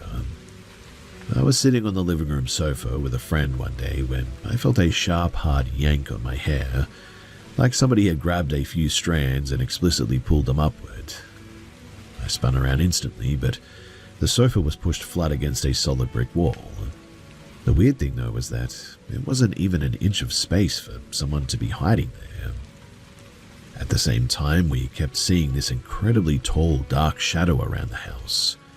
For years, I tried to convince myself too that it was just a weird optical illusion from the streetlights outside, but the shape was always exactly the same. The first time that I saw it clearly, I was about 17. I was lying awake at night and looked out of my open bedroom door toward the landing, and standing right against the guest room frame was a massive pitch-black silhouette. It was so impossibly tall and gaunt that its upper body had to bend at a sharp and unnatural angle just to fit under the ceiling. When I told my dad about the weird shape the next morning, his usual practical, no-nonsense attitude completely dropped. He's a total skeptic who doesn't believe in anything paranormal, but even he went totally pale and admitted that he'd seen the exact same giant silhouette in that exact same corridor 3 months earlier. Things started getting a lot more aggressive after that too. One winter night, I walked into my dark bedroom and saw a low, dark shape with what looked like multiple limbs scramble across the carpet. Thinking it was one of our German shepherds, I watched it head straight under the carpet, but the gap between the base of the bed and the floor is less than 6 inches. And I mean, there's just no physical way that a big dog could fit under there. When I called out, both of our dogs came trotting up the stairs from the kitchen downstairs, completely clueless. The scariest thing though, well, that happened 2 winters ago when my sister and I were home alone, and is why I'm here. She came into the kitchen shaking, and she said that she could hear heavy footsteps on the floorboards right by the bottom of the stairs. I went out into the hallway with her to listen, and the sound was unmistakable. Heavy, solid boots were stomping up the wooden stairs one by one, making the drywall vibrate. But we thought that we were dealing with a violent home invasion at first, so I grabbed a chef's knife from the counter and we ran into the small family bathroom and locked ourselves inside. Through the thick wooden door, we listened to those heavy, deliberate footsteps pacing back and forth along the narrow hallway carpet. We were absolutely paralyzed with fear. We heard the front security door downstairs slam shut so hard that it rattled the pipes. Assuming that the intruder had left, we stayed locked into the bathroom and phoned our grandmother, who lived just 2 streets away, asking her to bring her spare keys and check the outside of the house. We saw her car pull into the gravel driveway, and she knocked on the window. My sister and I finally came out to unlock the door. Every single door and window, the front door, the back porch, all the downstairs window latches, were all locked and bolted from the inside. Nobody else had a key except my parents, and they were miles away in London. Whatever had marched up those stairs and slammed the door had never actually broken a physical lock to get in or out. The house, it really took a turn for the worse about 3 months ago though. Out of pure curiosity, I downloaded a ghost hunting audio app on my phone to check for electronic voice phenomena, and ran a few cycles down in the basement at one point. The audio files actually picked up clear, muffled voices that seemed to answer my specific questions. Ever since I did that, the whole atmosphere of the house has turned just incredibly hostile.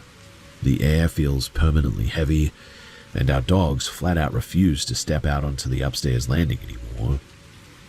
2 nights ago, it finally breached our bedroom too, I think. A friend and I were sitting on the bed when Alexa, from Amazon, on the dresser, suddenly went dead silent. And right then, the heavy power cord was violently yanked sideways straight out of the wall socket and dropped to the floor. In that exact same second, too, the closed bedroom door was thrown inward with a massive bang, like somebody had smashed a heavy shoulder into it. The final straw, though, that happened yesterday afternoon while we were clearing out the old wooden coat closet in the front hallway. Scraped and deeply charred right into the hidden plaster wall behind the coat hooks was a horrific image. It looked like it had been systematically burned into the wall with a high-temperature torch or something. The burn mark showed a small, featureless child tightly clutching an electrical wire, following the line down toward the floorboards. Standing directly behind the child was a second, much larger shape, with long, stretched-out hands wrapped completely around the small figure's neck. The soot residue is completely fresh too, and the smell of the burnt plaster is still leaking out of the closet. We are now actively looking for a new place to live, and whatever has burned itself into the walls of this place isn't staying hidden anymore, and we just don't want to be here.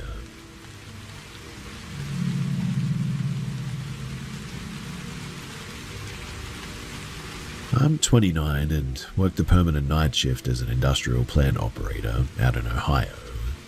Because of my schedule, my whole routine is completely flipped. I usually wake up at around 5 p.m., run my errands in the evening, and find myself wide awake and restless in the early hours of the morning. To stay in shape, I started walking a big mile-long loop that connects two old Victorian-era cemeteries, sitting directly across a two-lane county road from each other. Because of my shifts, I usually do these walks between 2 in the morning and 4 in the morning. Even though the place is totally isolated, it never really creeped me out. The grounds, I always felt completely quiet and just sort of empty. Anyway, last night was really no different. I got to the fence of the larger cemetery at around 2:30 and I parked my car right against the iron railings, directly opposite the gates of the smaller yard. I started my routine by crossing the road into the smaller cemetery, using a small flashlight to read the old headstones. After about 20 minutes, I would say, I crossed back over the tarmac to the main grounds to finish the big 1-mile loop. I had my noise-cancelling headphones on, listening to a lecture, and would occasionally step off the path to upright small statues or trinkets that had been knocked over by the wind. By 3:15, I was finishing up the last part of the loop, coming up toward the main gates right behind where my car was parked. I had parked directly under a bright street lamp, and as I got within about 30 yards of the car, the yellow light flooded through the rear windshield, showing a stark and perfectly clear silhouette of a large man sitting completely upright right in the middle of the back seat. I stopped dead in my tracks on the gravel path. My brain immediately tried to rationalize it as a trick of the light. Maybe the street lamp hitting the headrests or the window tint or something. I stared at it for a solid 10 seconds. The shape had a distinct physical bulk to it too that completely blocked out the light from the other side of the road. Assuming now that I was walking right into a car break-in, my adrenaline spiked. Because I walk these dark roads alone all the time, I carry a firearm in a concealed waistband holster, and so keeping my eyes locked on the back window, I pulled my weapon and stepped silently off the gravel onto the wet grass, trying to loop around and flank the passenger side. As I shifted angles to get a direct look through the side window, the silhouette's head slowly and smoothly turned right toward me. The movement was really weirdly fluid, without any hesitation. There were no facial features though, no clear texture, and no reflection from the street lamp. Just a dense, pitch-black mass taking up the physical space of the back seat. I dropped into a low crouch behind a thick granite headstone, using the stone for cover now. Reaching into my pocket, I pressed the unlock button on my key fob, knowing that it would instantly trigger the bright, white LED interior dome lights. I braced myself to confront an intruder hiding on the floorboards. The locks clicked open, the entire inside of the car was instantly flooded with bright white light. But the car was completely empty. Mind you, the change was instantaneous. There was no sound of a door opening, no shift in the car's weight, and no shadow running off into the darkness of the cemetery anywhere. Whatever had been sitting on the back seat just simply ceased to exist the exact millisecond that the lights came on. I quickly advanced on the car with my weapon raised, my boots sinking into the mud a bit. I did a full careful walk around of the exterior before looking straight down through the glass into the rear footwells. There was no space under those seats to hide a grown man. The floors were totally bare anyway. I jumped into the driver's seat, started the engine, and tore away from the cemetery gates at full speed without ever looking back at the rearview mirror once. Now, I like to think of myself as a pretty practical, detail-oriented sort of guy by trade, but the sheer precision of what happened has completely messed with me. I mean, your eyes can play tricks on you with shadows for sure, but a shadow doesn't turn its head to literally track you through a graveyard like that.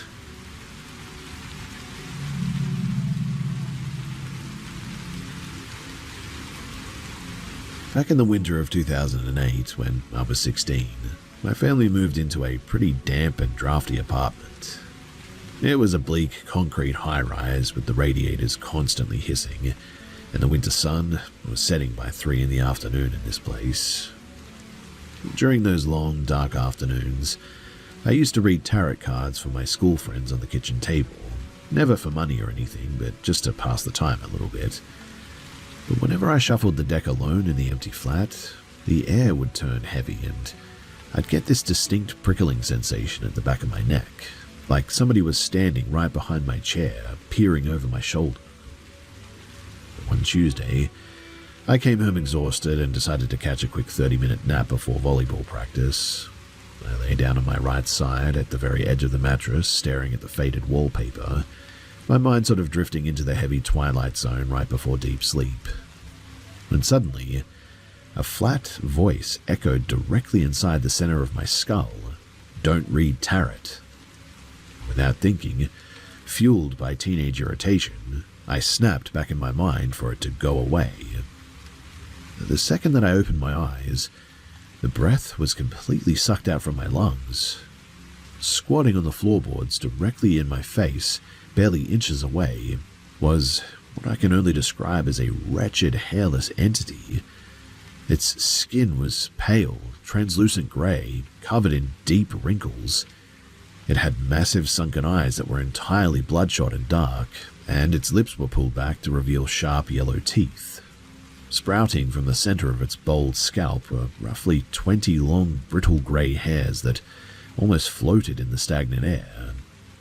Before I could even scream, I forced my eyelids shut. The moment that the darkness hit, my entire body experienced a violent and sickening physical sensation, exactly like being dropped into an industrial washing machine in a high-speed rinse cycle. My equilibrium completely shattered all of a sudden, and when the spinning abruptly cut out, the bedroom was gone.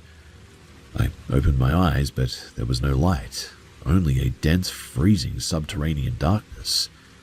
The air smelled of like wet lime, and from somewhere high above I could hear the slow, rhythmic dripping sound of water hitting a heavy, flat stone surface, I think. Then, tearing through the cavernous space came the agonizing shriek of a woman. It was a sound of pure, unadulterated suffering, so loud that it vibrated right through my teeth. Desperate to escape, I fought against a massive invisible weight to force my eyes open in the real world. When my eyelids finally cracked as well, I was back on my mattress, panting and drenched in cold sweat. While looking for a flashlight desperately in the kitchen drawer later that evening, I pulled out the old wooden drawer entirely and noticed a small hidden structural gap in the cabinetry underneath. Reaching inside, my fingers pulled out an old grease-stained Russian military identification booklet from like the late 1960s. The photograph had been systematically and aggressively scraped out with a razor blade, but tucked into a plastic sleeve was a small hand-drawn charcoal sketch of the exact same bald and sort of wrinkled entity that I had just seen in my room, annotated with a single frantic line written in faded purple ink: the Cellar Watchman. The sudden shock of a physical, non-paranormal confirmation of that specific face hidden in the woodwork made my stomach drop. I shoved the booklet back into the recess, trembling. The second instance occurred a few months later, and unfortunately, it left a far deeper psychological scar than even the first one. So, I had completely ruined my sleep schedule studying for exams and decided to pull a full 24-hour fast to reset my internal clock. By 1 p.m. the next day, the sleep deprivation caught up to me, and I collapsed onto my stomach on the couch. My cat curled up right against my hip, purring softly as I drifted off. Out of nowhere, though, a deep, radiating warmth enveloped my entire torso. It felt exactly like a massive, incredibly heavy pair of arms wrapped around me from behind in a comforting, protective embrace. But within about 3 seconds, logic pierced through the haze. I was entirely alone in a locked apartment. As the panic set in, a voice spoke directly beside my ear. It was weird and unnatural. It had a sort of overlapping cadence that was neither distinct male nor female, yet it sounded terrifyingly familiar. It spoke in a rapid, rhythmic language that I had never heard before in my life, and yet some part of my brain was sort of able to understand the context of what it was saying. Terrified, I began desperately reciting the lines of an old prayer under my breath, and the moment that those words left my thoughts, the familiar voice instantly dissolved into a distorted, piercing shriek. The sheer terror broke the paralysis, and I violently forced myself up into a sitting position on the cushions. My cat was sitting perfectly calm at the foot of the couch, staring blankly at the empty corner of the room. The second that I tried to stand up, my vision completely tunneled out, and I instantly blacked out cold onto the mattress. I woke up some hours later, and I didn't know what had happened. The final and most calculated breach occurred after we broke the lease, though, and moved to a remote ground-floor farm cottage. The cabin was bordered by miles and miles of dense protected timberland, and for the first 2 months, the mountain air actually felt entirely inert. But by late November, things came back, seemingly targeting the rear utility wall almost every night at exactly 11 o'clock. It sounded exactly like a handful of coarse gravel or heavy river dirt was being aggressively hurled from the tree line directly against the external housing of our large cast-iron HVAC compressor. On the night of June 17th, and I remember this, I sat up in the dark kitchen to listen for it myself. Right on the hour the impact came, 3 distinct heavy volleys of gravel rattling against the metal casing. My father and I immediately grabbed our industrial flashlights and sprinted outside, sweeping the beams across the perimeter. There were no animals, no low-hanging branches, and absolutely no fresh debris scattered on the concrete pad around the unit. We even had a technician pull the shroud apart a few days prior. The internal fans and the coils were entirely clear, and the casing was structurally sound too. The situation shifted violently 3 days later, though. Around 6 in the morning, while the entire household was still asleep, a massive explosive impact literally detonated against the utility wall. This time it didn't sound like loose gravel, too. It sounded more like a heavy, dense boulder had been launched directly at the metal compressing casing. The shock wave was so severe, too, that the cast-iron housing violently shuddered against the concrete, and the heavy condensation that had pooled onto the internal fins was physically sprayed across the window glass inside. We bolted out the back door in our undershirts, expecting to find a shattered window or a pile of loose rocks or something. But the yard was completely bare. There wasn't a single grain of dirt or a tray pebble on the concrete pad anywhere. But when I knelt down with a flashlight to inspect the metal shroud later that morning, I discovered 3 deep, jagged structural dents driven right into the thick iron plating, something that would require an immense amount of force or energy to do that. I really don't know how something like that even happens, and so, to this day, I still have no explanation for it.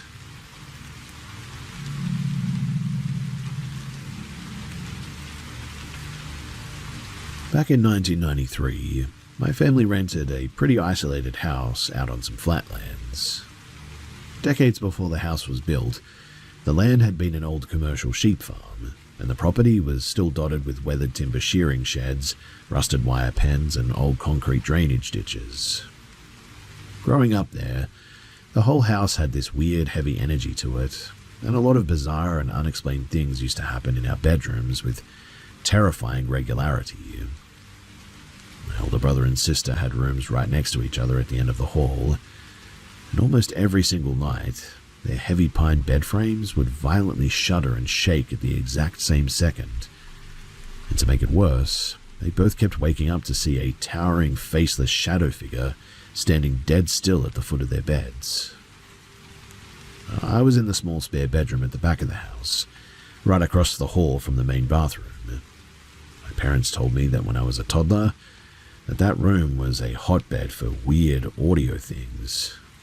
In fact, apparently they used to stand out in the dark landing and listen to me, having full back-and-forth conversations with the inside of my built-in cedar wardrobe. The talking wasn't even the worst part, though. I would apparently routinely wake up, heavy breathing and crying, because it felt like an invisible force was firmly tickling the bare soles of my feet. It happened so often that my parents started a routine where they'd come and get me at 2 a.m. every single night so that I could sleep in a cot in their room. Things shifted, though, when my older brother left. My sister moved down into this bigger bedroom in the basement, and I took over her old room right opposite my parents'. The second that original spare bedroom was empty, it started running on its own loop. I would lie awake at night, listening to the locked wardrobe door click open, and the bare iron springs of the empty mattress creaking like something heavy was shifting around on it, and the desktop printer on the desk randomly turning on and cycling its roller in the dark. We had a heavy farm cat as well, but there's no way that a cat had the weight to compress those old iron mattress springs like that. Just no way. The escalation, though, happened during a brutal summer thunderstorm one day. A lightning strike blew out the local transformer, plunging the entire house into pitch-black darkness. While I was dead asleep, I ended up sleepwalking that night. My mum woke up to the sound of me screaming for her from across the hall, and when she ran out into the landing with a flashlight, she found me trapped in a bizarre and sort of mindless loop.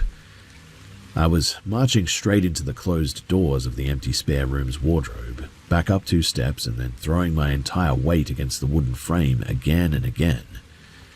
The exact second that my mum grabbed my shoulders to snap me out of it, the power suddenly kicked back on, flooding the hallway with bright light.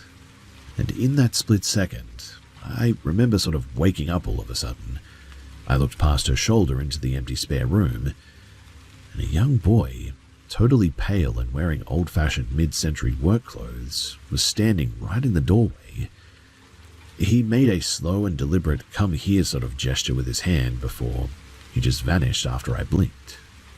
The winter that my grandmother came to stay for the weekend and slept in that spare room, the next morning, she stormed into the kitchen completely furious and confronted my father.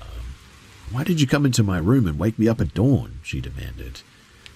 My dad was totally bewildered and told her that he hadn't gone anywhere near her room.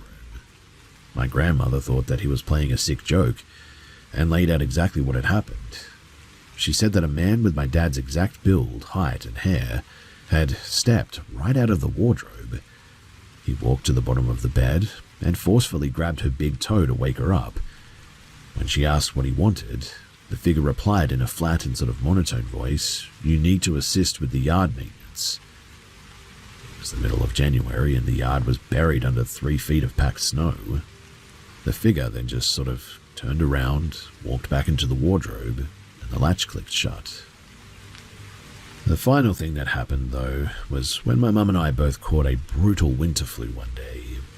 To keep my dad from catching it before his shifts at the manufacturing plant that he worked at, my mother and I moved into the spare bedroom to isolate a little bit. In the early hours of the morning, I woke up to that exact same terrifying feeling from my childhood. Invisible fingers aggressively tickling my feet, followed by the distinct weight of a human body settling down into the mattress right next to me. At first, thinking that my mother was shifting over to comfort me, I rolled around to face her. The space beside me, though, was completely empty. Through the open bedroom door, I could see the bathroom light shining into the landing too, and my mother was standing at the sink across the hall, pouring a glass of water for herself. When I asked her why she had reached under the covers to touch my feet, she stopped, turned around, and looked at me with just pure terror. Whatever was living inside of that house wasn't just a random echo. It was actively mimicking our voices and shapes to seemingly get close to us while we were sleeping.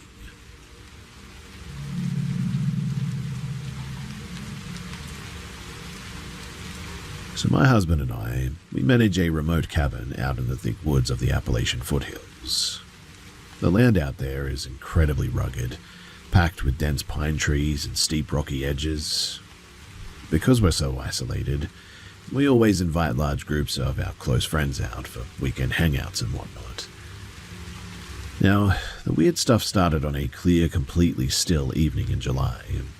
My husband and I were just relaxing out on the back wooden deck, when out of nowhere, this incredibly loud, high-pitched screech literally tore through the air, coming from a spot exactly 3 feet in front of our faces. It was absolutely deafening, and held a completely flat, steady tone for at least 15 seconds straight. It didn't sound like a bobcat, or a fox, or any animal that I'd ever heard before. Terrified by how loud it was, we literally bolted inside. Within 10 seconds, 4 of our friends came sprinting up the stairs from the basement, asking what kind of industrial machine had just exploded on the lawn. Exactly 10 minutes later, while we were all gathered in the kitchen, that exact same 15-second screech went off again from the same spot on the deck.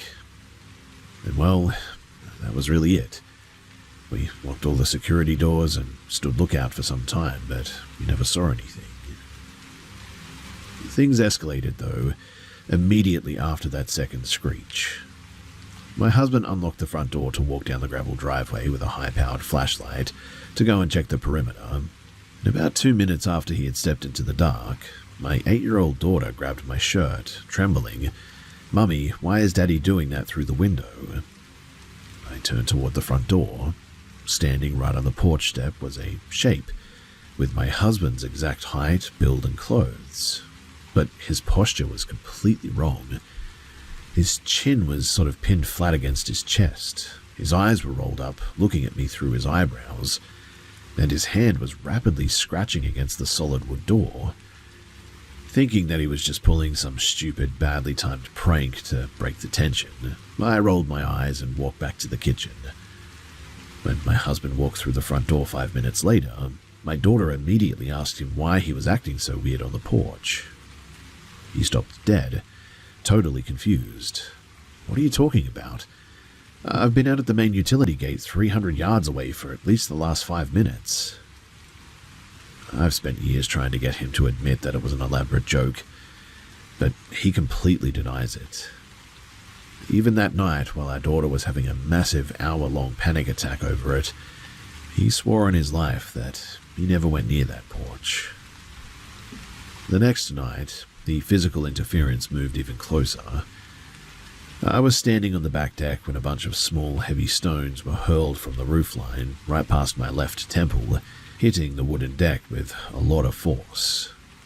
At the exact same time, the high-pitched screeching started up again out in the tree line.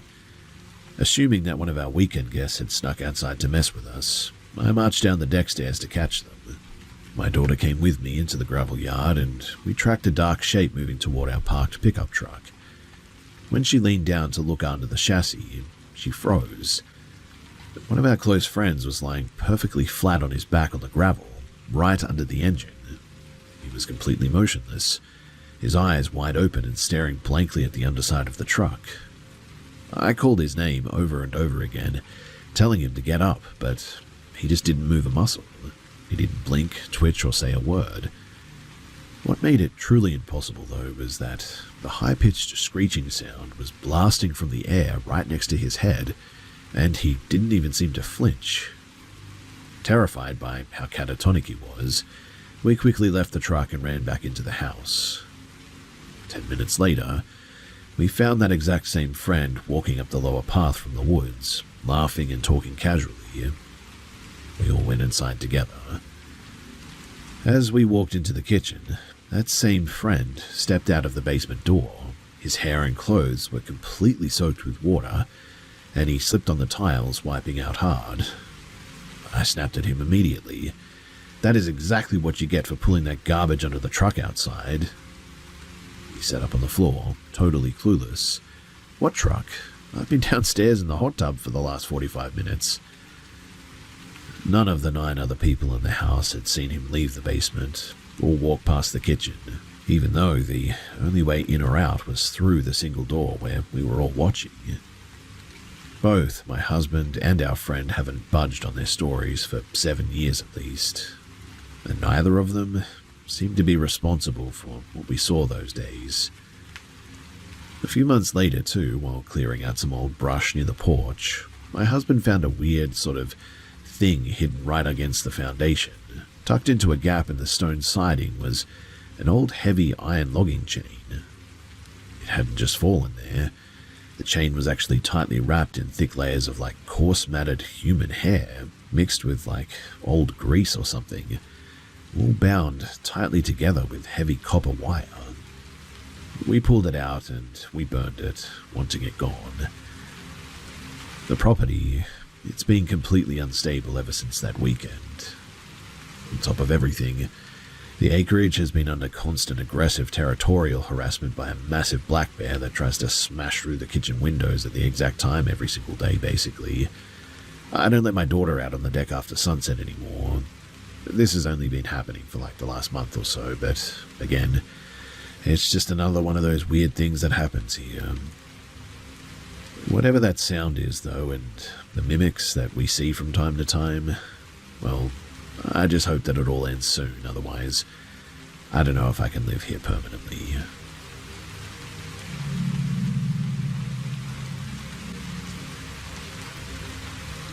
So, I'm going to give some information about my bedroom and the house and how it's all set up, so that everything else will make a little more sense.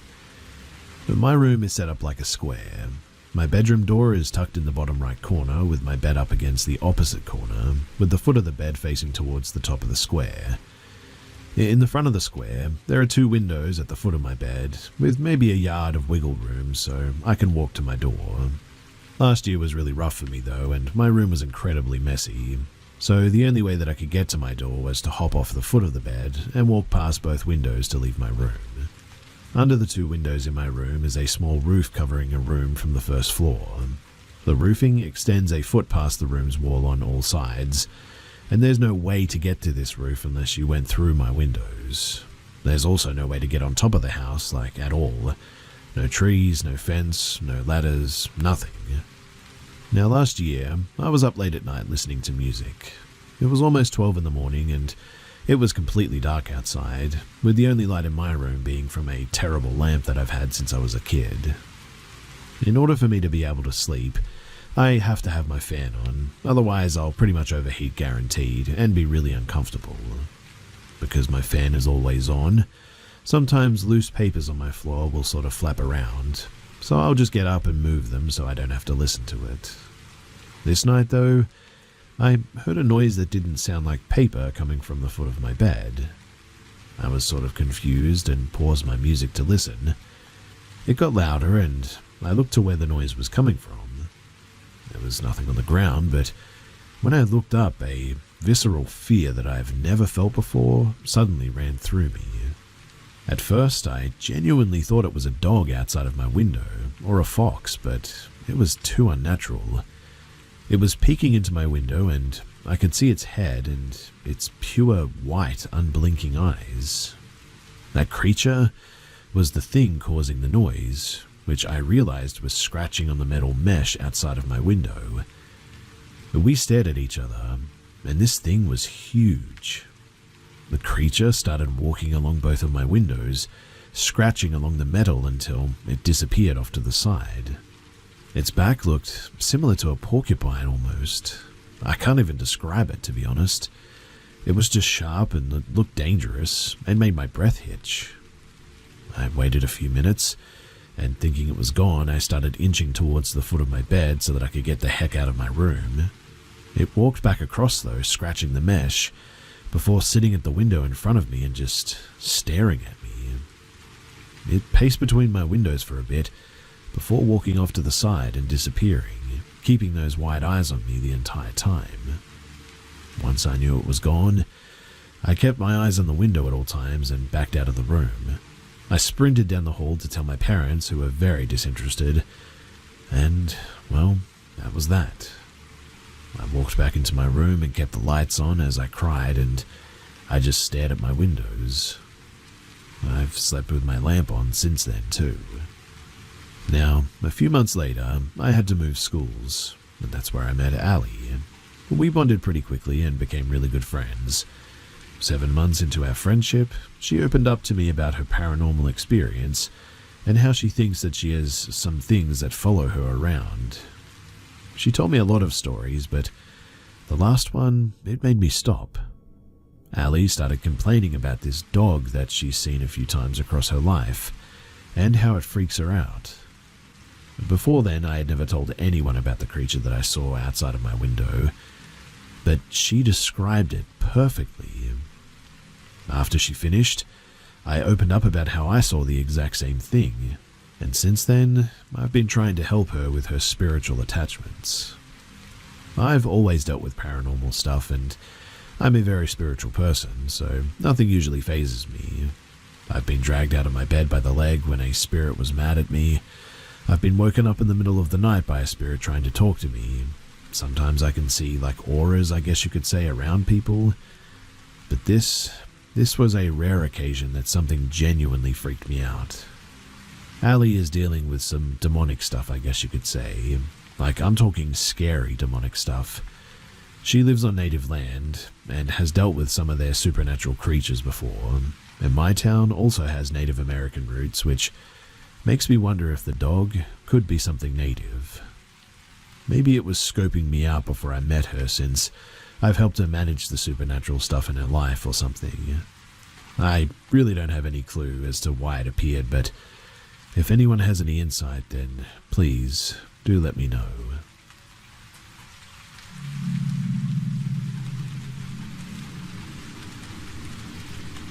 Something reminded me of this incident that happened a few years ago at a friend's apartment, and I thought that I would share it.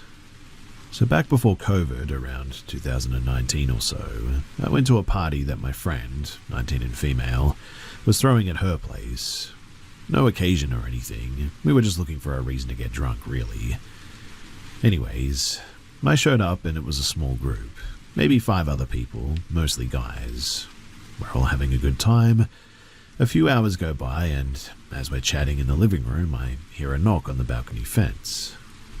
For context, they were on the ground floor level, and their apartment was on the far corner of the property downtown in our city. We ignore it and continue on.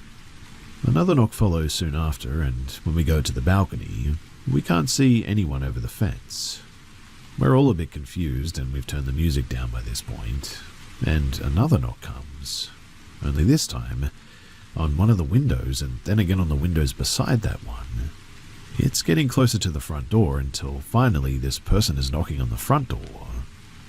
When the peephole is checked, however, you can't actually see them, which means that they're either ducking down or hiding. So all of the guys tell us to get behind them, and they're going to confront whoever is doing this. They grabbed whatever kitchen knives they could. I think someone had a broomstick too, which was a bit comical, but they busted out the front door. Me and the other girls followed behind, and to our horror, we see a single, very tall, skinny man crouched underneath the staircase with his right hand stuffed into his jacket pocket. His eyes looked yellow and bloodshot, and he immediately started to take off. The guys caught up and started questioning him, and he makes up some story about looking to get a haircut. They tell him to get out of here, and eventually he does. In all of that commotion, too, I noticed that he had left behind an envelope that was covered in glitter. It was empty, but sealed and covered in blue and purple glitter, and my friend's car had the same blue and purple glitter sitting on the hood. We think that he must have assumed that she lived there alone, and was going to bait her to open the door so that he could force his way inside. She lived at the apartment with her boyfriend, actually, but he didn't have a job, so he never left. To any onlookers, you'd only see her leave every day. And thank goodness she moved apartments not soon after that, and nowadays she's doing much better. But yeah, I really don't know what would have happened had there not been all of us there that night. I really hope that I never see that dude again, because the way that he was sitting there crouched up like that, it still haunts me. It wasn't in a passive sitting position or anything. Honestly, it was like he was ready to spring into action.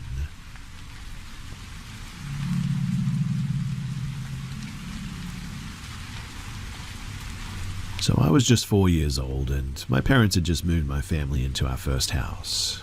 They decided to have a big family sleepover in the living room with my cousins, aunts, and uncles, and I remember that night that we watched Harry and the Hendersons, which was quite scary for me as a 4-year-old. And after the movie, we all went to bed. I remember this night really clearly too. It's possibly one of my earliest memories, in fact. But a cartoon girl woke me up. Her blonde hair and pink dress is still vivid in my mind to this day. She was holding a paint bucket and a ridiculously large paintbrush. She asked me to come outside with her because she wanted to paint some things. So I followed her out the front door. No one in my family woke up or noticed, by the way. The girl led me out to my father's truck parked on the side of the house. For context, I was a very small child and my dad's truck was tall and lifted. But there's no possible way that I could get in on my own, or even reach the door handle to open it. I always needed to be picked up to get into it, and I also rarely ever rode in it. So technically, I wouldn't have been familiar with how to get in it myself. Well, anyway, she opened the truck door and then set her paint bucket on the ground for me to stand on to get into the truck. Also, yes, my dad didn't have his truck locked, but we kind of lived in a neighborhood out in the middle of a bunch of farmland. My dad seems to think that nothing can happen out there, so he doesn't care to lock his truck or pretty much anything. Anyway, I don't know exactly what happened after I got on the truck, but I remember being locked in there and watching the cartoon girl walk away. Once I was alone, I was absolutely petrified. I felt like I was being watched, and I remember being horrified about that Bigfoot Harry from the movie coming out to get me. So I did what any 4-year-old would do, and I freaked the heck out. Luckily, my dad was working in the garage that night after everyone had gone to bed, and I guess I was screaming and crying loud enough that he had heard me from inside the garage. He ran inside the house and saw the front door wide open, still everyone asleep. So he then ran outside because, well, it sounds like I was being kidnapped, but he found me inside of the truck. It's still a huge mystery in my family to this day on how exactly I was able to get into that truck. My dad checked everywhere too, and there was just nothing that I would have been able to climb on to get inside, let alone even open the door. And it's been unexplained all these years. Ever since then, I have had countless paranormal encounters, and they seem to follow me around. But hey, it's kind of a cool story to tell when I want to spook anyone, so I hope you enjoyed it.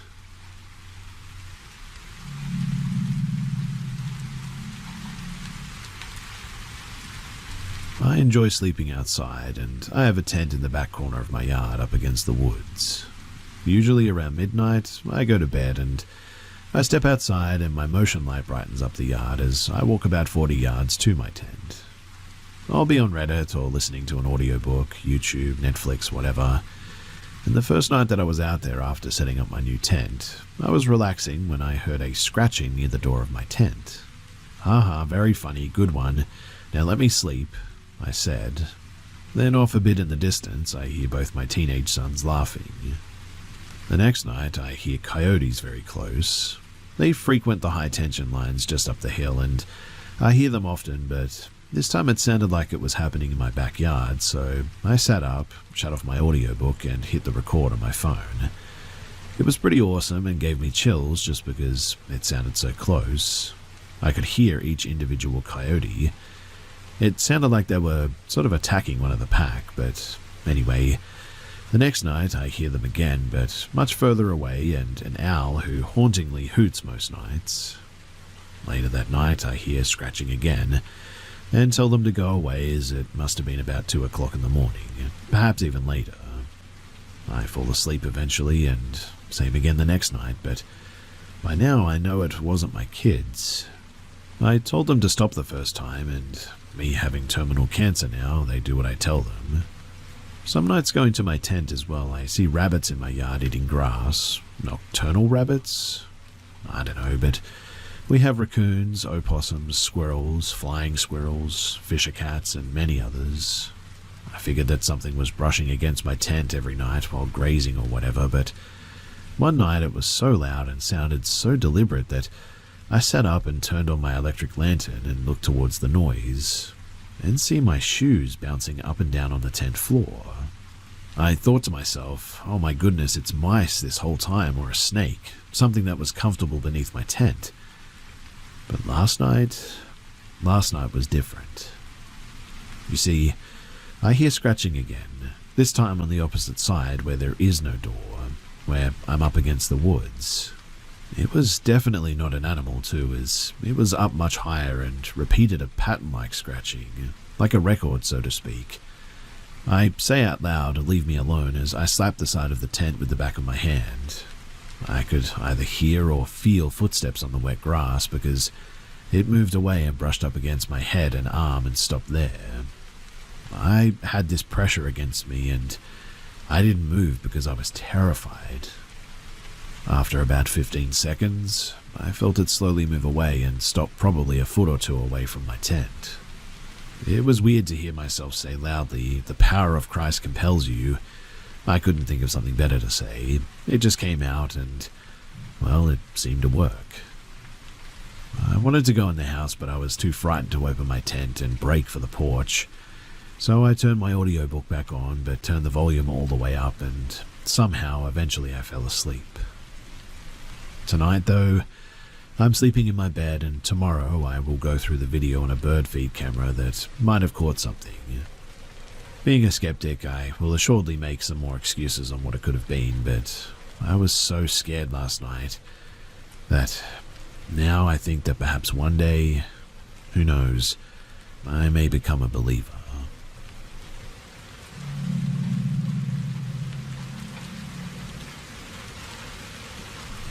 I was just listening to other stories here, and I got a flashback to something abundantly strange that happened to me as a kid.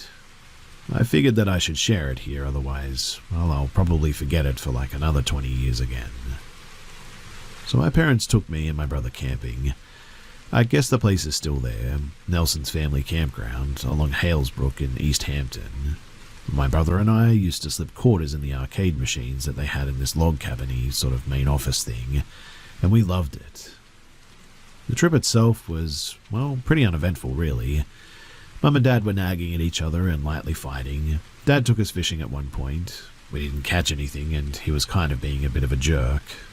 My brother and I were in Scouts, so we were pretty familiar with the outdoors. We went fishing and camping all the time with our uncle, who took us on more backwoods kind of trips. So we thought that this would be a breeze for us. It's like 4 a.m. one of the nights that I've got to pee. I've pretty much seen it all, and the campground is safe, and all I've got to worry about is skunks and possums. I put on a jacket and crawl out of my tent and walk over to the bushes.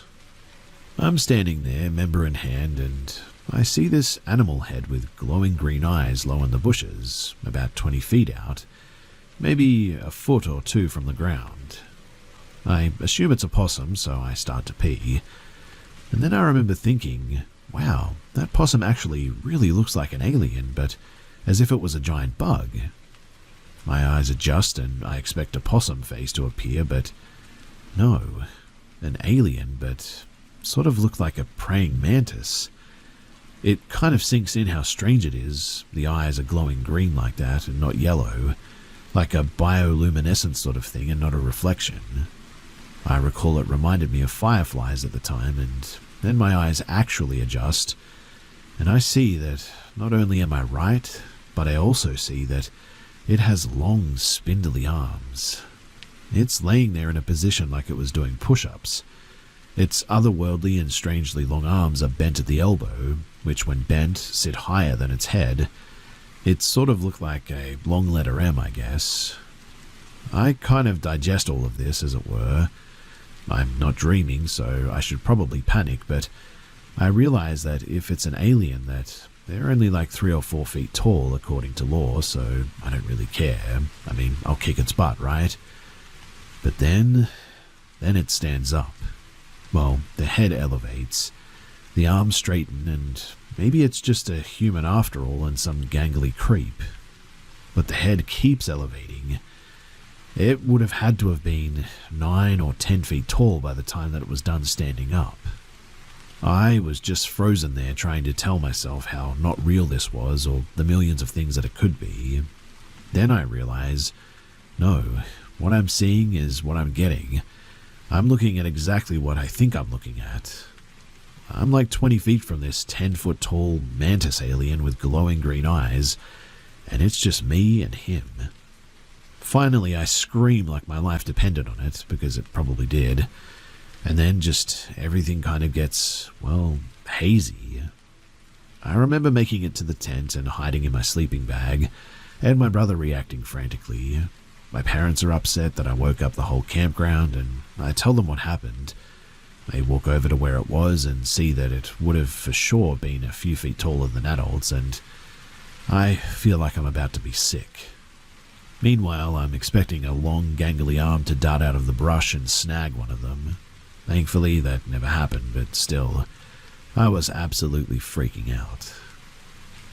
I want to believe that it was a dream or a night terror, but my brother harassed me about it for a good 10 years before, well, unfortunately, he died. I guess the most unsettling part of it all was just how confident this thing was, like I was just inconsequential to it, and it was observing me with what I would describe as disdain. I was just this gross nothing to it, like it could eat me, but thank you, no thank you sort of thing. I don't know why I felt that way, but I distinctly remember that, and the whole event is not something that I think about that often, but like I said, my memory was jogged by another story, and so I thought that I would share this.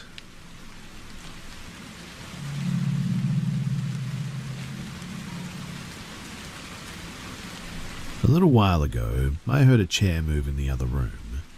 I looked over and saw that it looked like the chair had been pulled out from under the table.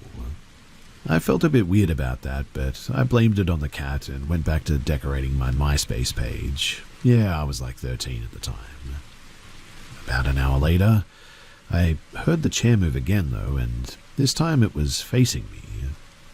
Again, I tried to blame it on the cat, but that's when I noticed that the cat was above me, on the printer, soundly asleep, and had obviously been there for quite some time. When I realized that, I had the craziest chill run up my spine, because we didn't have any other pets, and if something was in that chair, it was sitting there, and seemingly looking at me. I was so freaked out I ran into my sister's room and hid under her blankets. She didn't wake up but was really confused why I was in her bed in the morning. When I told her what had happened, she said that she had seen the ghost in the house too. Apparently, one night she woke up and saw a tall man in a cowboy hat standing at the end of her bed. In that moment, she thought that she was going to die and hid her face under the blanket, but nothing happened for so long, so she eventually looked and the man was gone. This was my mum's husband's house, and apparently he'd had multiple priests and mediums come through, and they all said the same thing, that there are 3 spirits in his house, and apparently one is a cowboy, the other is an old woman, and the third is an indigenous man. I don't know which one was messing with the chair that night, but I am super glad that I never saw the cowboy at the foot of my bed.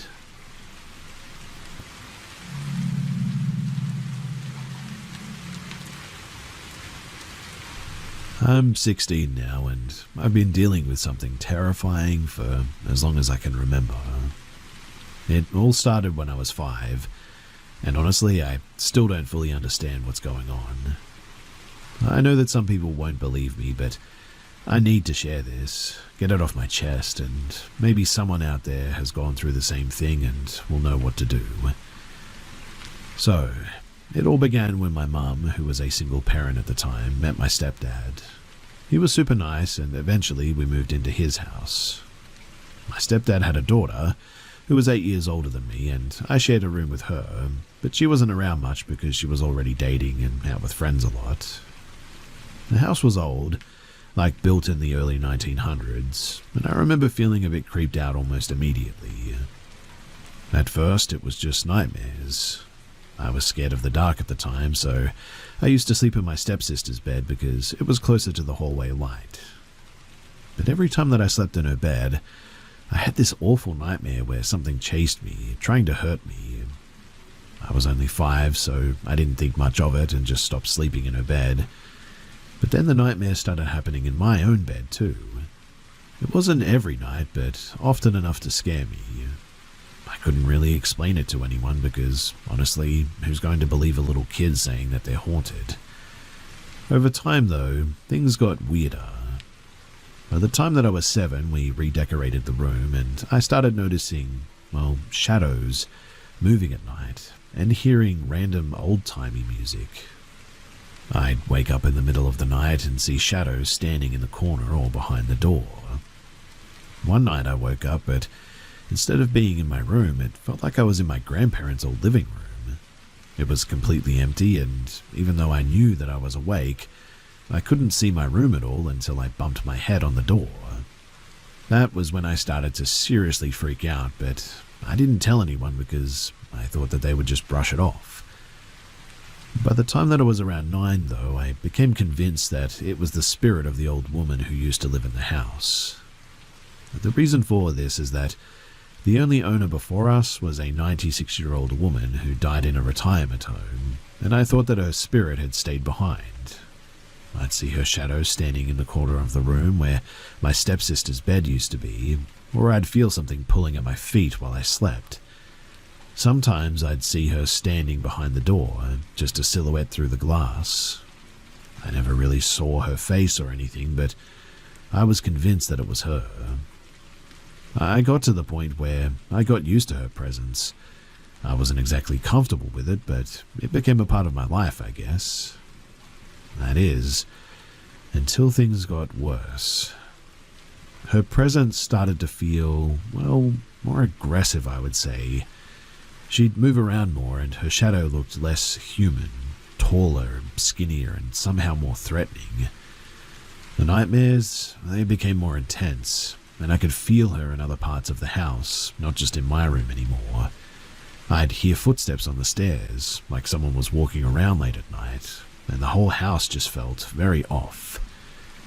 This went on until I was about 10, and that's when I told my aunt about what I was going through, and she convinced my mum to have a priest come and bless the house. And weirdly enough, after that, everything stopped. For 2 years, no nightmares, no shadows, no weird noises, nothing. It was a huge relief for me at the time as well. But then, when I was about 12, my dog died, and everything started up again. I'd see my dog lying on my parents' bed, even though he was gone. Sometimes I'd hear something eating from his food bowl, even though our other dog was nowhere near it. And once, our kitchen clock, which had been hanging on the wall for years, randomly fell off and rolled all the way to my dog's food bowl. This time, even my parents noticed the weird things happening, but eventually they just sort of pretended like it wasn't real. They'd say that I was imagining things, or that I was just overthinking it. Then, when I was 14, I invited a friend over for a sleepover one night. She believed me when I told her about the haunting because she said that she could see spirits. But we decided to set up an experiment to see if we could catch anything on camera.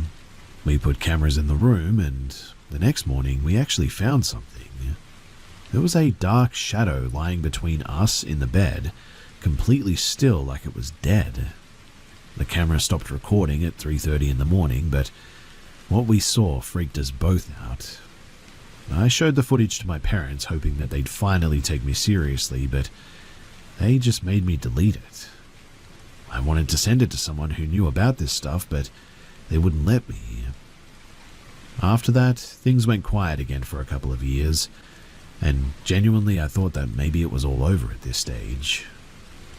But 6 months ago, everything started up again, and this time it's way worse. I've been dealing with depression for the past year, and somehow that seems to have triggered the activity again. The shadows are back, the noises, the feeling of being watched, everything. A few nights ago, I heard my brother's voice calling my name at 1:30 in the morning saying, "Come take a quick look," or something to that effect. But it didn't sound right. It was his voice, but it was like a recording maybe. Then it switched to my dad's voice saying the exact same thing. I didn't respond, and I'm glad that I didn't. I think that it feeds on fear, and I think it gets stronger with that or something. I'm going to see a medium tomorrow. Unfortunately, my best friend moved abroad, so I can't really ask her for help anymore.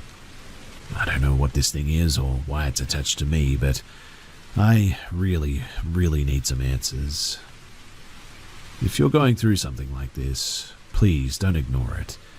Find someone who can help, whether it's a priest, a medium, or someone who understands.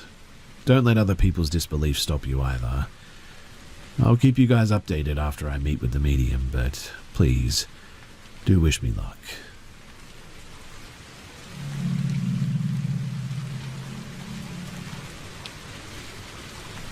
This story dates back to spring of 2016. At the time, I was in my late 20s. I was young and fit with very long blonde hair. A total hippie chick that had quit her job to travel the US with my ex at the time, pre-pandemic before the van life or tiny home movement really took off. We left our home in the Midwest of January that year, after holiday celebrations saying goodbye to friends and family.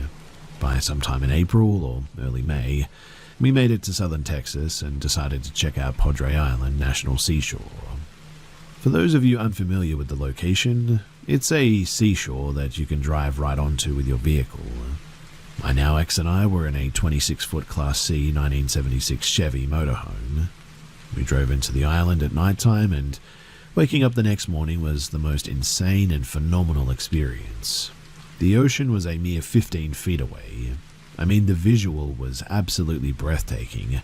I'll never forget it. We arrived on a Thursday or a Friday, and the beach was beyond packed. Another thing for people unfamiliar with Padre is that it was where many Texans, high schoolers and college kids mainly, flock for their spring break. And spring break was just the week prior to when we got there, or maybe still going on. Either way, what I mean is that it was busy, and we had an awesome weekend partying away. During this weekend, we noticed that workers for the park would often drive down the beach. They're pretty protective of their sea turtle population there and would slowly drive by in marked vehicles a few times a day. And by Monday morning, we woke up to find the entire island emptied out.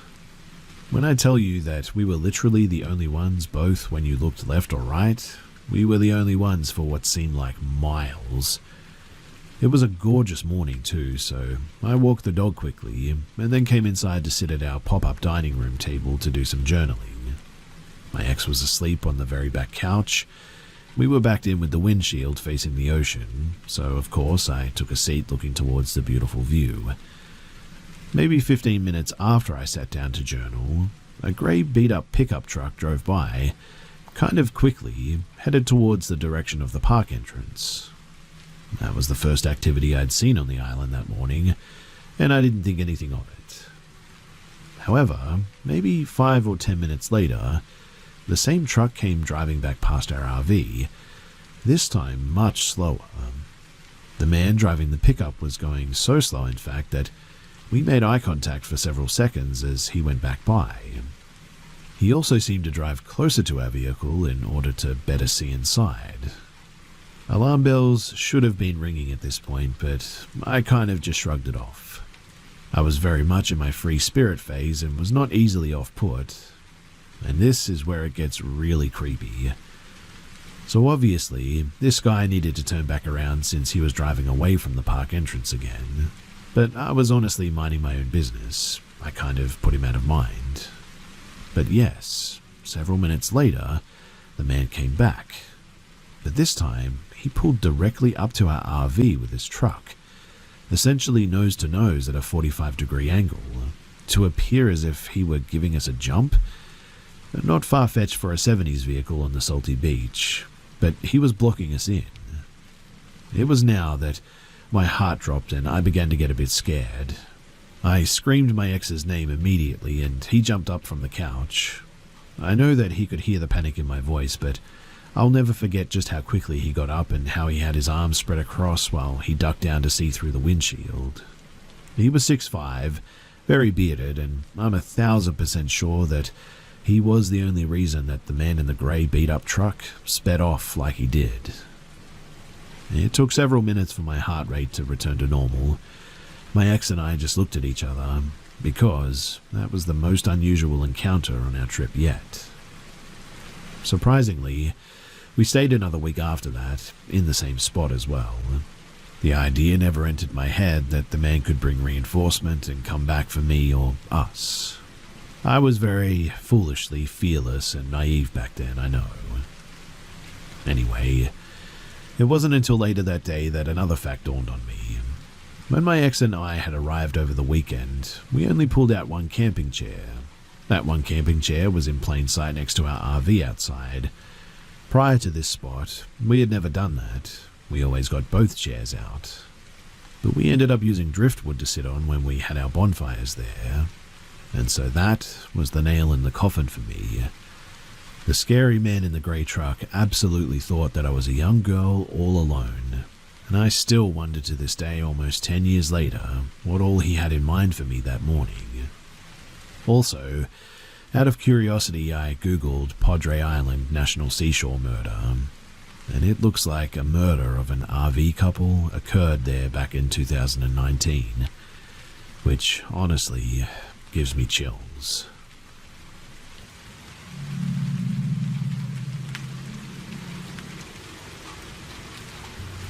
I would like to start by saying that I know that this story sounds crazy. I know it sounds made up. I could write a book off of the things experienced in this house. I didn't believe in ghosts until, well, I went through this experience, and even now I struggle to find my sanity when retelling it. My family and I all question our sanity while going through it, but I can assure you that this story is 100% true, and honestly I wish that I was making it up. I am not the only person who experienced things too.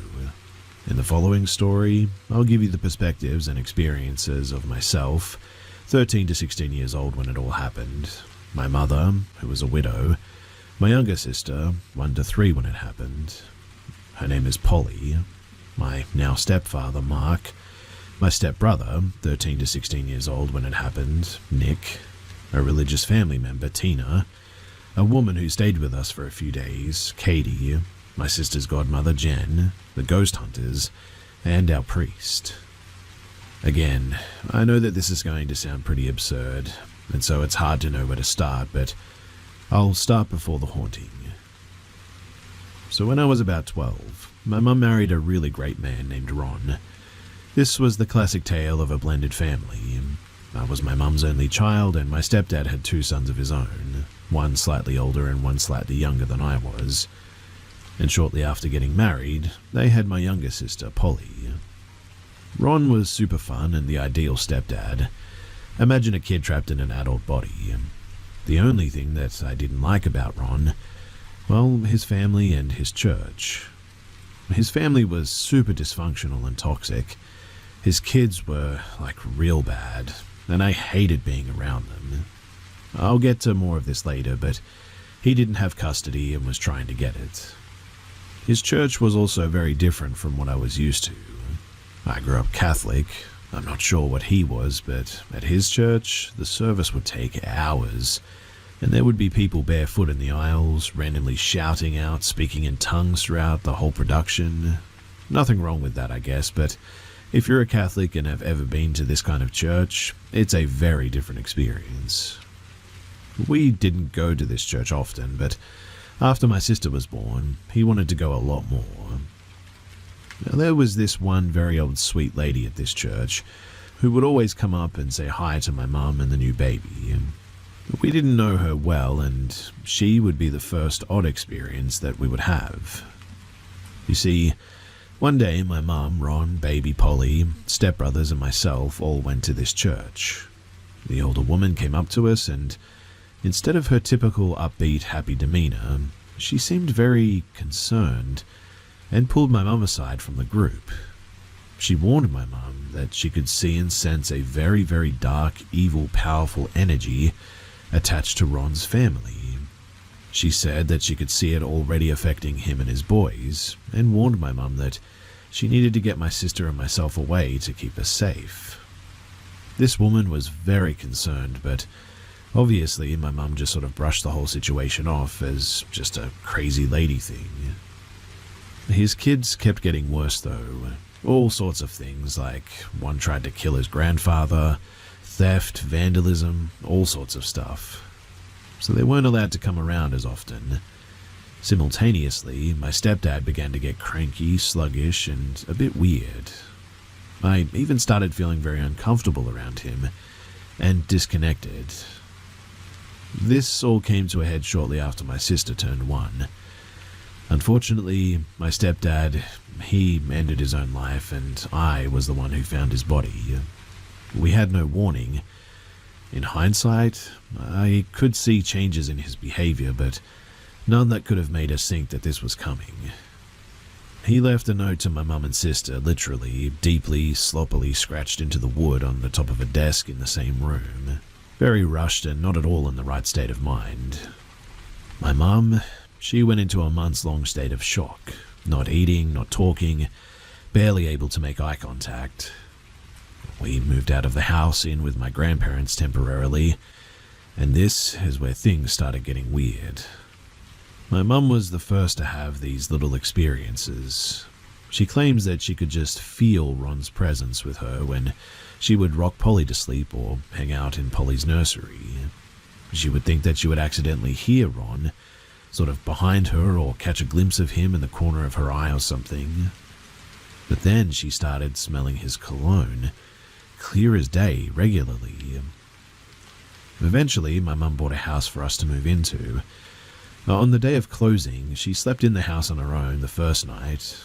She claims to this day that she knew everything would be okay because she felt his presence there so strongly and could smell his cologne everywhere in the house. She spent the whole first night crying, but feeling reassured that she was going to give us a great life. And Ron's presence was apparently a great comfort to her. It really all started as these very minor, some could even say positive or comforting, experiences. That was until the first majorly weird experience. So months after moving in, my mum was heading home with Polly from daycare. Polly does not remember Ron and at the time did not know that he had died.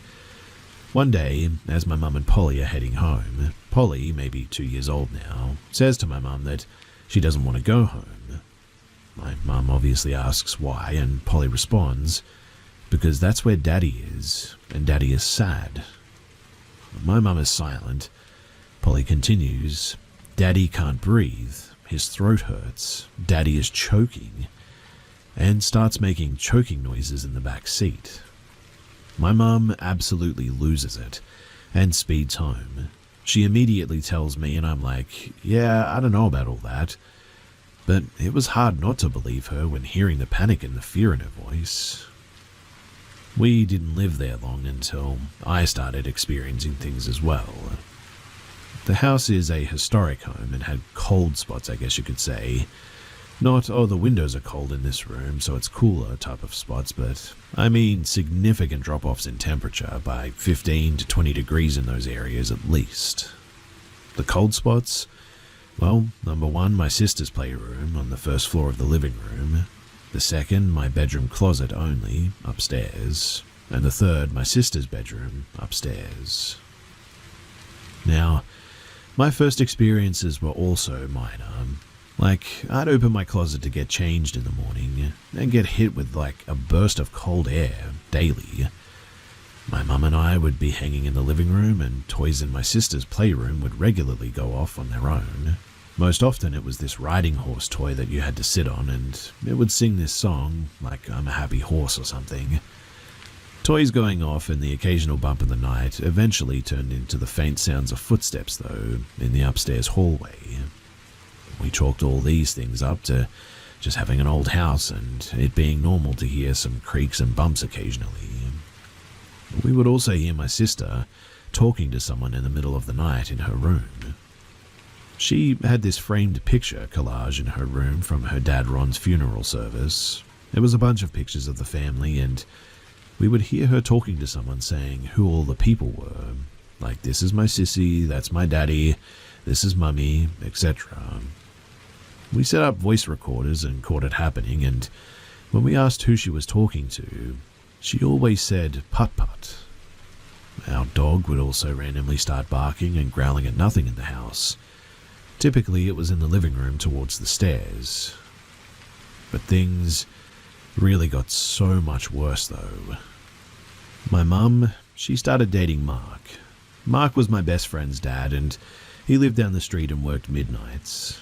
Mark would come over to the house every now and then, and we always noticed that activity would ramp up a bit while he was there and shortly after he left.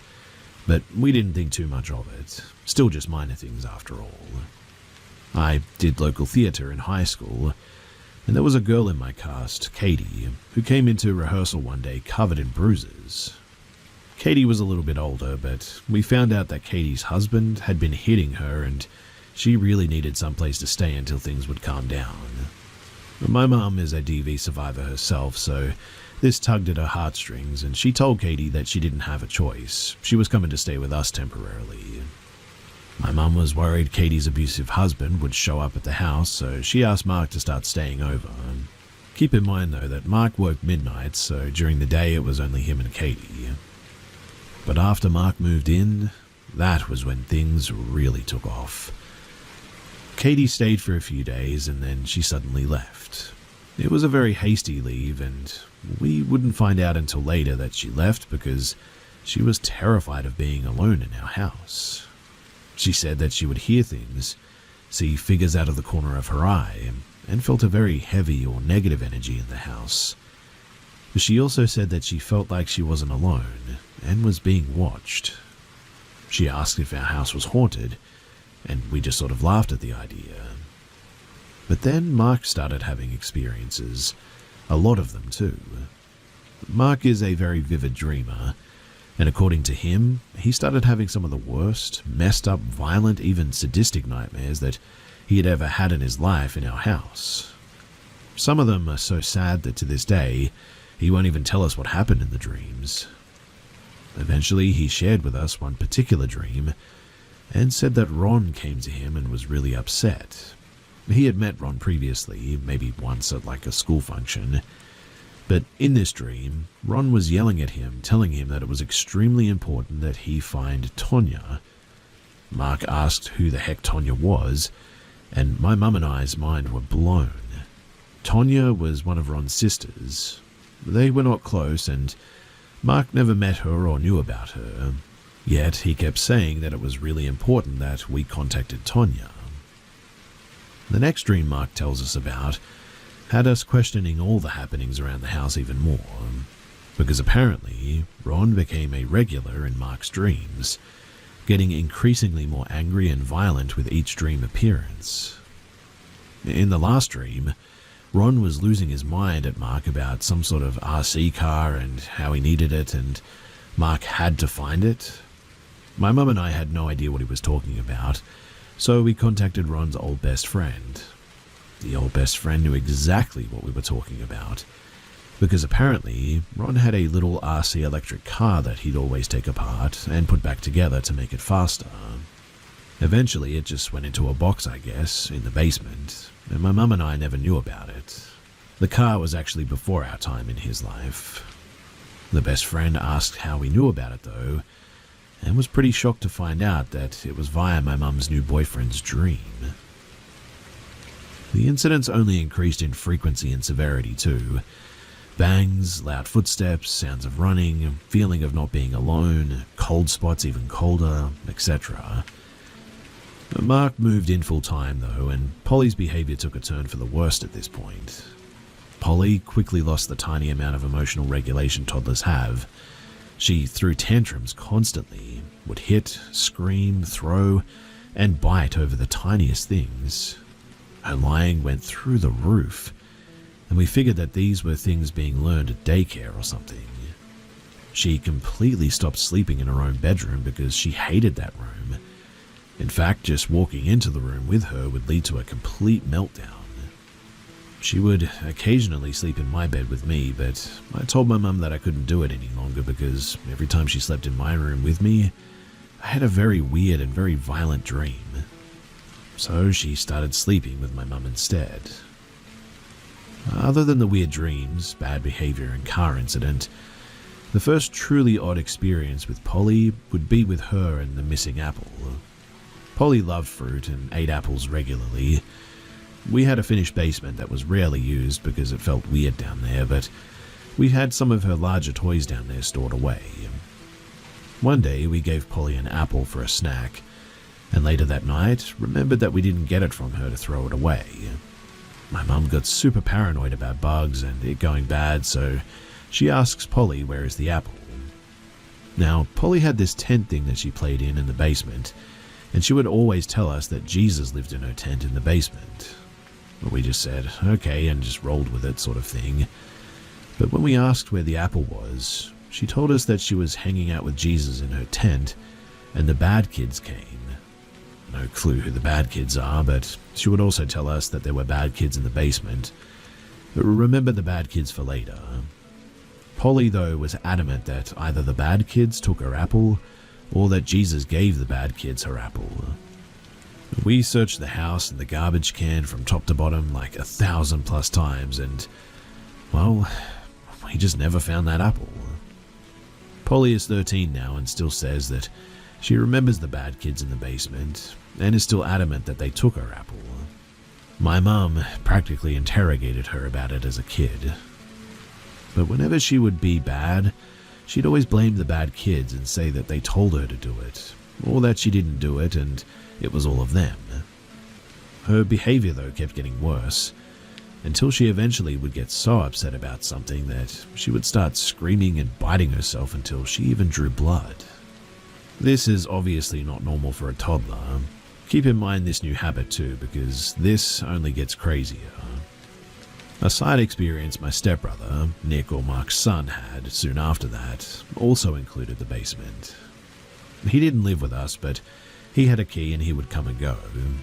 He was not fully aware of any of the things happening in the house at this time, but he was coming over to hang out, and we were still out running errands.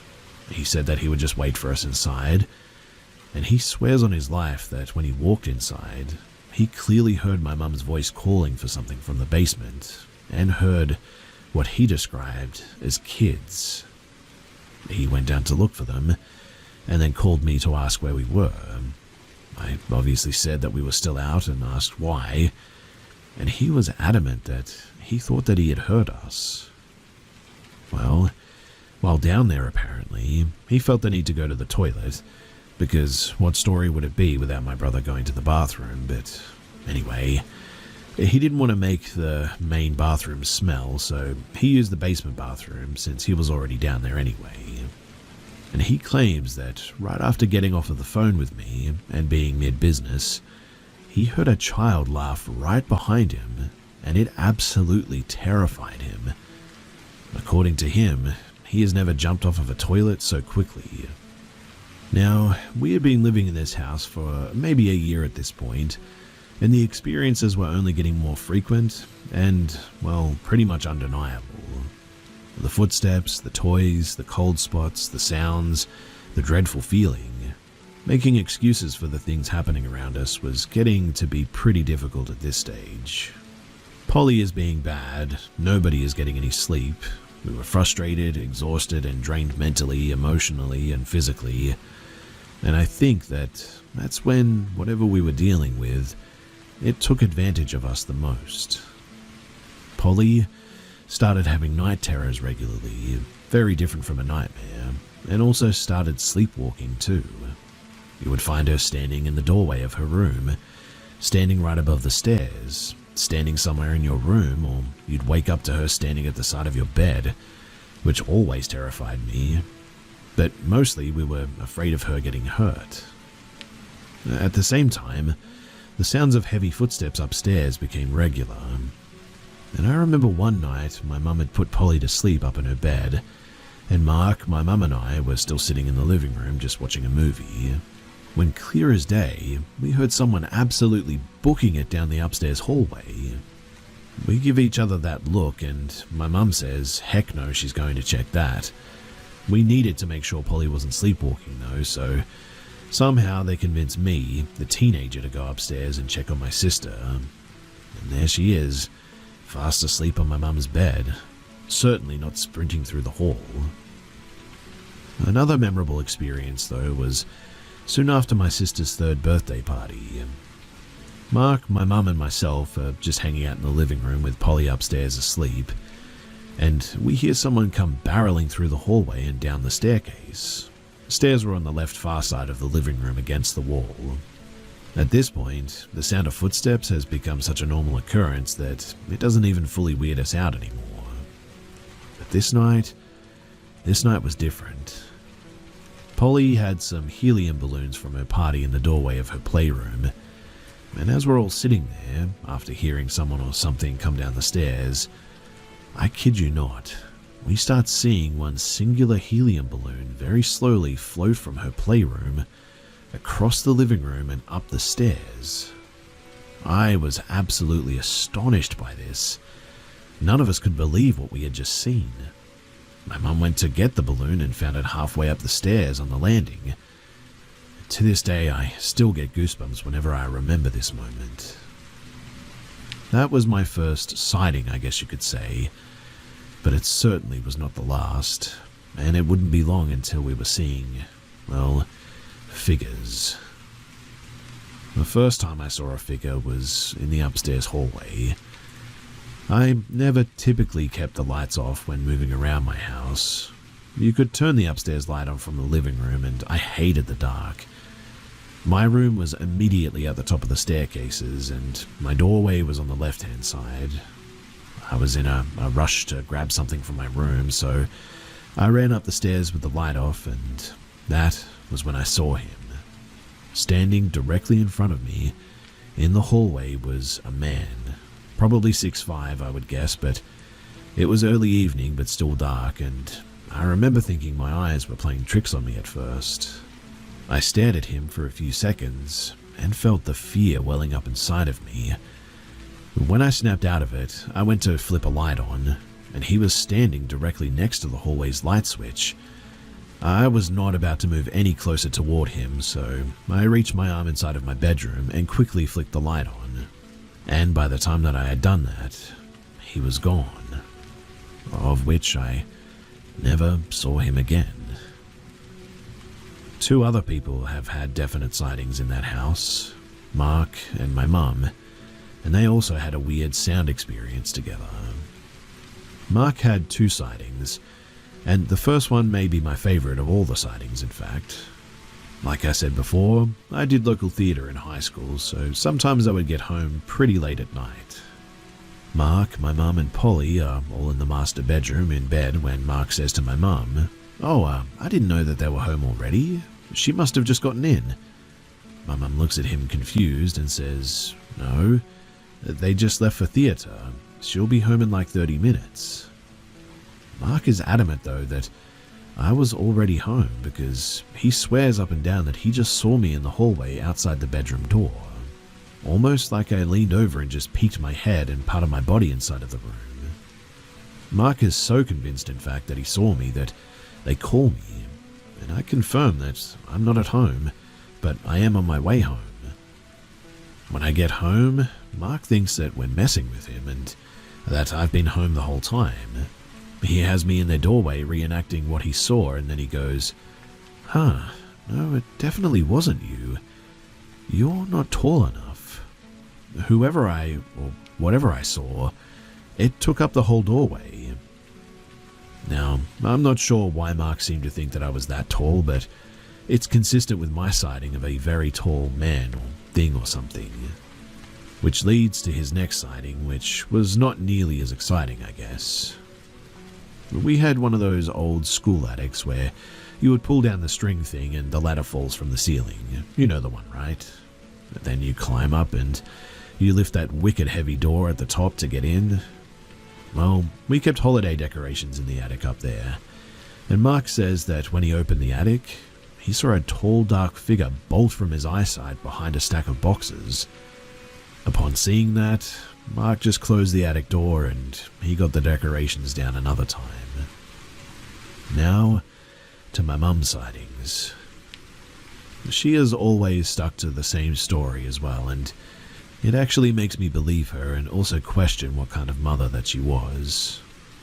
Remember how I told you nobody was getting any sleep? Well, my mum was regularly waking up around the same time every night, and this turned into the tradition of her going downstairs for a glass of orange juice and going back up to bed and typically checking on us kids. Well, we all sleep with our doors open, so she would just look in. Now, you'd walk up the stairs, and my bedroom was immediately on the top on the left side, like I said before, but the bathroom was across from my room on the right side, and Mum's room was at the end of the hallway on the left side. Polly's room was at the end of the hallway on the right side. And my mum, she claims up and down that she woke up in the middle of the night one night, flipped the hall light on, and headed towards the stairs for her regular orange juice. We had to put a baby gate up due to Polly's new sleepwalking habit, so she had to stop before the stairs to open it. And right when she reached the top of the stairs, something caught the corner of her eye, because she saw a tall black figure in my room standing at the end of my bed, facing me. She stood there for a moment and looked at it, said to herself, "Nope, I'm half awake and delirious, it's not there." She goes downstairs and gets the orange juice, and upon walking back up, she says that she reaches the landing and, clear as day, sees the black figure run from my room, through the hallway and into my sister's room. Sister was not in her room, by the way. She says that it freaked her out so much that she just immediately ran to her room and just got back into bed. Thanks a lot, Mum, right? Anyway, around this time, my sister got very sick too and was miserable to sleep with, tossing and turning, burning up, all that. My mum and Mark, they were in bed watching TV with the dog. Polly had been put into her room for the first time in a very long time to see if we could get her to sleep there. Mark and my mum claimed that as they were sitting there, they very clearly both heard, "Where is she?" spoken out loud. They looked at each other and immediately started trying to deny. Like, my mum asked Mark, "Did you hear that?" Mark says, "Hear what? The dog's stomach?" My mum says, "The dog's stomach? And what did the dog's stomach say, Mark?" Mark responds, "Where is she?" They then both freak out and run to my sister's room, grab her, and they put her back into bed with them. And here is where things, well, they took a bad turn. So, remember how nobody is sleeping or everyone is having issues with sleeping? Well, I had started to get really, really bad sleep paralysis. I had never gotten it before, but it became a regular occurrence. And one night in particular, I woke up, but I couldn't move. I was sleeping on my stomach, so half of my face or my right cheek was in the bed, and I remember knowing that I was dealing with sleep paralysis and needed to snap out of it. And I started to see the room around me or behind me glow red, and I could see shadows on the walls around me just out of sight. I heard two voices, neither of which I would describe as human. The first voice was on my left side and was very deep, guttural, almost growly, but repeating something over and over in a very rhythmic-like chant. It wasn't English, and it sounded like no language that I could recognize, other than maybe Latin, which we would hear at church sometimes. The other voice was higher though, grainier, and sounded more agitated, I guess. It was like the higher voice was egging the lower voice on, and it also wasn't in English. It was then that I felt the most insane, heavy pressure on my back pushing me down into the bed. I remember thinking how I knew that I was in sleep paralysis, how it was likely to be a dream even though it seemed so real. The harder it pushed me though, the more difficult it got to breathe while the rhythmic chanting only got louder. I remember starting to cry and genuinely thinking to myself that I was about to die. If you've never been in a situation where you genuinely thought that you would die, know that it's a feeling that it will never leave you. It sticks with you forever. Well, I tried to move, and I remember straining to scream or just make some sort of noise, anything really, but I was stuck and just completely helpless. Well, whatever this thing was, it was going to kill me, and I began begging God in my head to save me. I'm not even religious, but here I was praying, when all at once, it just stopped. I remember feeling my heart pounding in my chest, and unlike other bouts of sleep paralysis that I had gotten, immediately after the chanting and the pressure had stopped, I could move. I never had to, wake up out of it, which was just so weird to me. The next morning, as I was getting ready for school, I was terrified and, well, eventually I broke down in tears telling my mum about what had happened as we got ready for the day. As I was changing my clothes that morning, she walked by my room and stops me, because I had scratches all over my back. Not deep ones and no bleeding, but red scratches all the way down my back. That same day, my mum gets a call from my little sister's godmother, Jen. Jen is a bit freaked out and says that she needed to call my mum to see if we were okay. My mum wants to know why she's asking, and Jen proceeds to tell her that the night before, she woke up in the middle of the night to a tall, dark figure standing at the end of her bed. She felt frozen and immediately felt a deep sense of dread. She started feeling overwhelming pressure on her chest, pushing her into the bed. All she could think about at the time was our family, and she yelled out for it to leave her alone, and it disappeared. She apparently needed to call us and see that we were okay and what was going on. Mind you, she had no idea about my own experiences that night, or about any of the other things that were happening in the house. This was too much of a coincidence for me to just dismiss, and we couldn't rationalize it or explain it away. If it was just my own experience, we maybe could have made some excuses, but how the heck did Jen know? And also, what did Jen also see? And so, it was at this point that we knew that things were getting serious and that we really needed some help. My mum had friends that considered themselves amateur ghost hunters, I guess you could say. And when they'd heard about the things going on in the house, they were down my mum's throat about coming in to investigate. They set up cameras and recorders and, well, just all sorts of gear. We all had to leave for a weekend while they looked through the house, but I was just a young teenager, so I was not allowed to see all the findings. But my mum and Mark were there to see them, and they showed the findings to my grandparents. My grandfather is a big military war vet, a sort of no-nonsense guy, and he said the recordings gave him chills, and he never liked coming to our house because it always felt odd there. The most active room, though, apparently was Polly's room. Polly's room was an icebox and was pretty active, I would say. Every cross from the house was placed in her room, and we even had a rosary blessed by the Pope in there. We were not super religious people, but going through an experience like this, well, I can confirm that it makes you do some crazy things, I guess you could say. In Polly's room, though, they had heard a woman's voice humming over the recording.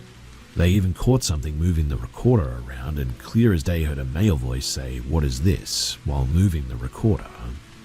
They caught toys going off in the playroom, and caught the doorknob on my bedroom closet jiggling at one point. They also asked if they could come in and do some more research, but my mum said no to this because things ramped up a bit in the house after that, and also Polly's behaviour really spiked.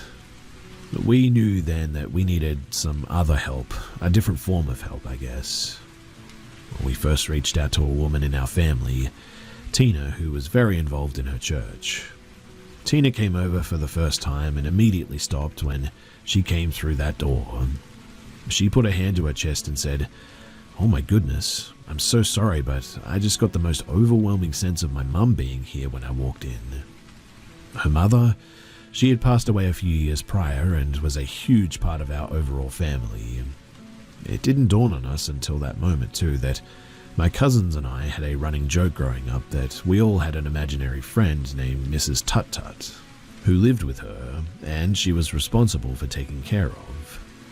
Now, remember the putt-putt person that Polly was talking to in her room at night, and then we caught the older woman humming in the room? Well, anyway, Polly's behavior was still getting worse and it was starting to concern us. Tina asked when she came in if we would mind if she said a quick prayer over Polly. Polly was dead asleep on the couch, mind you. Tina walked over and sat on the couch next to her, put one hand over Polly and started saying a quick prayer. And I kid you not, Polly's eyes shot wide open. She immediately sat up on the couch and was thrashing around, kicking and crying and screaming that she wanted to go up to her room, take her to her room. As soon as Tina said amen and stopped praying, Polly crashed back down onto the couch and was out like a light again. It was as if she never even woke up, in fact. We all sort of just stood there, looking at each other with eyes full of fear. I mean, how could we rationalize that? 4 people just witnessed it too.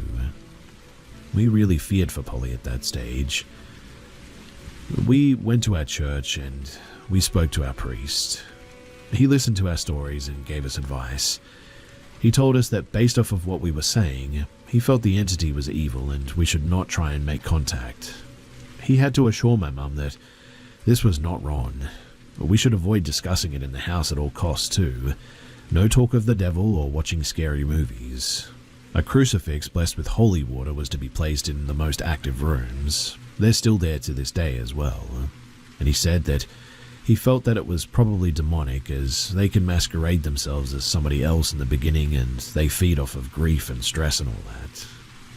He said that he could not do any sort of exorcism though, as the church had to go through an approval process for that. But he gave us holy water and agreed to bless our home. He also taught us how to bless the home ourselves for future reference. He, Tina and my mum, they went to the house to bless it. And room by room they went through performing this blessing. When they finished, they all went outside to the driveway. The priest left and my mum lit a cigarette to smoke with Tina. And that is when they claimed that an all-black dog came slowly walking out from behind our garage toward them. They said that it was nasty looking, beat up, gross hair, just the ugliest dog that you would ever see in your life, and it came toward them with teeth bared, growling and snarling at them. My mum claims that she felt like it was evil and screamed at it to go away and leave them alone, and that it was not welcome there. It ran off, and after that she never saw the dog again. That night, my mum says that she had the most realistic dream of her life. She was wrestling with some sort of a dark figure and was fighting with all she had. She was screaming at it to leave her and her kids alone, and then she woke up from her sleep completely exhausted and covered in sweat as if she was actually fighting something. And, weirdly enough, that was, well, just about the end of it. Polly's behavior just significantly improved, like overnight. The noises and the sightings, they all stopped. Everything went back to normal for a really long time. The last thing that happened though was in 2017 when I was packing up for college to go back home for the summer. My room was all packed up and I had started to feel a bit weird being alone in my dorm room. I didn't have any roommates, but I just didn't feel, well, alone. I contacted my mum and They said that they had also started hearing some things in the house again. On my last day of college, I had to run up to my dorm room to change my clothes really quick, and when I entered the room, I felt a really sort of heavy and negative energy. I sat down in a chair in my room and immediately dazed out as if I was in the most intense daydream ever. The daydream was terrifying and was very violent, and it was regarding my little sister. I booked it out of that room immediately though, and called my mum and told her. They re-blessed the house, and we haven't had any problems ever since then. Now, I know so many of you are going to probably say that this is all made up and it's fake, that maybe I've exaggerated things or something. If it was just my account of this experience, you know what, I might actually agree with you. But it's the fact that so many people around us experience things as well, that so many people were present for the same events, that it went on for so long. I have no doubt in my mind anymore that this is real. I honestly think that doubting it was giving it power, in fact. But since we have accepted what we went through and decided that we won't fear this thing or give it power over us, well, we've been fine ever since then. For those of you who will ask about the posts and the recordings and all that, my mum has never let me see them, so I just have no access. I've only got first-hand accounts, and also these were taken in like 2015 or 2016. I don't have the videos or the photos or anything, and they're from quite a long while ago now, so I don't even know where they are or if my mum knows where they are too. But ultimately, I hope that you all found our haunted house to be some sort of escape and entertainment, I guess. None of us believed in ghosts or demons or hauntings or whatever you want to call them, until we lived here. My mum claims that I too had weird experiences and sightings as a kid, and a few that I remember, but nothing ever like these. And we actually still live in that same house, so yeah, there it is. The story of our haunted house. A side note, or a fun fact I guess you could call it, that you might find interesting as well, is that Mark's aunt and uncle owned the house that we lived in when he was a child. There were different owners between us, but after my mum and Mark started dating, we found out that Mark's aunt and uncle used to live there, and we learned a bunch of other history about the house, and the house still had some awesome things in it that Mark's uncle had originally built, like the bar in the basement, the built-in bookshelves, etc. Another weird side note too is that we redid my bedroom halfway through these experiences. When we pulled my bed out from the wall, there was this weird sort of devil cat stick figure drawing on the wall behind my bed. We never noticed it when we moved in somehow, but it was pretty big, like halfway up the wall I would say, and it took us 4 coats of paint to get it covered up. We would paint over it, and then the next day you could still see it a bit. That was always very weird. But the devil cat is just a blue wall now, and we confirm that Mark's family, they didn't paint the devil cat thing, so we have no idea how it got there. And that's it. That's the end. So, if anyone has any questions, then please do ask in the comments below, because I'm willing to answer anything. Ultimately, I hope you guys all stay safe out there, and I really hope for your sake that you never have to experience anything like we did.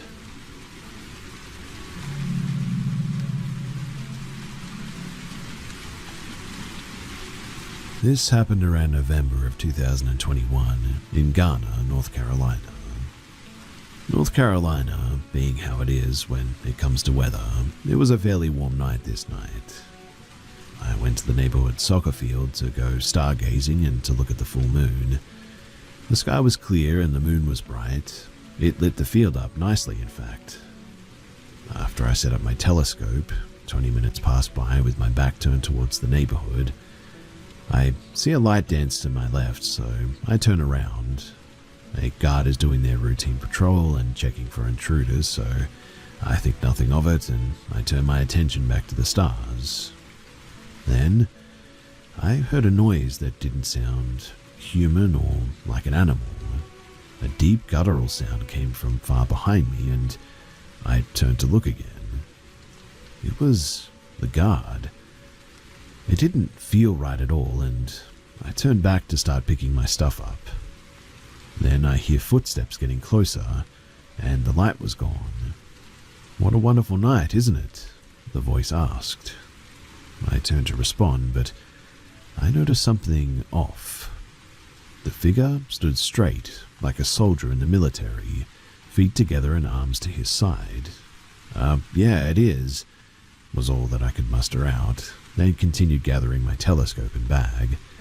"What's your name?" the guard asked. The way that he asked was unsettling. It sounded sort of layered, I guess, as if there was another voice speaking along with his, curious yet menacing. My name's Jackson," was all I responded with, giving a fake name. I turned to face him, and then I noticed why it seemed off. The figure was wearing a guard's uniform, but it looked worn and tattered. Its skin was black as a void, and I tried to look at its face with the moonlight, but there was nothing but a smile, a big menacing smile. "Nice to meet you, Jackson. My name's Mike," he said as he tilted his head to the side, revealing that there were no other features but that insidious smile. I began walking towards the neighborhood, but when I walked past him, my spine felt like it was turning into ice all of a sudden. And what followed made me terrified. It was the smell of sulfur. "Have a wonderful night, Jackson," was the last thing that I heard, and the act was slipping. The voice sounded inhuman, and even though I gave him a fake name, it made it worse. I walked far enough away to where I could still see the field and have a good distance away to see if he would return out from there, but he never did. So, a few months later, it was February, I was on a nightly walk and I stopped by the neighborhood office to visit the cat that resided there. While I was petting and playing with the little guy, a night guard stopped by to check on me to see if I was all right. I told him that I was and that I was visiting as the cat was in my lap, and before he walked away, I asked him if there was anyone named Mike that worked there back in November. He asked why, and I explained what had happened around that time, and then he promptly went to go and find me an answer. After a few more minutes, he came back out and looked confused. There was no one named Mike that worked there around that time in November, and he looked just as confused as I did, and maybe a bit more horrified considering that was apparently his next area to check. We talked a bit more about how we both didn't like to mess with the paranormal, witchcraft, anything of the sort. Then we parted ways, leaving me more unnerved than I was prior. To this day, that night still freaks me out, sending bad chills down my spine whenever I remember the disturbing and sinister smile that pierced through that void that was its face.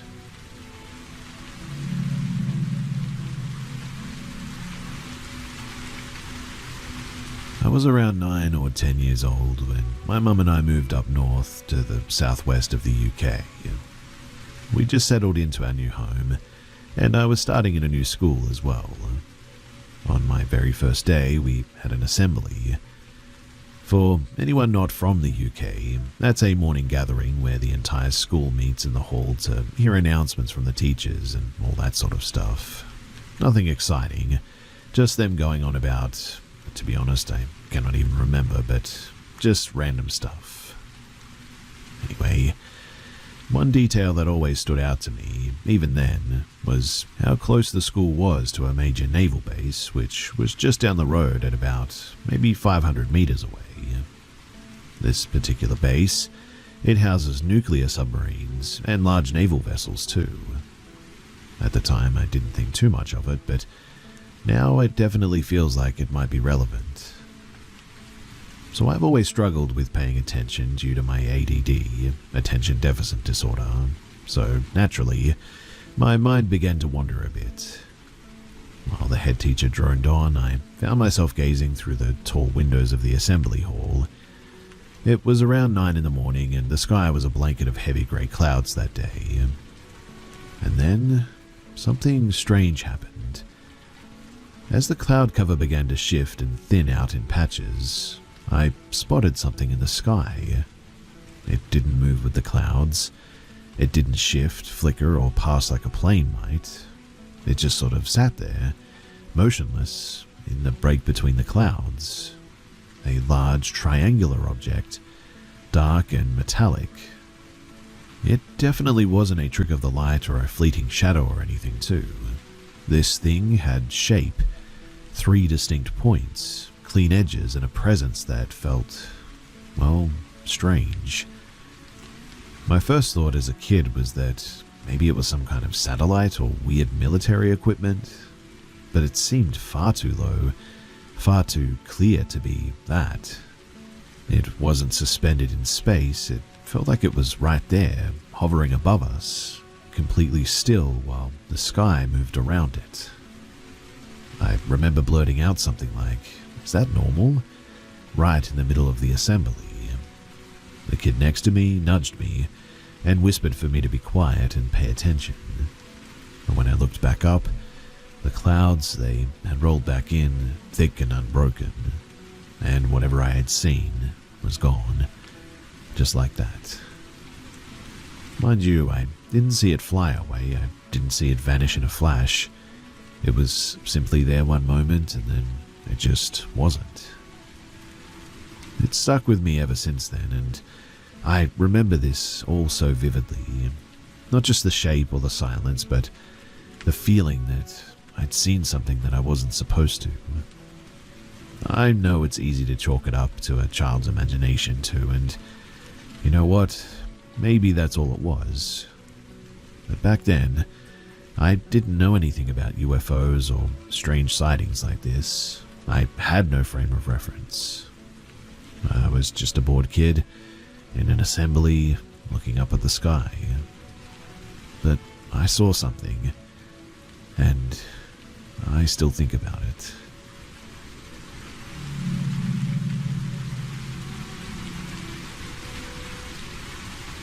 This begins back when I was 15. Just for some background too, I work in a 5-star Michelin restaurant as a waitress in a sweet little area. We usually don't get anyone with bad intentions, usually just snobs really. Anyway, Easter Sunday of 2022, one of the busiest days of the year for us, a man, who will be known as the Easter Man, came in looking for a table for one. He was in a 3-piece suit with a carton of chicken eggs. He was sat in my section, so I go over to get a drink and food order. Once I got his order, he kept me talking, asking about my education, what I was doing in school, what my plans for the future were, what my hobbies were, my name, etc., etc. Just a little too much to be polite, but I let it slide.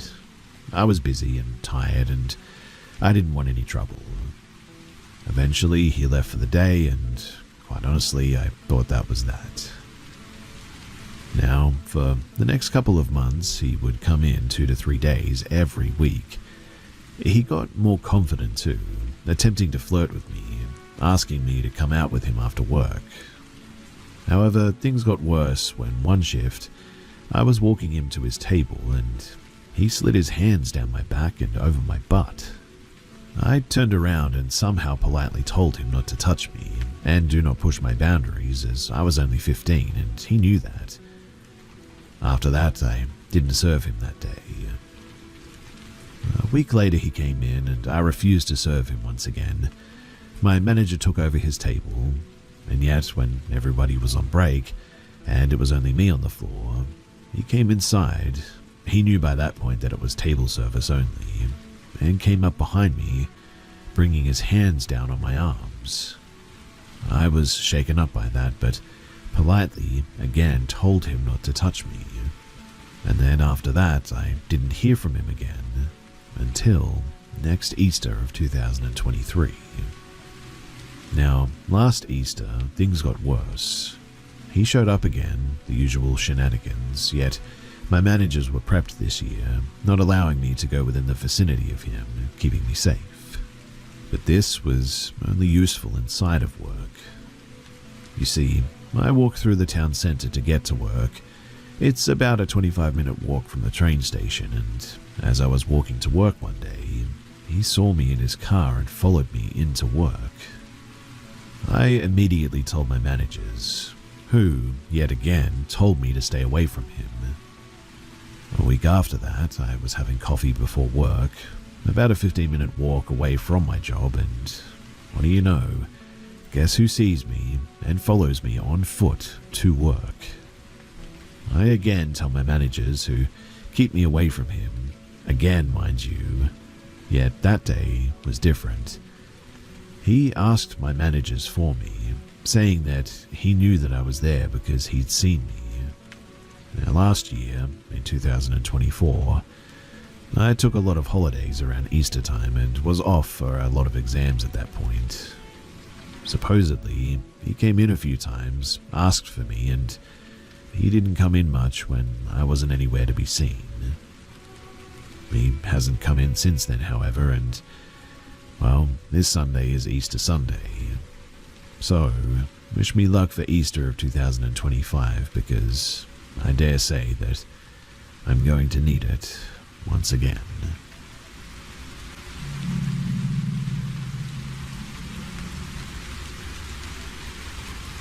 This experience happened when I was 21, 5 years ago now. It's something that has played on my mind since, but I've never really talked about it. So, I went to dinner with a friend from university. Her name was Amy. We had one glass of red wine each with dinner, and I was staying at her house that night. So by the time that we got back, I was totally sober. Like I said, it was one glass of wine with dinner anyway. I never even felt tipsy.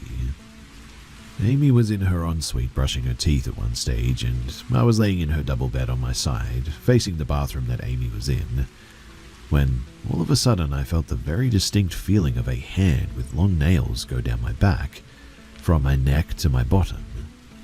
It felt like a real hand as well. I could feel the long nails of all the fingers, and it tickled in the same way that a person's hand would. I spun around in shock and faced the other side of the bedroom, and for a split second, I saw a tall, middle-aged man facing me with his eyes boring into mine. It was the most uncomfortable, unnatural thing that I have ever felt.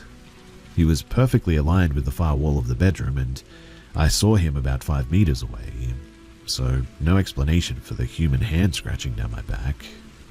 I was suddenly crying and shouted for Amy, even though she was just next door, and I told her what happened. I was super emotional at this point, obviously, and then she started crying. I asked why, and she told me that she felt like somebody had been watching her from the corner of her room for months now. She even showed me text to her boyfriend where she had told him that she was struggling to sleep because she felt like she was just being watched all the time. Now, a well-known male serial killer, in London at least, that preyed on young women, used to live 2 doors down from Amy's house. I didn't know this as well until I looked it up afterward, trying to find information about this place. It's taken me years to process this because of just how real it was. I mean, I felt the hand scratch me. I saw the man right there, and this stuff is real.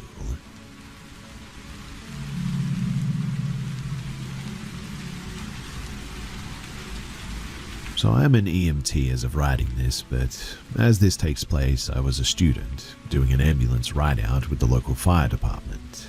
We have an hourly minimum as students to go and learn with them and take calls and all that. Now, on my official last day of ride-outs, I chose a Friday night shift, 3 p.m. to 11 p.m. I live in a busy-ish, smaller city in Texas, so most of our calls at this station would occur later into the night. And so, as you can probably imagine, it was common for us to sit around waiting for nighttime. Now, I was taking notes for class when we got dispatched to an unknown status female under a bridge. This isn't unusual, as we have a big homeless population and callers will see them on the road and think that something is wrong. Often they'll just be drunk, or sometimes we have to give them something if they have OD'd or whatever. I was pretty excited, not because of someone hurt obviously, but because of the adrenaline rush. But walking out onto the scene, we were dispatched to a residence. It wasn't a house, but it was more a collection of tents intricately connected together under a big main highway road. Walking closer, the EMT, medic and I found who our patient was. Initially, she had her back turned toward us, and she was sitting down crisscross style, so we were unable to see what she was doing. But whatever she was doing, she looked very busy doing it, like she was soaring or doing something odd directly in front of her. She was sitting in a wet ditch, slightly away from her residence, and it smelled terrible, but I chalked it up to poor living conditions. We tried to get her to speak to us, and she cussed and shooed us away without turning around. Walking up, we finally realized what she had been doing. At first glance, I noticed her legs and feet. She had discolored ankles and feet in unnatural shades of purple, yellow, and green tones. Toward the toes, there was raw red flesh slowly bleeding and inflamed. I didn't recognize what she was holding at first, as I was too distracted by her feet. At this moment, my medic was talking to her, trying to comprehend what the heck was happening, and to get her to want transport, but she was trying to cut off her toes with a pair of kitchen scissors. She had completely degloved her toes, and we were also unable to find them on the scene. Now, despite the gruesome injury, she was not in pain, assumedly from the flesh necrotizing. She was also arguing my paramedic down, saying that she did not need to go to the hospital. It took about 30 minutes to get her to at least come inside the ambulance. Unfortunately, the medic and I, we were the unlucky ones to sit in the back with her while the EMT transported. Before transport, however, the smell was overwhelming, and my medic had to briefly step out and throw up before going en route. I'm still unsure why I didn't get sick. I mean, it was really bad. I do have a background in mortuary transport though, so a bonus from that job, I guess. With her on the stretcher and with better lighting, we were able to see the damage that she had done to her own feet. Now, the entire time she was arguing that she wouldn't need an amputation and that cutting her toes off and wrapping bandage around them to get rid of the gangrene would be enough. I looked at her injuries more closely and saw that there were bugs in her skin. Not big ones, but the movement was present, and that's how I noticed them. We didn't want to make her angrier than she was, so we didn't take any vitals or ask too many questions. The stench, though, was absolute insanity. Upon arrival to the hospital, an ED doctor that I had seen a few times during clinicals took over. The patient was very excitingly screaming about her removal of her toes directly into the doctor's face. We sprayed everything and wiped literally every surface of that ambulance with disinfectant. Directly after that, we left and got some food from Zaxby's. Also, I will mention too that the patient had a bunch of racist tattoos on her, and the day before the fire department had been out on her for a similar call before she hacked off her toes. She had been screaming racist profanities, slurs at one of the responding EMSs, and she apparently had an entire handle of Tito's to drink. And while I don't think that this is the scariest thing to ever happen to anyone, I was certainly very unnerved by the experience. Seeing as I'd only responded to car wrecks, TV, and medical issues so far, something like this was definitely unexpected. Sometimes too, I'll just randomly have images of her feet pop into my mind, and that is something that is very hard to live with.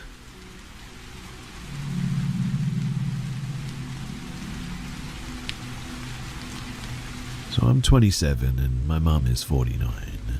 We don't live together, but we stay close by generally. Her name is Linda. Now, we used to live in a small town for years, and during that time, my mum would have many occurrences where people in public would recognize her. She's a DoorDasher, so it would happen often at restaurants, but also pretty much everywhere else as well. At gas stations, getting a fountain drink and gas, at a Walmart, even at the post office. Whatever this thing is, it always makes an impression, where the people around her point out that it's her. They'll say things like, "Back again already, huh?" when going to get a drink at the convenience store, or, "Hey, I haven't seen you in a few weeks, how are you?" in a place that she's never been before. At the post office, the guy asked her if she was able to ship that package that she was having trouble with the other day. She hadn't been there in weeks. Sometimes they'll say things like, "Are you doing okay now? I hope your day is going better than it was earlier." At first you think that this was just coincidence, but it just happens way too often. My uncle and aunt had a sighting of the thing once. My uncle was talking to it and chatting up a storm, calling her by name and talking about the family. Apparently it just went along with it and chatted back, but my uncle nor my aunt is the type to lie about this stuff, so I really do believe them. After a while, my aunt came back up and asked my uncle who he was talking to, and he said, "I'm talking to Linda," in an obvious tone. My aunt said, "That's not Linda," and it just looked at her and then casually walked away. My aunt's description said that it looked like my mum, but not quite fully. Little features were off, and I know that it sounds cliche, but that's what she said. Just little features were off. Now, here's the weirdest part though. You could think that it was just someone in the town that looked like my mum, right? Well, we moved 9 hours away from that town recently, and after about 2 weeks, it's all started up again. Exact same thing. Random people referring to weird interactions towards my mum, acting like she was there earlier when she wasn't, talking about past conversations that they never even had. I have been present for some of these interactions too. One just happened today, in fact, which is why I thought that I should share this. Whatever it is, it seems to have followed her, and I don't know. What do you guys think that this is, and is there anything that we can do about it?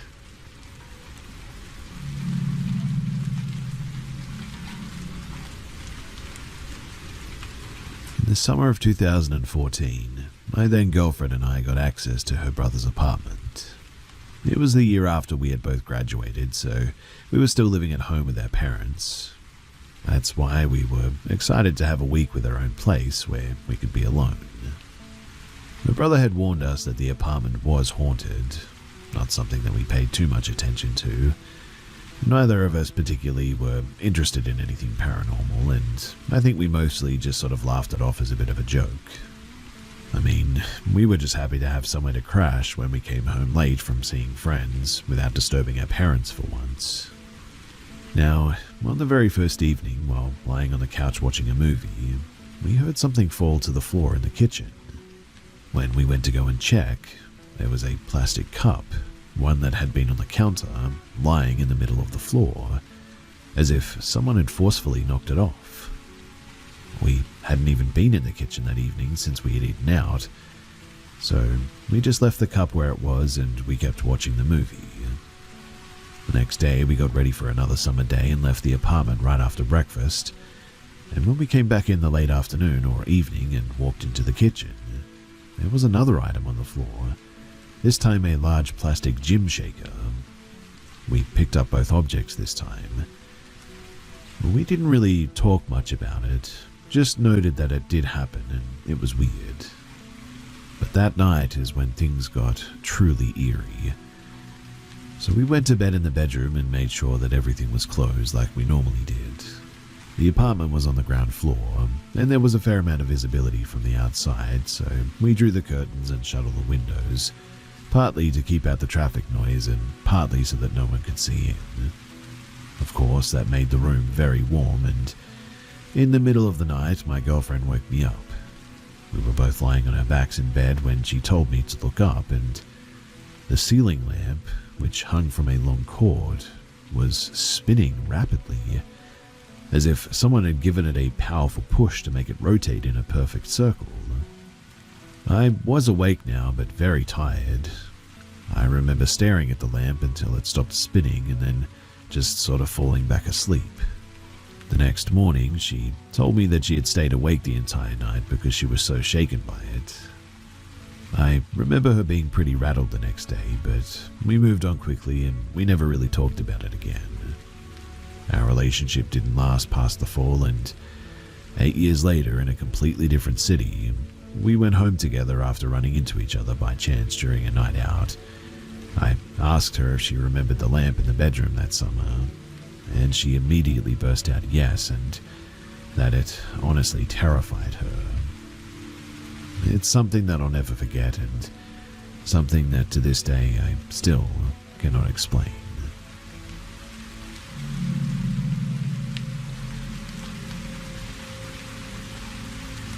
For many years I've been thinking about this, and I still don't know if it was just my childhood imagination.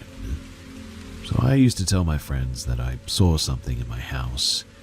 Usually I'd say that it might have been a ghost, but honestly I genuinely have no idea. I cannot say exactly how old I was, but I was definitely still in primary school.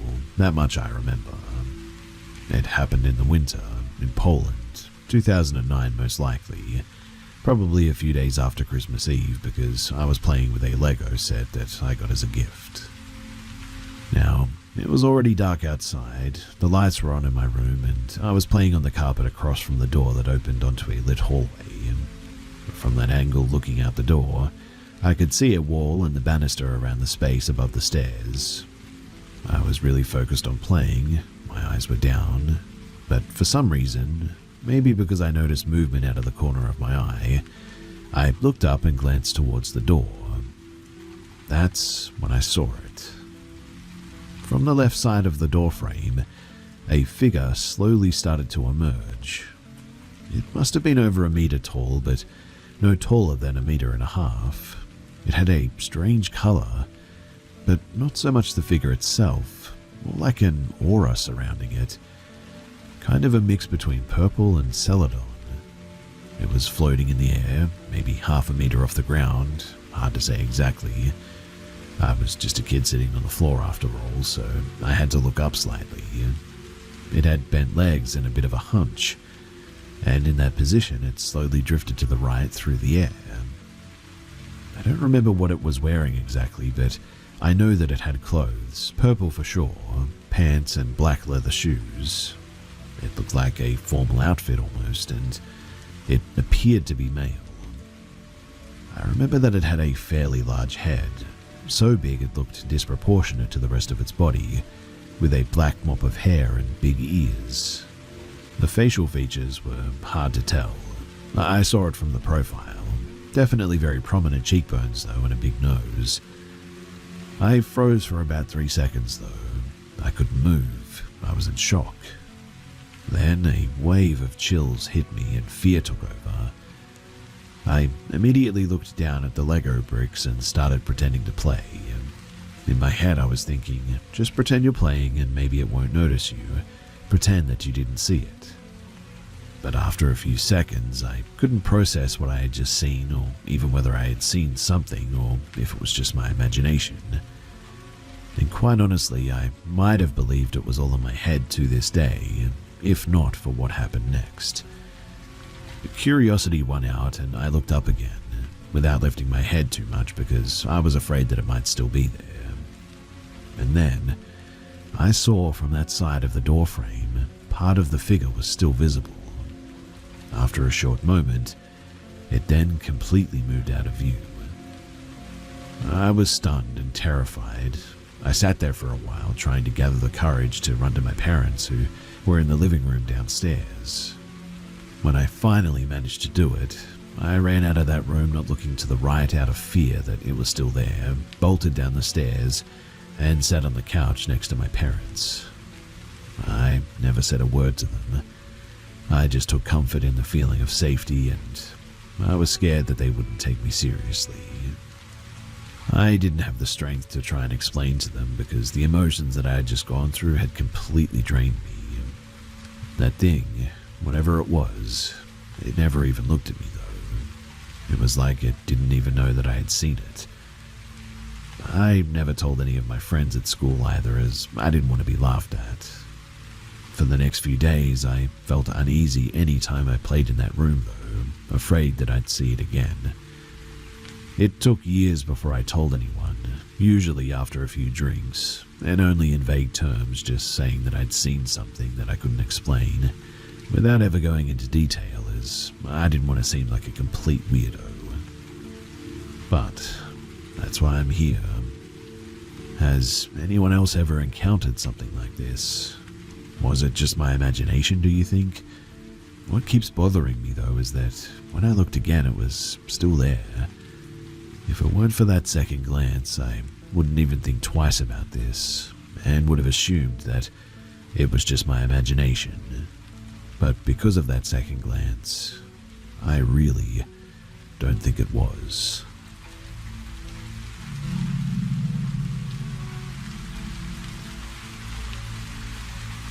This happened when I was a kid. My parents and I had moved to this apartment complex back in 1986 that was built in the 40s during World War II. The basement had a fallout shelter installed, and in the fallout shelter there were gas masks, tins of old food, old World War II posters of enlisting. I was about 2 years old at the time that we moved in, so I didn't really understand or comprehend all of this, but I didn't start to have experiences until I was about maybe 5 years old. Some experiences involved my toys going on by themselves, dolls in spots that I didn't leave them, my radio turning off and on, to which my parents' explanation was that I was doing it, but didn't remember, or that it was just my imagination. But that all changed one night. Now, I had 2 windows on the side of my bed. This is relevant too. The right one would open and stay open with no problem, but the left one was always broken and a bit weird. It just wouldn't stay open, and we would have to stick a board in the window for it to remain open. Now one night I had woken up to this loud bang which scared me half to death, causing me to sit straight up in bed. As I'm sitting there, my eyes trying to adjust to the room, looking around to see if something may have fallen, and if so, where. That's when I heard it again, another huge bang. It was on the side of me, so I look over in the direction to see what it could have been, but didn't see anything that could have made that noise. That is, until I see the left window, the window that needs a board to stay open, slowly opening up, and opening by itself. I sat there frozen, trying to make sense of what I was seeing, if I was actually seeing what I was seeing. I couldn't do anything but sit there in disbelief and attempt to close my eyes tightly for 10 seconds because 5-year-old me, this was just a bad dream, and closing my eyes tightly is what I would always do to end a bad dream. I still do this to this day, to be honest. As soon as my eyes opened, I see the window fully open and then slam again. I realized at that moment that I was fully awake, and then the window starts to open again. Only this time it's opening a little faster than last time, and same as last time, it would open all the way and then slam shut. It happened again and again and again, each time opening a little faster than the last time and slamming shut. It was as if someone was opening it fully and letting it go in order to slam shut. But then the window flies all the way up and stays open. Then I hear the most horrible, evil, sadistic laugh, like a cackle right in front of me. Well, that was enough for me to finally move. I fly off the bed, getting tangled in my sheets and comforter. I managed to get the comforter off of me, but I still have the sheets wrapped around me. But that didn't stop me from hauling butt all the way to my parents' bedroom, screaming bloody murder as I did. My screaming ended up waking up my parents, so they were already awake when I got to their bedroom. I'm trying to explain to them what had just happened, what I had seen, and told them about the cackling and all that. My mother was the comforting parent, and was trying to calm me down as best as she could, telling me that I just had a really bad nightmare and that my nightmare continued when I was semi-awake because I was half asleep awake. I was persistent though, and kept repeating myself over and over and over, telling them about the window opening and shutting by itself, and the cackling again and again. My father, who was the no-nonsense parent, was extremely upset that I had woken him up, and said, "Enough, it was just a bad dream. Come on, I'll show you. There's nothing in your room to be afraid of, and your mother's right. You probably just dreamed the whole thing. So come on, let's go." My father and I head back to my bedroom. My little hand clenching his hand tightly, we go into my room. My comforter is still on the floor. My father goes to pick it up, and when he does, he glances over at the windows and sees that the left window is still open, wide open in fact. Nothing in it to hold it, just wide open, which, knowing this window, should be completely impossible. My father goes over to the window, looks at it, then back at me and says, "Did you open this?" I tell him, desperately trying to get him to believe me, "No, Dad, I told you. It kept opening and slamming by itself." My father, frustrated, cranky, and highly annoyed at this point, tells me windows don't open by themselves. It probably got stuck when you opened it. My father reaches over to make sure that I didn't stick anything in the window to keep it open, and as soon as he stuck his hand in and was about to pull his hand away, the window slams shut, nicking his hand in the process from pulling it out of the window. My father, who was still trying to make sense of this situation, was suddenly spooked and creeped out. I then spent the night in my parents' room in my sleeping bag on their bedroom floor that night. After that night, the activity seemed to amplify. Other stories for another time. It's been almost 40 years and I still have nightmares about that night. The window opening and shutting, the cackling, the fear, and my little 5-year-old heart pounding in my chest. It is hands down one of the worst experiences that I've ever had. Until I encountered the Hat Man, that is. Which, again, is another story for another time.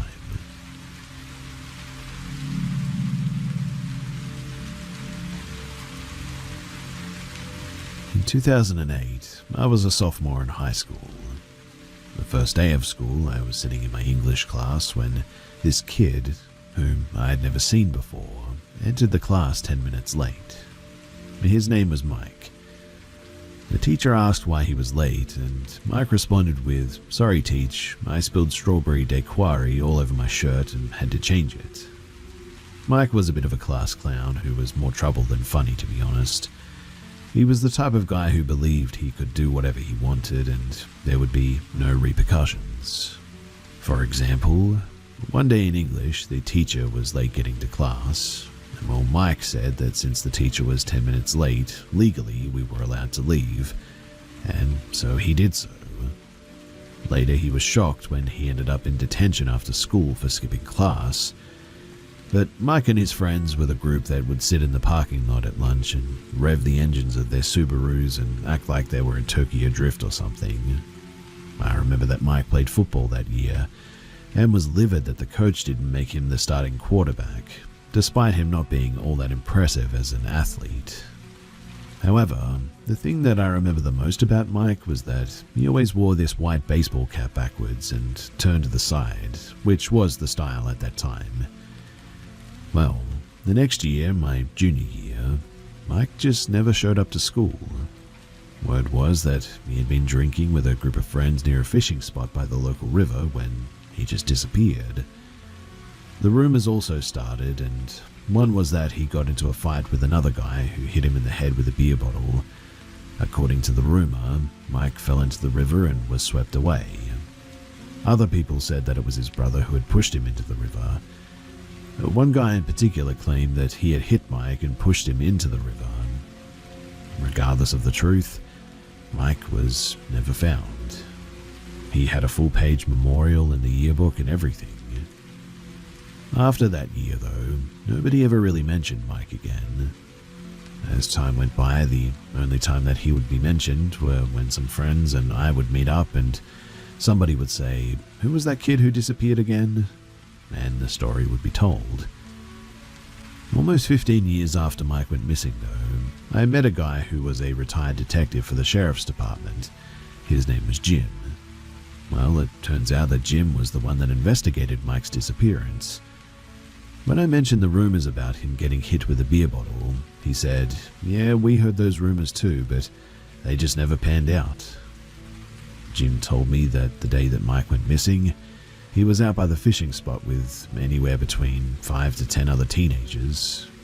Mike had paid a homeless guy to buy a beer from the local store, so he and his friends could party out there. Afterwards, they drove way out to the fishing spot, 30 to 40 miles out of town.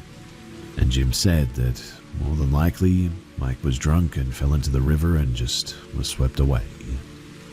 They never did find the body, which Jim said was probably in the Gulf of Mexico by now. Jim asked what kind of student Mike was in school. I told Jim that I thought Mike was an entitled class clown, to be honest. Jim wasn't surprised. Everybody else told him what a great student that he was, which he said isn't surprising with missing persons cases. Jim said that nobody wants to be the person who spoke poorly of the guy. He also said that he got the same feeling about Mike's parents. Dad came across as a bully who peaked in school, and Mum was the homecoming queen sort of deal. People who just never really moved on past that point, I guess. People who may have encouraged Mike's behavior, telling him about all the fun that they had had in their high school days. Well, a year or so later, I was out fishing by that spot at some point. I had gotten there late in the afternoon, and by the time that I was ready to leave, the sun had already gone down behind the hills. It was light enough that you could still see, but dark enough that you need your headlights when driving for sure. As I walked back to my truck, I noticed that I was the only one in the parking area, so I put my fishing gear in the bed and climbed into the driver's seat. As I backed my truck up, the headlights illuminated a cluster of trees in front of me. And that was when I saw the white hat against the dark backdrop of the woods. Thinking that somebody may have just left a lost hat hanging in the trees, which is common practice for lost gear, I flipped on my high beams to see if anything else was in the trees. And when I did, standing in the trees was a person that I recognized but couldn't place immediately. The figure was wearing the white hat and staring at me. After a few seconds of staring at him, trying to place where I knew this guy from, it clicked. It was Mike. He looked exactly the same that he did as that day that he claimed to have spilled his cocktail on his shirt. Almost immediately I realized who I was looking at. Mike then turned and walked into the forest. I then put my truck into gear and I noped out of there as fast as I could. I also haven't been back to that fishing spot since then, and I definitely do not plan on going back after sundown. I eventually asked a couple of guys that I know who fish out there if they've ever seen anything strange out there, but nobody ever had. I really don't know if I saw Mike because I knew him or if there was another reason, but I will never forget that white hat that he would wear all the time.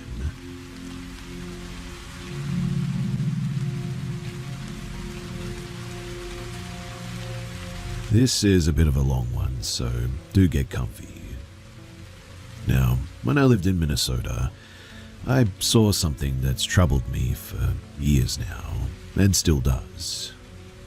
You see, I had about 2 weeks into my plane ride, moving to PNW. I had no money and no one to stay with, so me and my dog roughed it and camped out in the woods.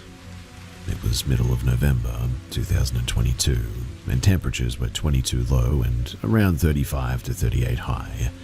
In other words, always had a fire going. It honestly wasn't that bad, except at night when the fire would go out. My dog would either stay in the tent or tied up next to me. We must have spent only about 6 days in that area, and every single day I saw massive deers. I had just moved from Memphis, where I bagged my first one. The deer in Minnesota were jaw-droppingly huge compared to my 10-pointer. Sometimes they would be about 100 yards away, walking or running across some train tracks. The woods were thick, but I could always make out animals. Before night, I would always see a dog, sometimes even two, looking at me and very slowly approaching. I always screamed and hollered when I noticed them. On the second night that I was there, I heard crashing through the woods, and rocks near the tracks as well.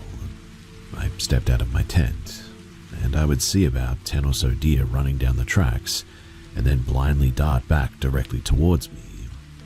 I figured that I'll see or smell fire too, so I just sort of stood there and was just in awe of nature. But they weren't really veering off. The trees were huge and the woods were thick, and they were running and jumping so fast and far that I would feel the ground shake.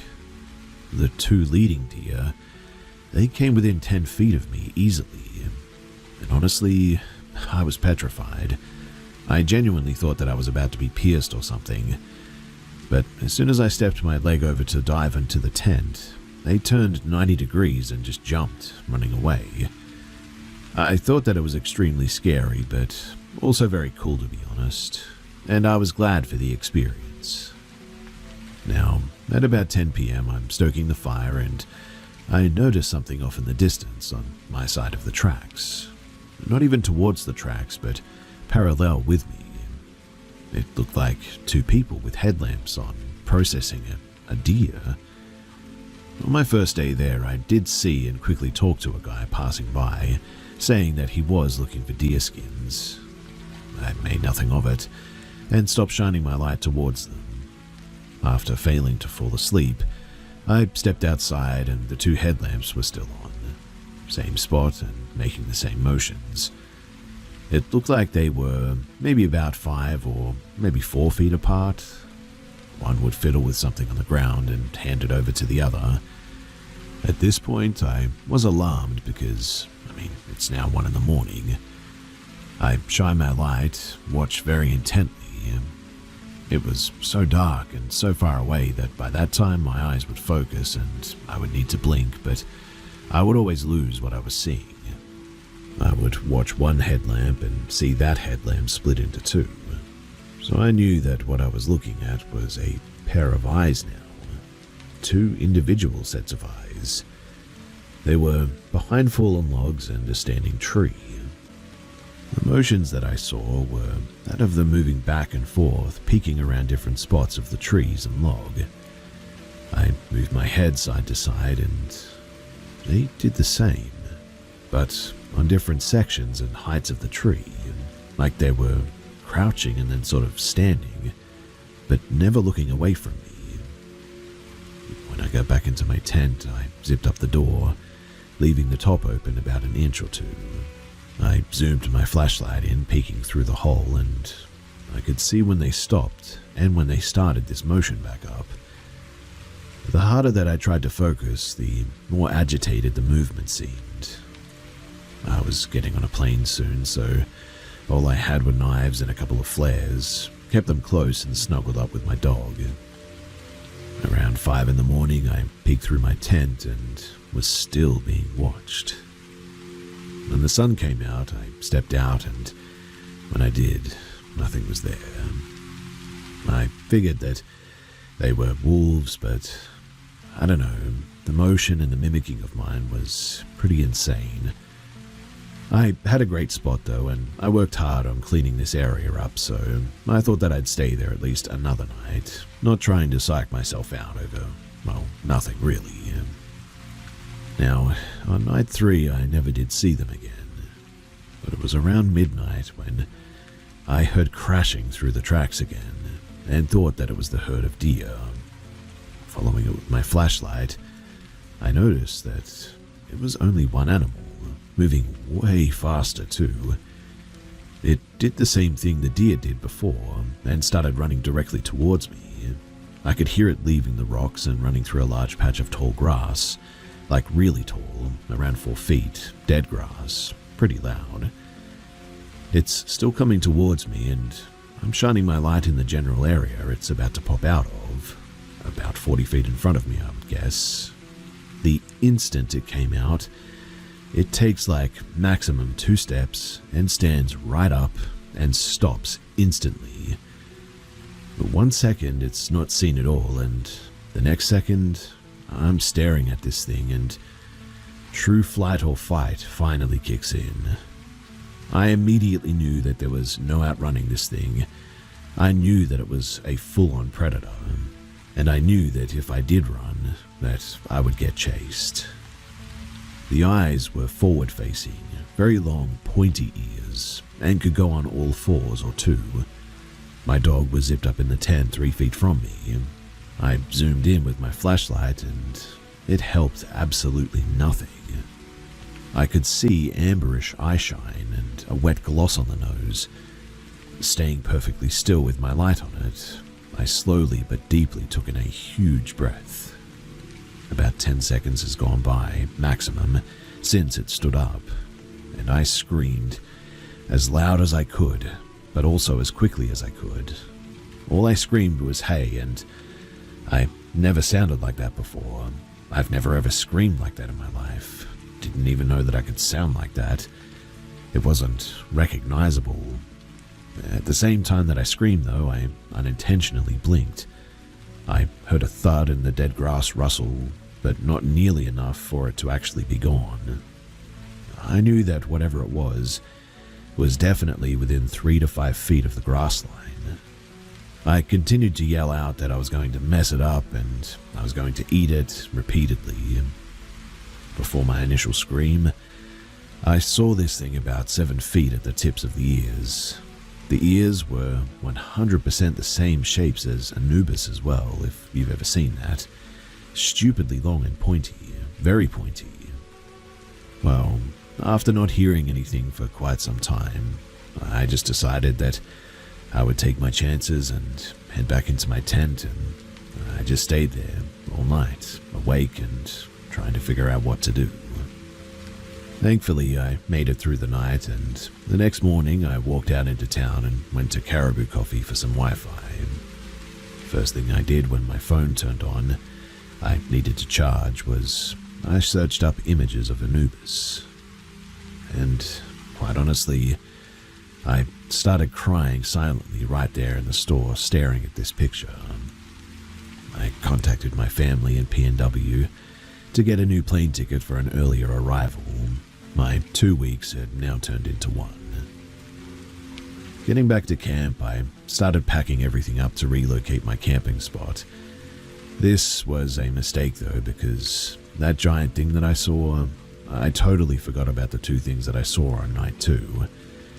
So I grabbed my things and I walked right past that spot, the trees that I saw them at. I went about half a mile further, into more of the denser part of the woods, thinner trees but denser. That night, night 4, was terrifying too. This was the first night that I'd heard yipping from a pack of coyotes. This was about an hour before the sun went down, and it sounded like a person screaming, but it went on for so long and so loudly that I knew that it wasn't a person. They all started at the same time, and it went on for so much longer than I expected, probably around a minute I would say. Very far away, but still made me turn my head at first. About an hour after the sun went down, that's when I heard wolves howling. That definitely made me pucker up a little bit. More chills, and I decided to make a large fire, or at least throw some logs on it. Fewer trips outside in the night and all that. When doing this, I see that the 2 pairs of eyes are back and they're watching me. Again, I kept being loud and screaming that I was going to eat you and all this, along with other things. The next night, though, it only got worse. Every single night after that, too, just got worse and worse. First night at this new location, the 2 pairs of eyes come back. The second night was 6 pairs, and the next 8. All of them were at a distance, but very, very still.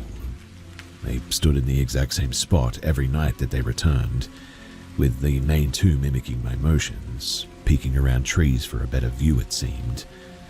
I even saw them vigorously bobbing up and down like a monkey would when I unzipped my tent. When it was finally time to leave, I quickly packed up what I could bring and I left everything not allowed on the flight behind in my tent, not even really caring anymore and just happy to get the heck out of there. To this day, I think about those days almost every day, to be honest. I still have no idea what exactly I saw or what to make of it. I was already going through rough times on family tragedies and all that, and I've spoke nothing of this story to anyone. I mean, they wouldn't believe me anyway. They'd just call me crazy. But here I am on the internet, sharing it with all of you guys, hoping to at least get some answers.